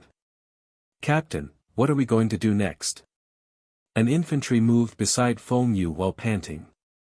"Continue to move, wait, alert from the command office." With the flashing symbol on the EP, Feng Yu immediately stopped his comrade from moving forward. The fleet stopped moving, and the power armor dashing in front also stopped and enacted a defensive stance. Feng Yu raised his head and looked at the clear sky. Suddenly, hundreds of sharp arrows soared through while dragging long trails of smokes, heading toward the airport. The bright red flame ascended into the air and the thick smoke hid away the airport. "Combustion rockets, our artillery." A soldier put down his gun while staring blankly at the sky. Feng Yu, who was gazing at the flames shooting up, did the same. He quietly watched the fireworks. When the smoke dispersed, only the ground scorching in fire remained.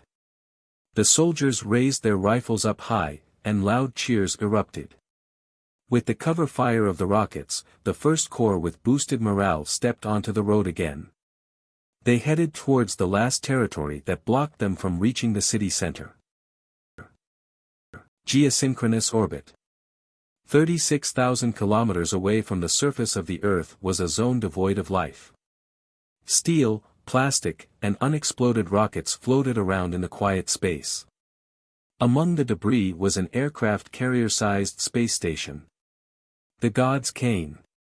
It was completed in 2025 and was continually refined throughout the century to become the massive giant it was today. It turned from a sky-based weapon satellite to a sky-based weapon platform. The dodecagon metal rings kept the tungsten rods in place while they quietly floated beside the space station just like a loaded revolver.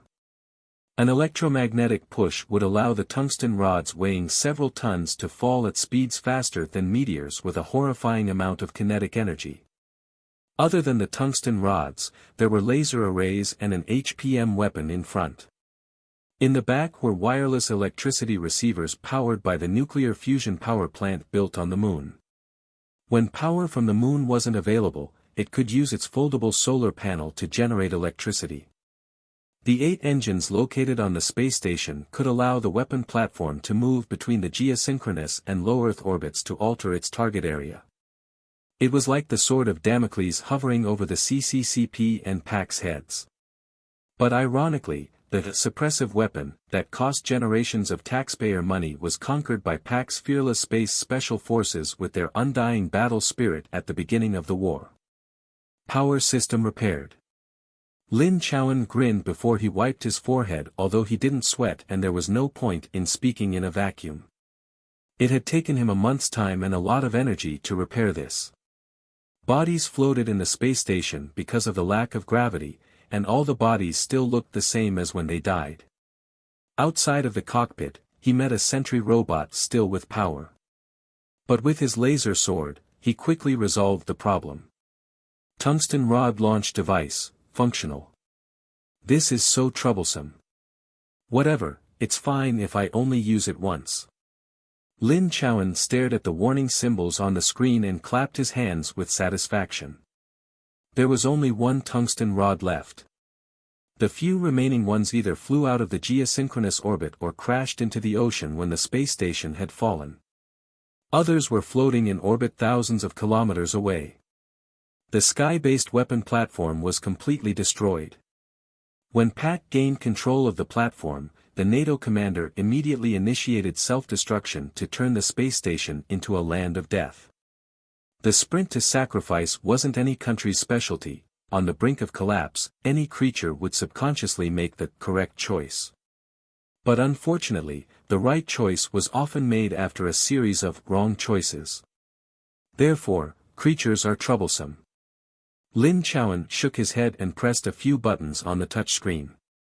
He was fortunate to obtain some of the blueprints of the sky-based weapon to make some of the parts on the ground. While most of the god's cane was destroyed, it could still perform simple firing actions. It can only fire now. Lin Chowan scanned a map of Wanghai City as he looked at the screen with a smile. In the picture, NAC soldiers were firing at zombies and mutants. Afterward, countless combustion rockets littered the battlefield and engulfed the mutants and zombies at the airport in a blaze. Nice fireworks. They already established order. Then could I consider them naturals? As he watched the flames on the screen with a smile, flickers of images were reflected in his pupils. The screen moved with the crosshairs targeted at the artillery grounds. Jiang Chen, on the target screen, was pointing at his tablet. And you are Harmony. The screen was focused in the city center onto the giant tree floating in the water. The rumbling meat chuck seemed to possess a tremendous amount of energy. Which threat's bigger? There was only one bullet in the revolver. Lin Chowan watched the battle with a god-eye view as he fell into deep thought. From the cleansing courtesy of the combustion rockets, the first and third corps didn't encounter any resistance before converging at the airstrip in Wanghai Airport. Although the airstrip was bombed into jagged patches and was now burned pitch black as a result, it would still be usable after some repairs. Jiang Chen ordered Fallout Shelter 027 to research fighter jet technology earlier and they came up with some initial results. Wanghai Airport was perfect as a base for the NAC fighter jets. After some restocking, the converged divisions once again headed out. With the support of the soaring rockets, they continued to push towards the city center. Along the way, they encountered a thrower, death claw, and even a horrific bug vehicle, but they didn't stop marching forward. They pushed forward while destroying mutant nests along the way. When they met a bug vehicle or Roshan, electromagnetic cannons took care of the problem. When the mutants swarmed together, they called on support from the artillery. When they found mutant nests hidden among the ruins, they sent the infantry to clear out the area. They destroyed a total of 91 mutant nests, encountered 371 reproducing mutants and cleared out all irregular life signals from the map. When they approached the Forbidden Zone, the radiation level gradually climbed. The soldiers took out their protective suits from the trucks and put on breathing masks to push forward. Tat-ata, sparks emerged and shells dropped. Feng Yu pulled on the trigger calmly while moving forward under the cover fire of the armored vehicle. What's this? A soldier stared at the luminescent lake among the ruins in the far distance. It's a nuclear crater, I think it's where Deathclaw gives birth. Another soldier's machine gun bullet swept across the zombies while he responded. It doesn't look like one, there's water in the crater. I think Deathclaw gives birth on land. Fu*K, what is that? The mountain made of chunks of red meat was in the middle of the luminescent lake. The dense veins on the surface crossed the meat blob and moved rhythmically with the flow of blood. The bottom was infused into the lake's surface just like a massive tree rooted into the ground. A meat bulb that could light up was hung by a tentacle. It was just like a light bulb.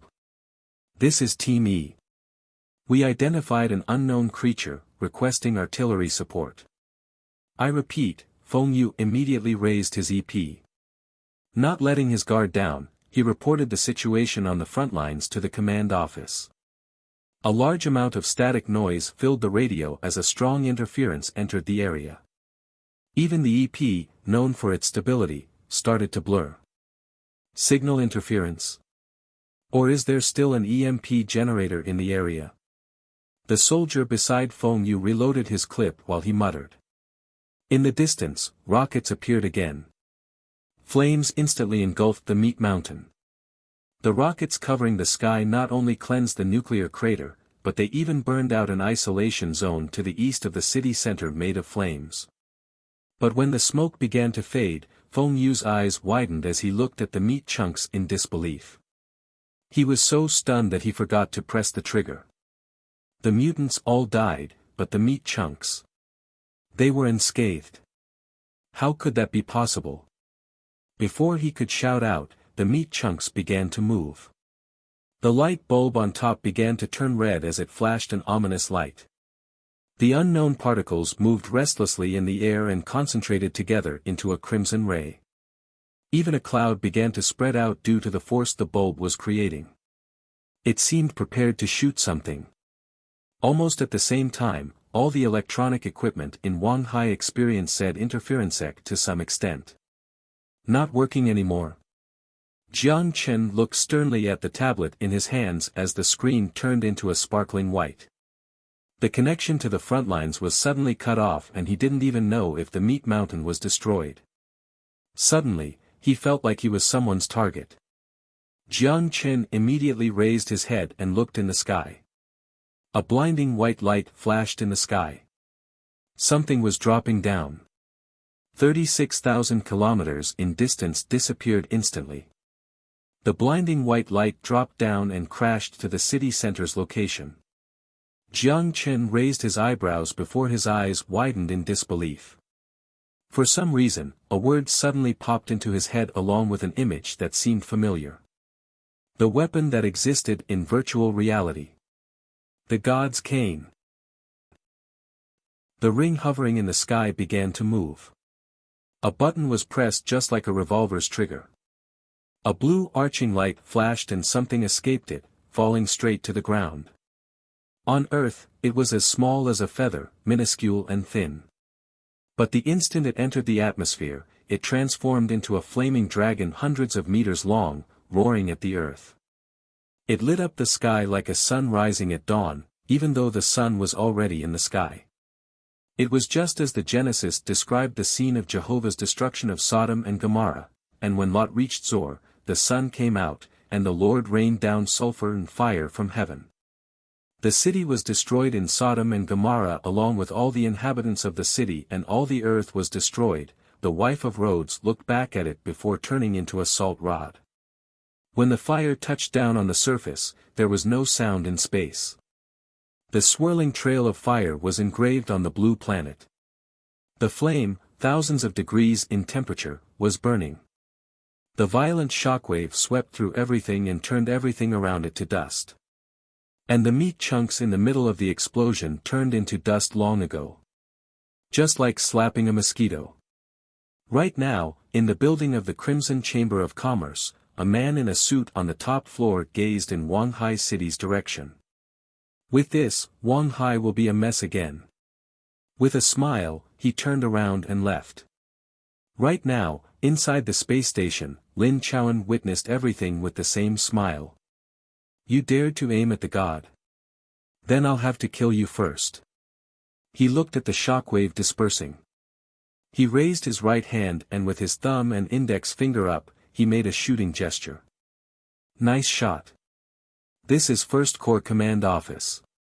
Team E, please respond. I repeat, please respond. The noise-filled communication was fitting among the ruins. A breeze swept by and blew away the soil on the broken walls. The debris began to move as a hand reached out among the ruins. With a deep roar, he tossed away the rock on his chest. The protective suit was broken. It would be the end of him if he stayed any longer in the vicinity with such high radiation.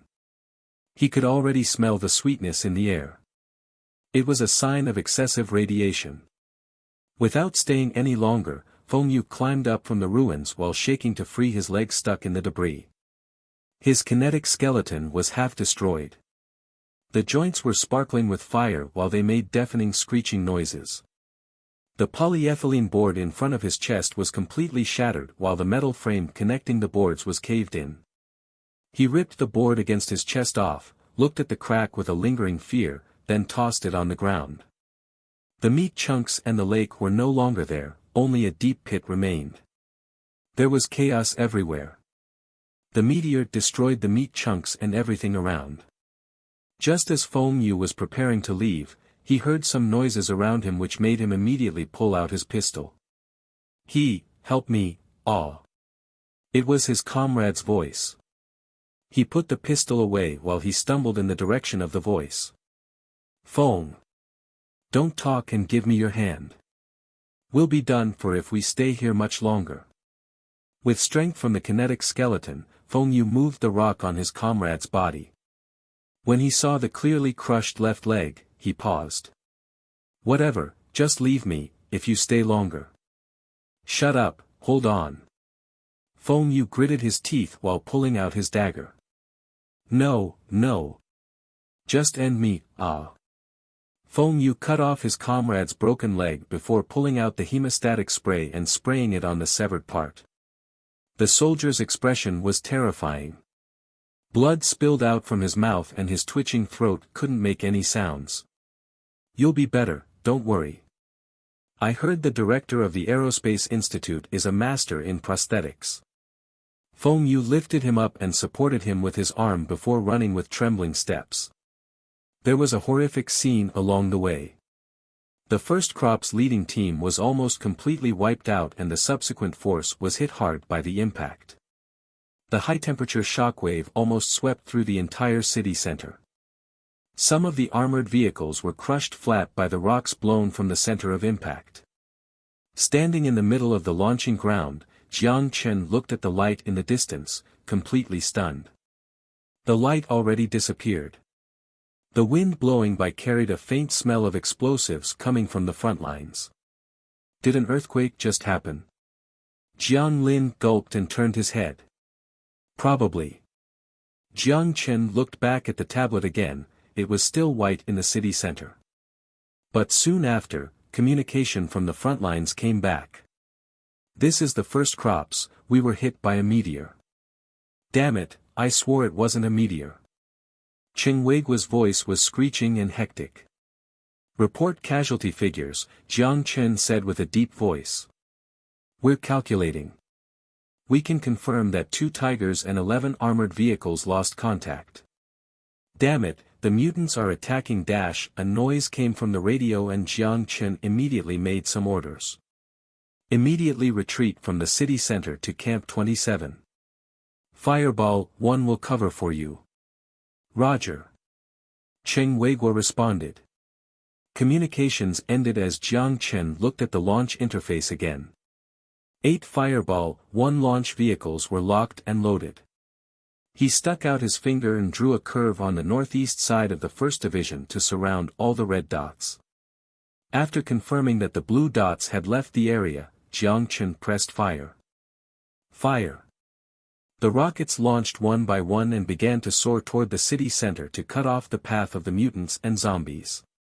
Seeing the 1st and 3rd Corps moving further and further away from the red dots, Jiang Chen finally felt somewhat relieved. Although the battle ended with a retreat, no mutant nest could have survived through the meteor strike. Even though they retreated, they still achieved their objective. The life detection device scanned the area again. Just as he expected, the unnatural red dots located in the city center vanished. The internal stress produced by the tungsten rod striking the ground should have been fatal to the underground structure. They only needed to get rid of the smaller mutant nests scattered around the city and establish stations at the entrances to Wanghai City before the mutant crisis in Wanghai could be resolved. But just as Jiang Chen was starting to feel relieved, his tablet suddenly started to flash. Who is it? Hello, we meet again. A face surfaced in the middle of the screen and Jiang Chen narrowed his eyes. Lin Chaoan. That's right, I'm happy you still remember me, Lord of Wanghai. Lin Chaoan smiled. Lord? It was fitting, but Jiang Chen felt it was a jab at him. Whenever I see your face, I want to smash it against the wall. Jiang Chen raised his head while looking down at the screen. What a pity. I do enjoy looking at your face, especially when I'm looking down on it. Lin Chaoan smiled. Looking down. Jiang Chen paused and subconsciously looked up at the sky with his expression turning violent. How do you feel? Terrible, Jiang Chen said emotionlessly. I have a recommendation for you, Lin Chaoan said. Speak your mind. You can rule the humans while I rule the digitalized humans. We can conquer the wasteland together as long as you swear allegiance to my father. Together? Jiang Chen scoffed. Did you evolve into advanced artificial intelligence? That's still far, far away. Lin Chowan sighed. I heard my father say that I had a sister before. After trillions and trillions of calculations, her thought process infinitely approached advanced artificial intelligence. But unfortunately, when I arrived at Fallout Shelter 005, she was destroyed by a bug. Jiang Chen's pupils contracted slightly. The Secret Teller and the Secret Protector, or X71291. Rather than saying it was destroyed by a bug, it was more fitting to say he destroyed it with his very own hands. A bug? Jiang Chen pretended not to know. That's right, the ambassador of harmony. There's evidence indicating that it killed her. Lin Chowan didn't look remorseful in the slightest as he explained with a smile. So we need new samples. What's your decision? I reject, Jiang Chen said without hesitation. Coexisting together is only a lie.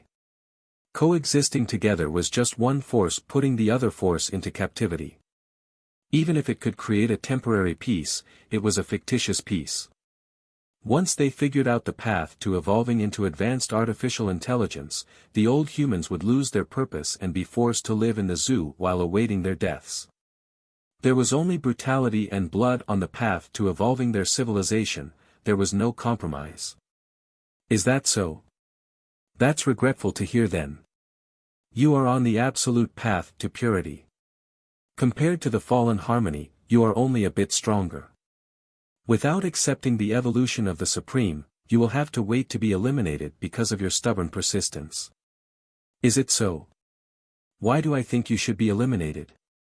He had plenty of trump cards in his hand, he still had the Third Corps at the 6th Street as well as the ballistic missiles deployed in Xinjiang Colony. At the same time, Xinjiang and Jia City had soldiers stationed along with new recruits and the survivors from the Defiant. The only trouble was the god's cane hovering in the sky. He was certain Lin Chowan controlled the god's cane. Which was the biggest problem? And Lin Chowan seemed to have read his mind. We already surrounded your base and hijacked your base's radio signals. To us, your knowledge of information technology is a mere joke. You have two choices, surrender or death. Of course, I understand how slow your species' brains are, so I will give you 3 days to reconsider. His smile was mixed with menace. He raised one finger. 1 day is enough time for an ant to circle your base. Afterwards Lin Chowan waved his hand. Faced with Jiang Chen's gloomy expression, he ended communications. The flashing light outside the window drew the attention of Lin, who was working in front of a lab bench. For some odd reason, watching the light outside made her restless. A meteor? Should I make a wish? Lin murmured while the test tube in her hand stopped shaking. She gazed into the distance. The meteor crashed into the ground. Suddenly, her mechanical heart felt a sharp pain. Ah! Ah! Her pupils contracted. She covered her chest in pain while droplets of sweat rolled down profusely from her forehead. Splash! The test tube smashed and shattered and Lin curled up on the ground. Her hands covered her chest as her expression twisted because of the pain. Damn it, is it that thing again? She heard a noise from outside the door. There were brisk footsteps before the door was knocked. Lin. Did something happen? It was Sun Jiao. Help, help. Sun Jiao immediately realized the situation was odd. She twisted the doorknob. Seeing as it was locked, she backed away before kicking the door forcefully. The door was kicked open, breaking the doorframe. Sun Jiao was shocked by the scene of Lin curled up on the ground as she moved to help her up. Lin. Are you okay? The menacing light radiating from her pupils gave her the chills. But quickly after, the menace was replaced by agony. No. Ting. Stop. Lin Lin suddenly jerked her head up as her silvery white hair became drenched with sweat because of her pain. Suddenly, Lin Lin's pupils were completely covered by crimson rays as she turned around, diving toward Sun Jiao. But Sun Jiao was prepared as she snagged both of Lin Lin's hands and put her on the ground face down. Sun Xiaoro, who heard the noises in the room, rushed in. When she saw Lin Lin being pinned down by Sun Jiao, she was stunned by the scene. "Sister, what happened?" Not long after, Yao Yao appeared at the door. When she saw the two people on the ground, she covered her mouth in shock. "Sister Sun Jiao, Lin Lin.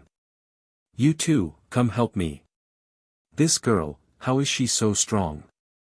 Sun Jiao's hands were shaking because of the force as her face turned red. The power of mechanical parts was indeed superior to that of creatures. Her strength of 50 barely managed to contain Lin Lin. Sun Xiaoro reacted first and rushed forward. "I'll help you. Strap her onto the surgery bed first. Yao Yao, get Jiang Chen here. He should be at the launching ground." "Aha!" The little girl turned around and ran out of the room. Her eyes teared up as she didn't know what was going on. It made her extremely worried. She pushed open the mansion door.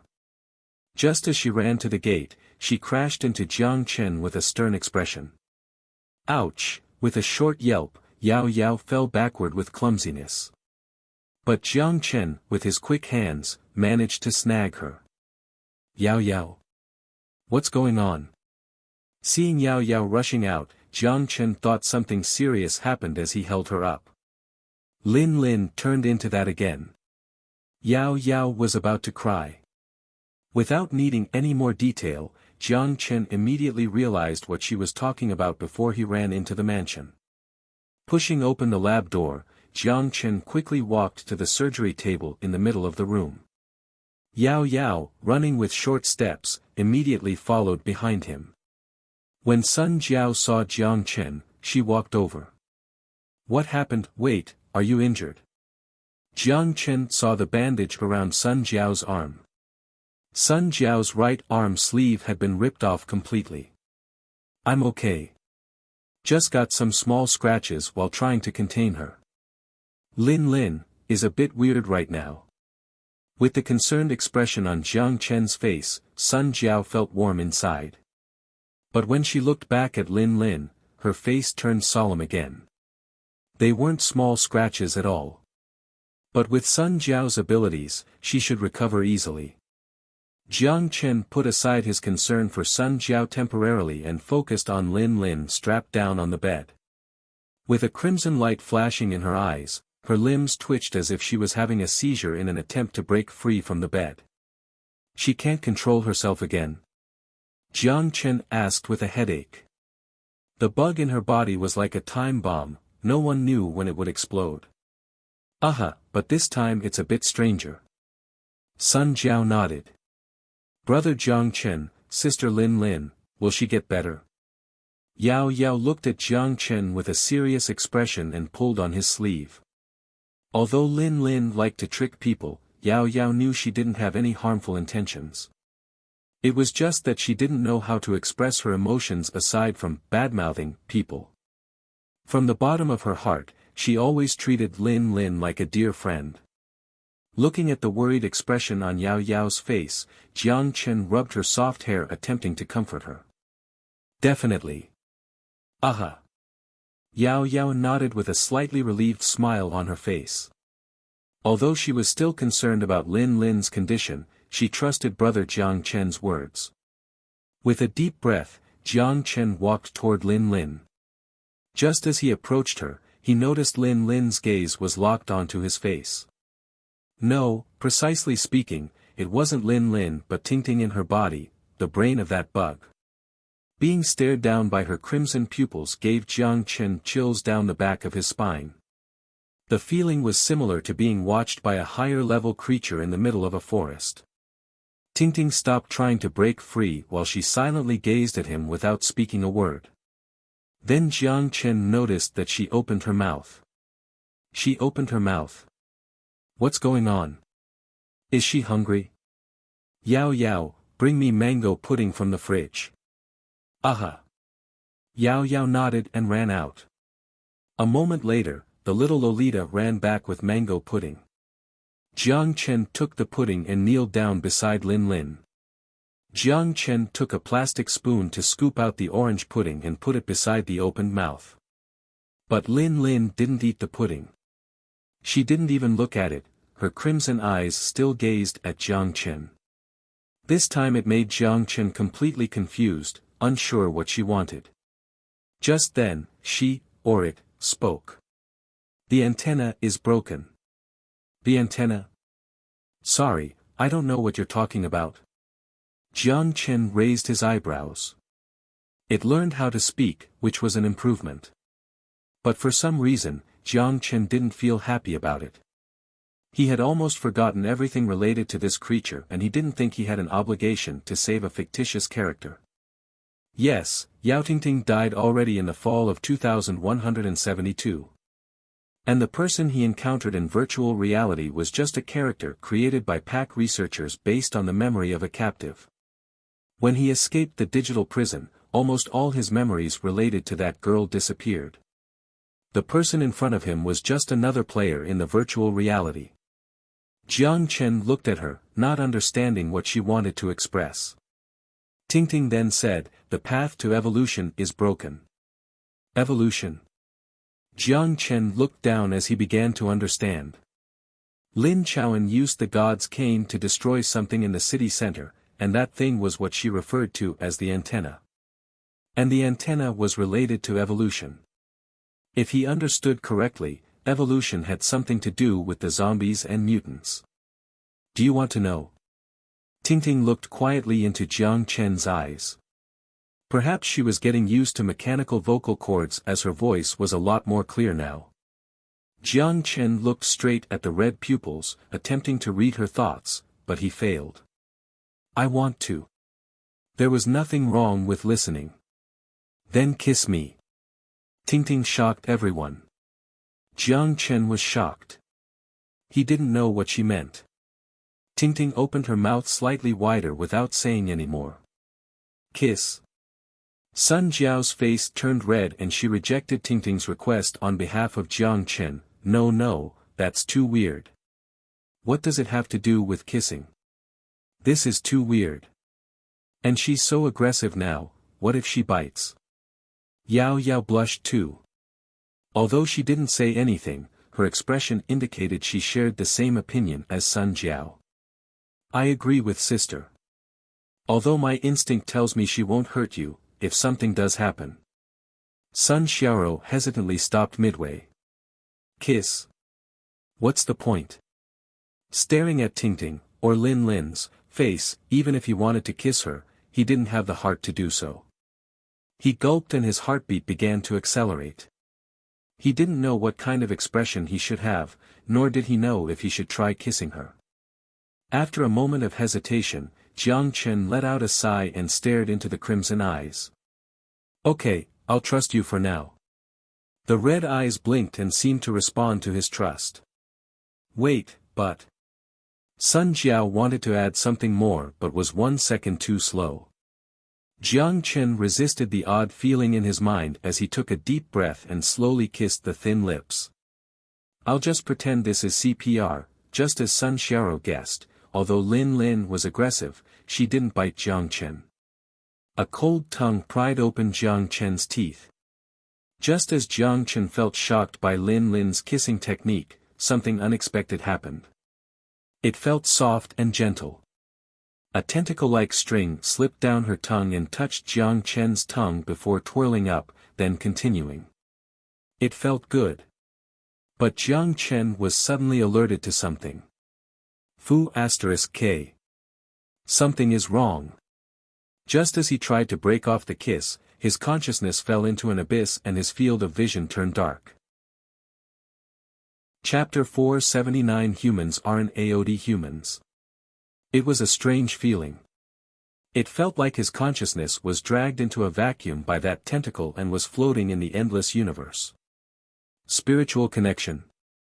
Jiang Chen didn't AOD know why these words would appear in his hand, but once he thought carefully, the words seemed accurately describe everything he saw. Gradually, the universe brightened up. Everything around him was covered in color. The world made out of nothingness began to fill up. It didn't feel like virtual reality, but it was similar. Yes, it was just like watching a hologram movie. Suddenly, behind the clouds, Jiang Chen saw a magnificent scene. It was a vertical building or a rectangular shape that pierced through the clouds. People were busy working below with hover cars moving around it, operating all kinds of equipment while building this massive skyscraper. The brayum, a white paint in 12 languages, described the same word. It was like an inscription. The space colonization ship based on the god of creation in India's legends belonged to the pack. It was launched from Sri Haligita Island. It was just like watching an animated CG of a game. The stabilizer holding the skyscraper began to detach as Jiang Chen watched it ignite, rise, break through the atmosphere, and head away from the blue planet. Away from the solar system. Like Noah's Ark engraved in the Genesis O at the top of the Roman Sistine Chapel, it carried the hopes of 1/6 of mankind. But it wasn't heading into a monstrous flood, but rather it was en route to the boundless galaxy. With regrets for past hatred and best wishes for the remaining survivors on land, the passengers waved goodbye to the planet. Top speeds were 1/10 of the speed of light and it had a capacity of 27,000 passengers. The passengers were mostly from the elite class of different fields in addition to the constructors of the ship. The plan was that the brayum would form a fleet with 2 other ships at the synchronous orbit around Neptune before heading to the wormhole 6,400 astronomical units away from the Sun. Although humans hadn't set foot in this area, 22nd century theories already proved that a singularity point existed here. All parameters of physics were twisted in this place. As long as they passed through this area, they could traverse hundreds and even thousands of light years away. And behind that wormhole would be mankind's new home. Before they entered the wormhole, everyone would lie in the hibernation chambers. Of course, while they envisioned the best for the future, they were also prepared for the worst. Fortunately, the gods they believed in didn't abandon them as they passed through the wormhole safely.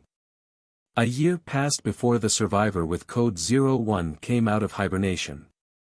When he woke up from hibernation, he was ecstatic to discover that he was still alive. The ship was in auto-exploration mode, floating in boundless space. According to plan, he entered the cockpit and proved to the system that he was healthy. He woke all the other passengers in the hibernation chamber.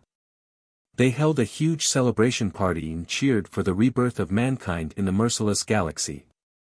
Astronomers looked at the star map and confirmed that the ship was still in the Milky Way, but it was 20.5 light-years outside the Libra near the planet Gliese 581g. This 581g planet was located in the red dwarf Gliese 581A's a habitable ozone, 0.15 astronomical units away from the star. The planet was similar to Mercury in the solar system with one side always facing the star. One side of the planet was permanently under the star's light while the other side was permanently in the dark, known as tidal locking. Although it was hard to imagine, this particular formation stabilized the planet's climate. In addition, people also learned that the planet revolved around itself in 37 days with a thick atmosphere. There was water on the surface. The planet's diameter was 1.3 times that of Earth, so its gravity was similar. It was a planet suitable for habitation. Because of their unexpected happiness, the crew began to cheer just like when Columbus discovered the new continent. Unfortunately, they lost contact with the other 2 space colonization ships. They couldn't share their joy with anyone else. The ship ended its automatic exploration mode, changed courses, and headed to planet 581g. On the way, the crew began all forms of preparation for colonizing the new world, including checking the status of the colonization model and voting to see who would be the first to step onto the new land. Just as everyone was working toward their new life, the physicist on the ship made another astonishing discovery. The cesium atomic clock they brought appeared to have backtracked. The backtracking phenomenon could not be explained with physics. It was like everyone knew that atoms decayed, but no one would believe that atoms would return to the state before decaying under normal circumstances. There was only one explanation: AI. When they passed through the wormhole, they not only passed through the twisted space but they also passed through twisted time. To put it in simple terms, they returned to the past. Based on the calculations from the quantum computers, the cesium atomic clock showed that the time was 120 years BC. It was the third year into the Han Dynasty under Emperor Yuan and 634 years since Rome was first built. This year, the Han Dynasty sent envoys to Alexandria and the ancient Greeks built the Pantheon. If the ship returned to Earth, the Earth would be in a primal stage. It was an odd feeling. AI. It was as if your parents weren't even alive, yet you were born into this world. The physicists had multiple explanations for this phenomenon. They suggested that if the multi-world theory was true, they might have reached a world distinct from the previous world. And the previous Earth was a distinct world from this Earth. This theory was accepted by everyone to some extent. Their 22nd century selves couldn't believe that three-dimensional people could move vertically on a four-dimensional plane, as this would lead to a time paradox. The only thing that could explain this was probably that they jumped to a parallel world and their old world had nothing to do with this. It was an obscure feeling. Just like being born as a baby and having your umbilical cord cut off. The universe not only cut them off in terms of distance but also their spiritual sense of belonging. In the next 3 seconds, everyone became quiet. Someone suggested that if they changed course to return to Earth, they could use the power on the colonization ship to conquer the Earth in the Bronze Age. Even with a distance of 20.5 light-years, with a maximum cruise speed of 1/10 of the speed of light, they would only need 400 to 500 years. The worst case would be that they could encounter Hun's cavalry. But this proposal was quickly shut down. No one could be certain that in this parallel world, the history of the world would follow the same track as in their previous world. Perhaps writing was invented 1,000 years earlier. Perhaps Columbus was born 500 years earlier. Perhaps the first industrial revolution started 200 years earlier. Perhaps nothing happened yet. Relative to the entire human race's 400,000 years of evolutionary history, it would only take a small disruption to create earth-shattering changes. The only thing they could be certain of was that the world was certainly different from their previous world. Perhaps when they returned to their original Earth of this world, they would face a civilization far more advanced. Perhaps they would be the ones getting colonized like primal people. It was an odd thought. While they were 20.5 light-years away from Earth, everyone shared the same thought. War. Because of their fear of the unknown, everyone settled down and retrained their focus on the colonization of planet 581G. 2 other thoughts began to take shape in everyone's head at the same time and ultimately influenced the development of the newborn civilization. Our Earth is not home. Oh, our humans are not humans. Oh. But regardless, life had to continue. People began to forget about their old Earth and they began to start their new life while masking their communication channels. Without being certain about the level of civilization on the Earth in this universe, it would be unwise to expose themselves. Survival took precedence. This idea was supported by all crew members. The colonization ship entered the synchronous orbit of 581G and began to deploy observation devices along the twilight line. When the device landed on the surface and transferred up data from the surface, the colonization ship released the airdrop cabin for the paratroopers. Next was the basic infrastructure unit, then the living quarters with the survivors. Thus began the colonization era. Although a year was 37 days, since there was no concept of day and night on this planet, people still used the 24-hour and 365-day calendar year convention from Earth as a sign of commemoration to the blue mother planet. There was no ocean on this planet, all the freshwater came from the glaciers on the other side of the planet and freshwater lakes scattered around the twilight line as well as the underground river with complex vein-like tributaries. The large fungi and low shrubs on the surface provided adequate oxygen for the air, which made breathing the planet's air pleasant. The planet was almost designed for humans. The planet was beautiful, a lot of stunning views were here that couldn't be seen on Earth. From the river that stretched out from the sun-facing surface to the back of the planet to the mist wall thousands of kilometers long due to high-temperature evaporation, sunlight refracted and formed an everlasting rainbow. The giant fungi and odd-looking vegetation covered every single inch of the soft soil on this land. From space, it was just like a carpet interwoven with fresh green and vibrant red. Life existed on this planet, although it was scarce.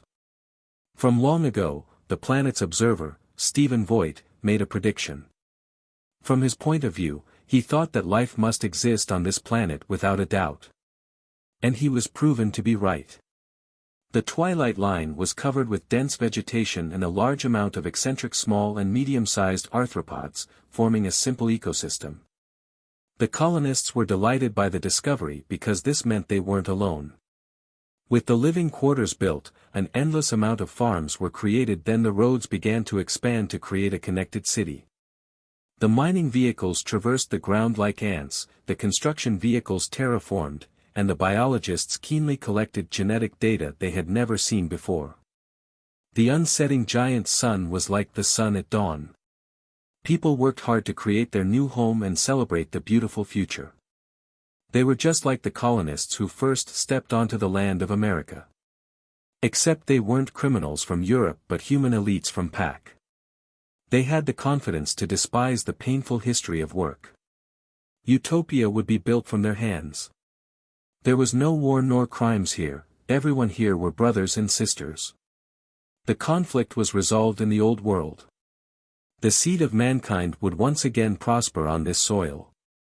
Of course, there were still difficulties. For example, the mineral reserve on this planet was beyond low. Toxic gas from underground could lower human immunity and even cause people to become sick.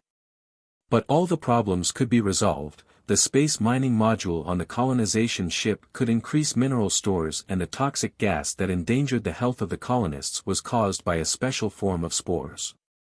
The biologists quickly invented antibiotics that could eliminate the reproduction of spores, easily solving the problem. But aside from that, there was a more pressing problem. It was the solar wind. Without a stable magnetic field, the planet had almost no resistance against the particles thrown its way from the red dwarf. 581G was only 0.15 astronomical units away from the star, therefore 0.15 times the distance between Sun and Earth. The constant solar wind whipped the humans' faces directly. Without the protection of a magnetic field, all the electronic equipment had to operate under the electromagnetic shielding environment. It was like thousands of EMPs constantly bombarding the planet. To increase the accuracy of some physics experiments at the atomic level, they had to be moved onto the space colonization ship. Later, to prevent solar wind from the red dwarf from damaging the ship, people moved the ship to the back of the planet, away from the sun. Therefore, the space colonization ship was always one planet away from the star to prevent the disruption of the solar wind on the space colonization ship to enable scientific research to be properly conducted. The humans who relied heavily on electronic equipment were heavily influenced. Even though humans used a wide-range magnetic field to solve the problem of the solar wind, the disruption still existed. Regardless of how wide the magnetic field was, it couldn't enclose the entire planet under its field. But humans were adaptable. After they adapted to the difficulties, everything became smoother. All the cities were built within the magnetic field. From space, it looked like umbrellas opened around the twilight line and people were sheltered under the umbrella. Everything was so pleasant. Until they discovered the original inhabitants of the planet. They were a bunch of hostile creatures with a similar social form to ants. They had a queen bug responsible for reproducing, battle bugs responsible for hunting, and worker bugs responsible for the expansion of caves. Typically, they lived 20 to 30,000 meters below the surface on the dark side of the planet.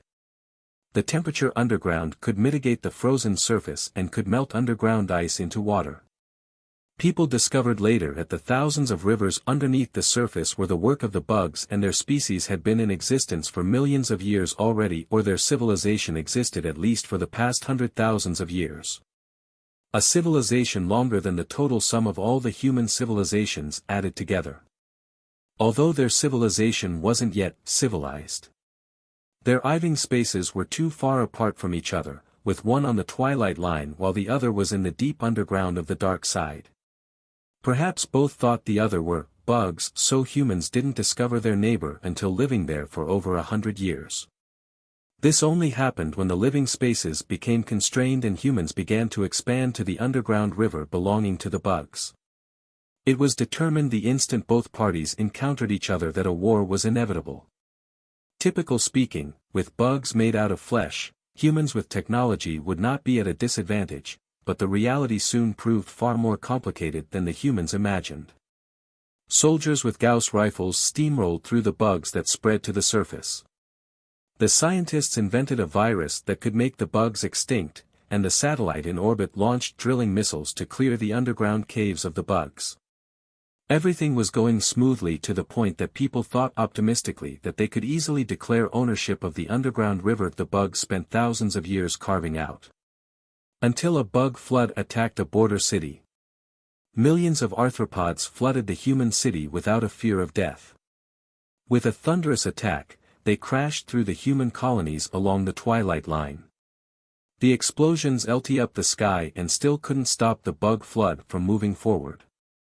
The scene looked like doomsday. Everyone was stunned. They never thought the bugs they crashed through could become such a strong battle force. Although their missiles and bombs could easily penetrate through weak bodies, they were still futile against the swarm of bugs. From biological weapons to genetic bombs, humans thought of everything yet were still unable to exterminate the bugs. Instead, they facilitated the evolution of the bugs. Just like humans took hundreds of years to not even eradicate mosquitoes and cockroaches, these bugs couldn't be wiped out. Under highly intensive natural selection, the bugs evolved different functionalities with similar genetics. The previous queen bugs, warrior bugs, and worker bugs continued to differentiate into a difficult-to-ignore state. The spatter's acidic saliva could corrode tanks, and the shredder's diamond-strength claws could easily rip through nanocarbon vests. A 100-meter-long attacker with a hardened surface could destroy the city by wreaking havoc like worms. Humans had to limit the usage of nuclear and biological weapons to prevent bugs from further evolving. The civilization that continued for hundreds of thousands of years demonstrated their heritage. The civilization that could not be understood by humans used its own cruelty to declare its sovereignty on this planet. It would take 18 years for humans to be born and grow into adults, but it would take the bugs 1 week at the longest for that to happen. They would feast on the bodies of their own species and use the organic matter to evolve. People were dumbfounded to discover from an economic perspective that mutants could rip through nanocarbon vests with their claws that had less cost than a magazine clip of the Gauss rifle. The creatures, not knowing what death stood for, used their numbers to test humans. With their living space challenged by the bugs, the humans had to retreat to the space station near the orbit. Even with advanced scientific research, without the resources to convert it into power, they had to admit that they were at a disadvantage in the war with the bugs. Their saving grace was that while some bugs could fly, they could not leave the atmosphere. Humans created a word to summarize the bugs who evolved through the mutated process: mutants. With this, the battle era that spanned 1,000 years unfolded. The battle between humans and mutants.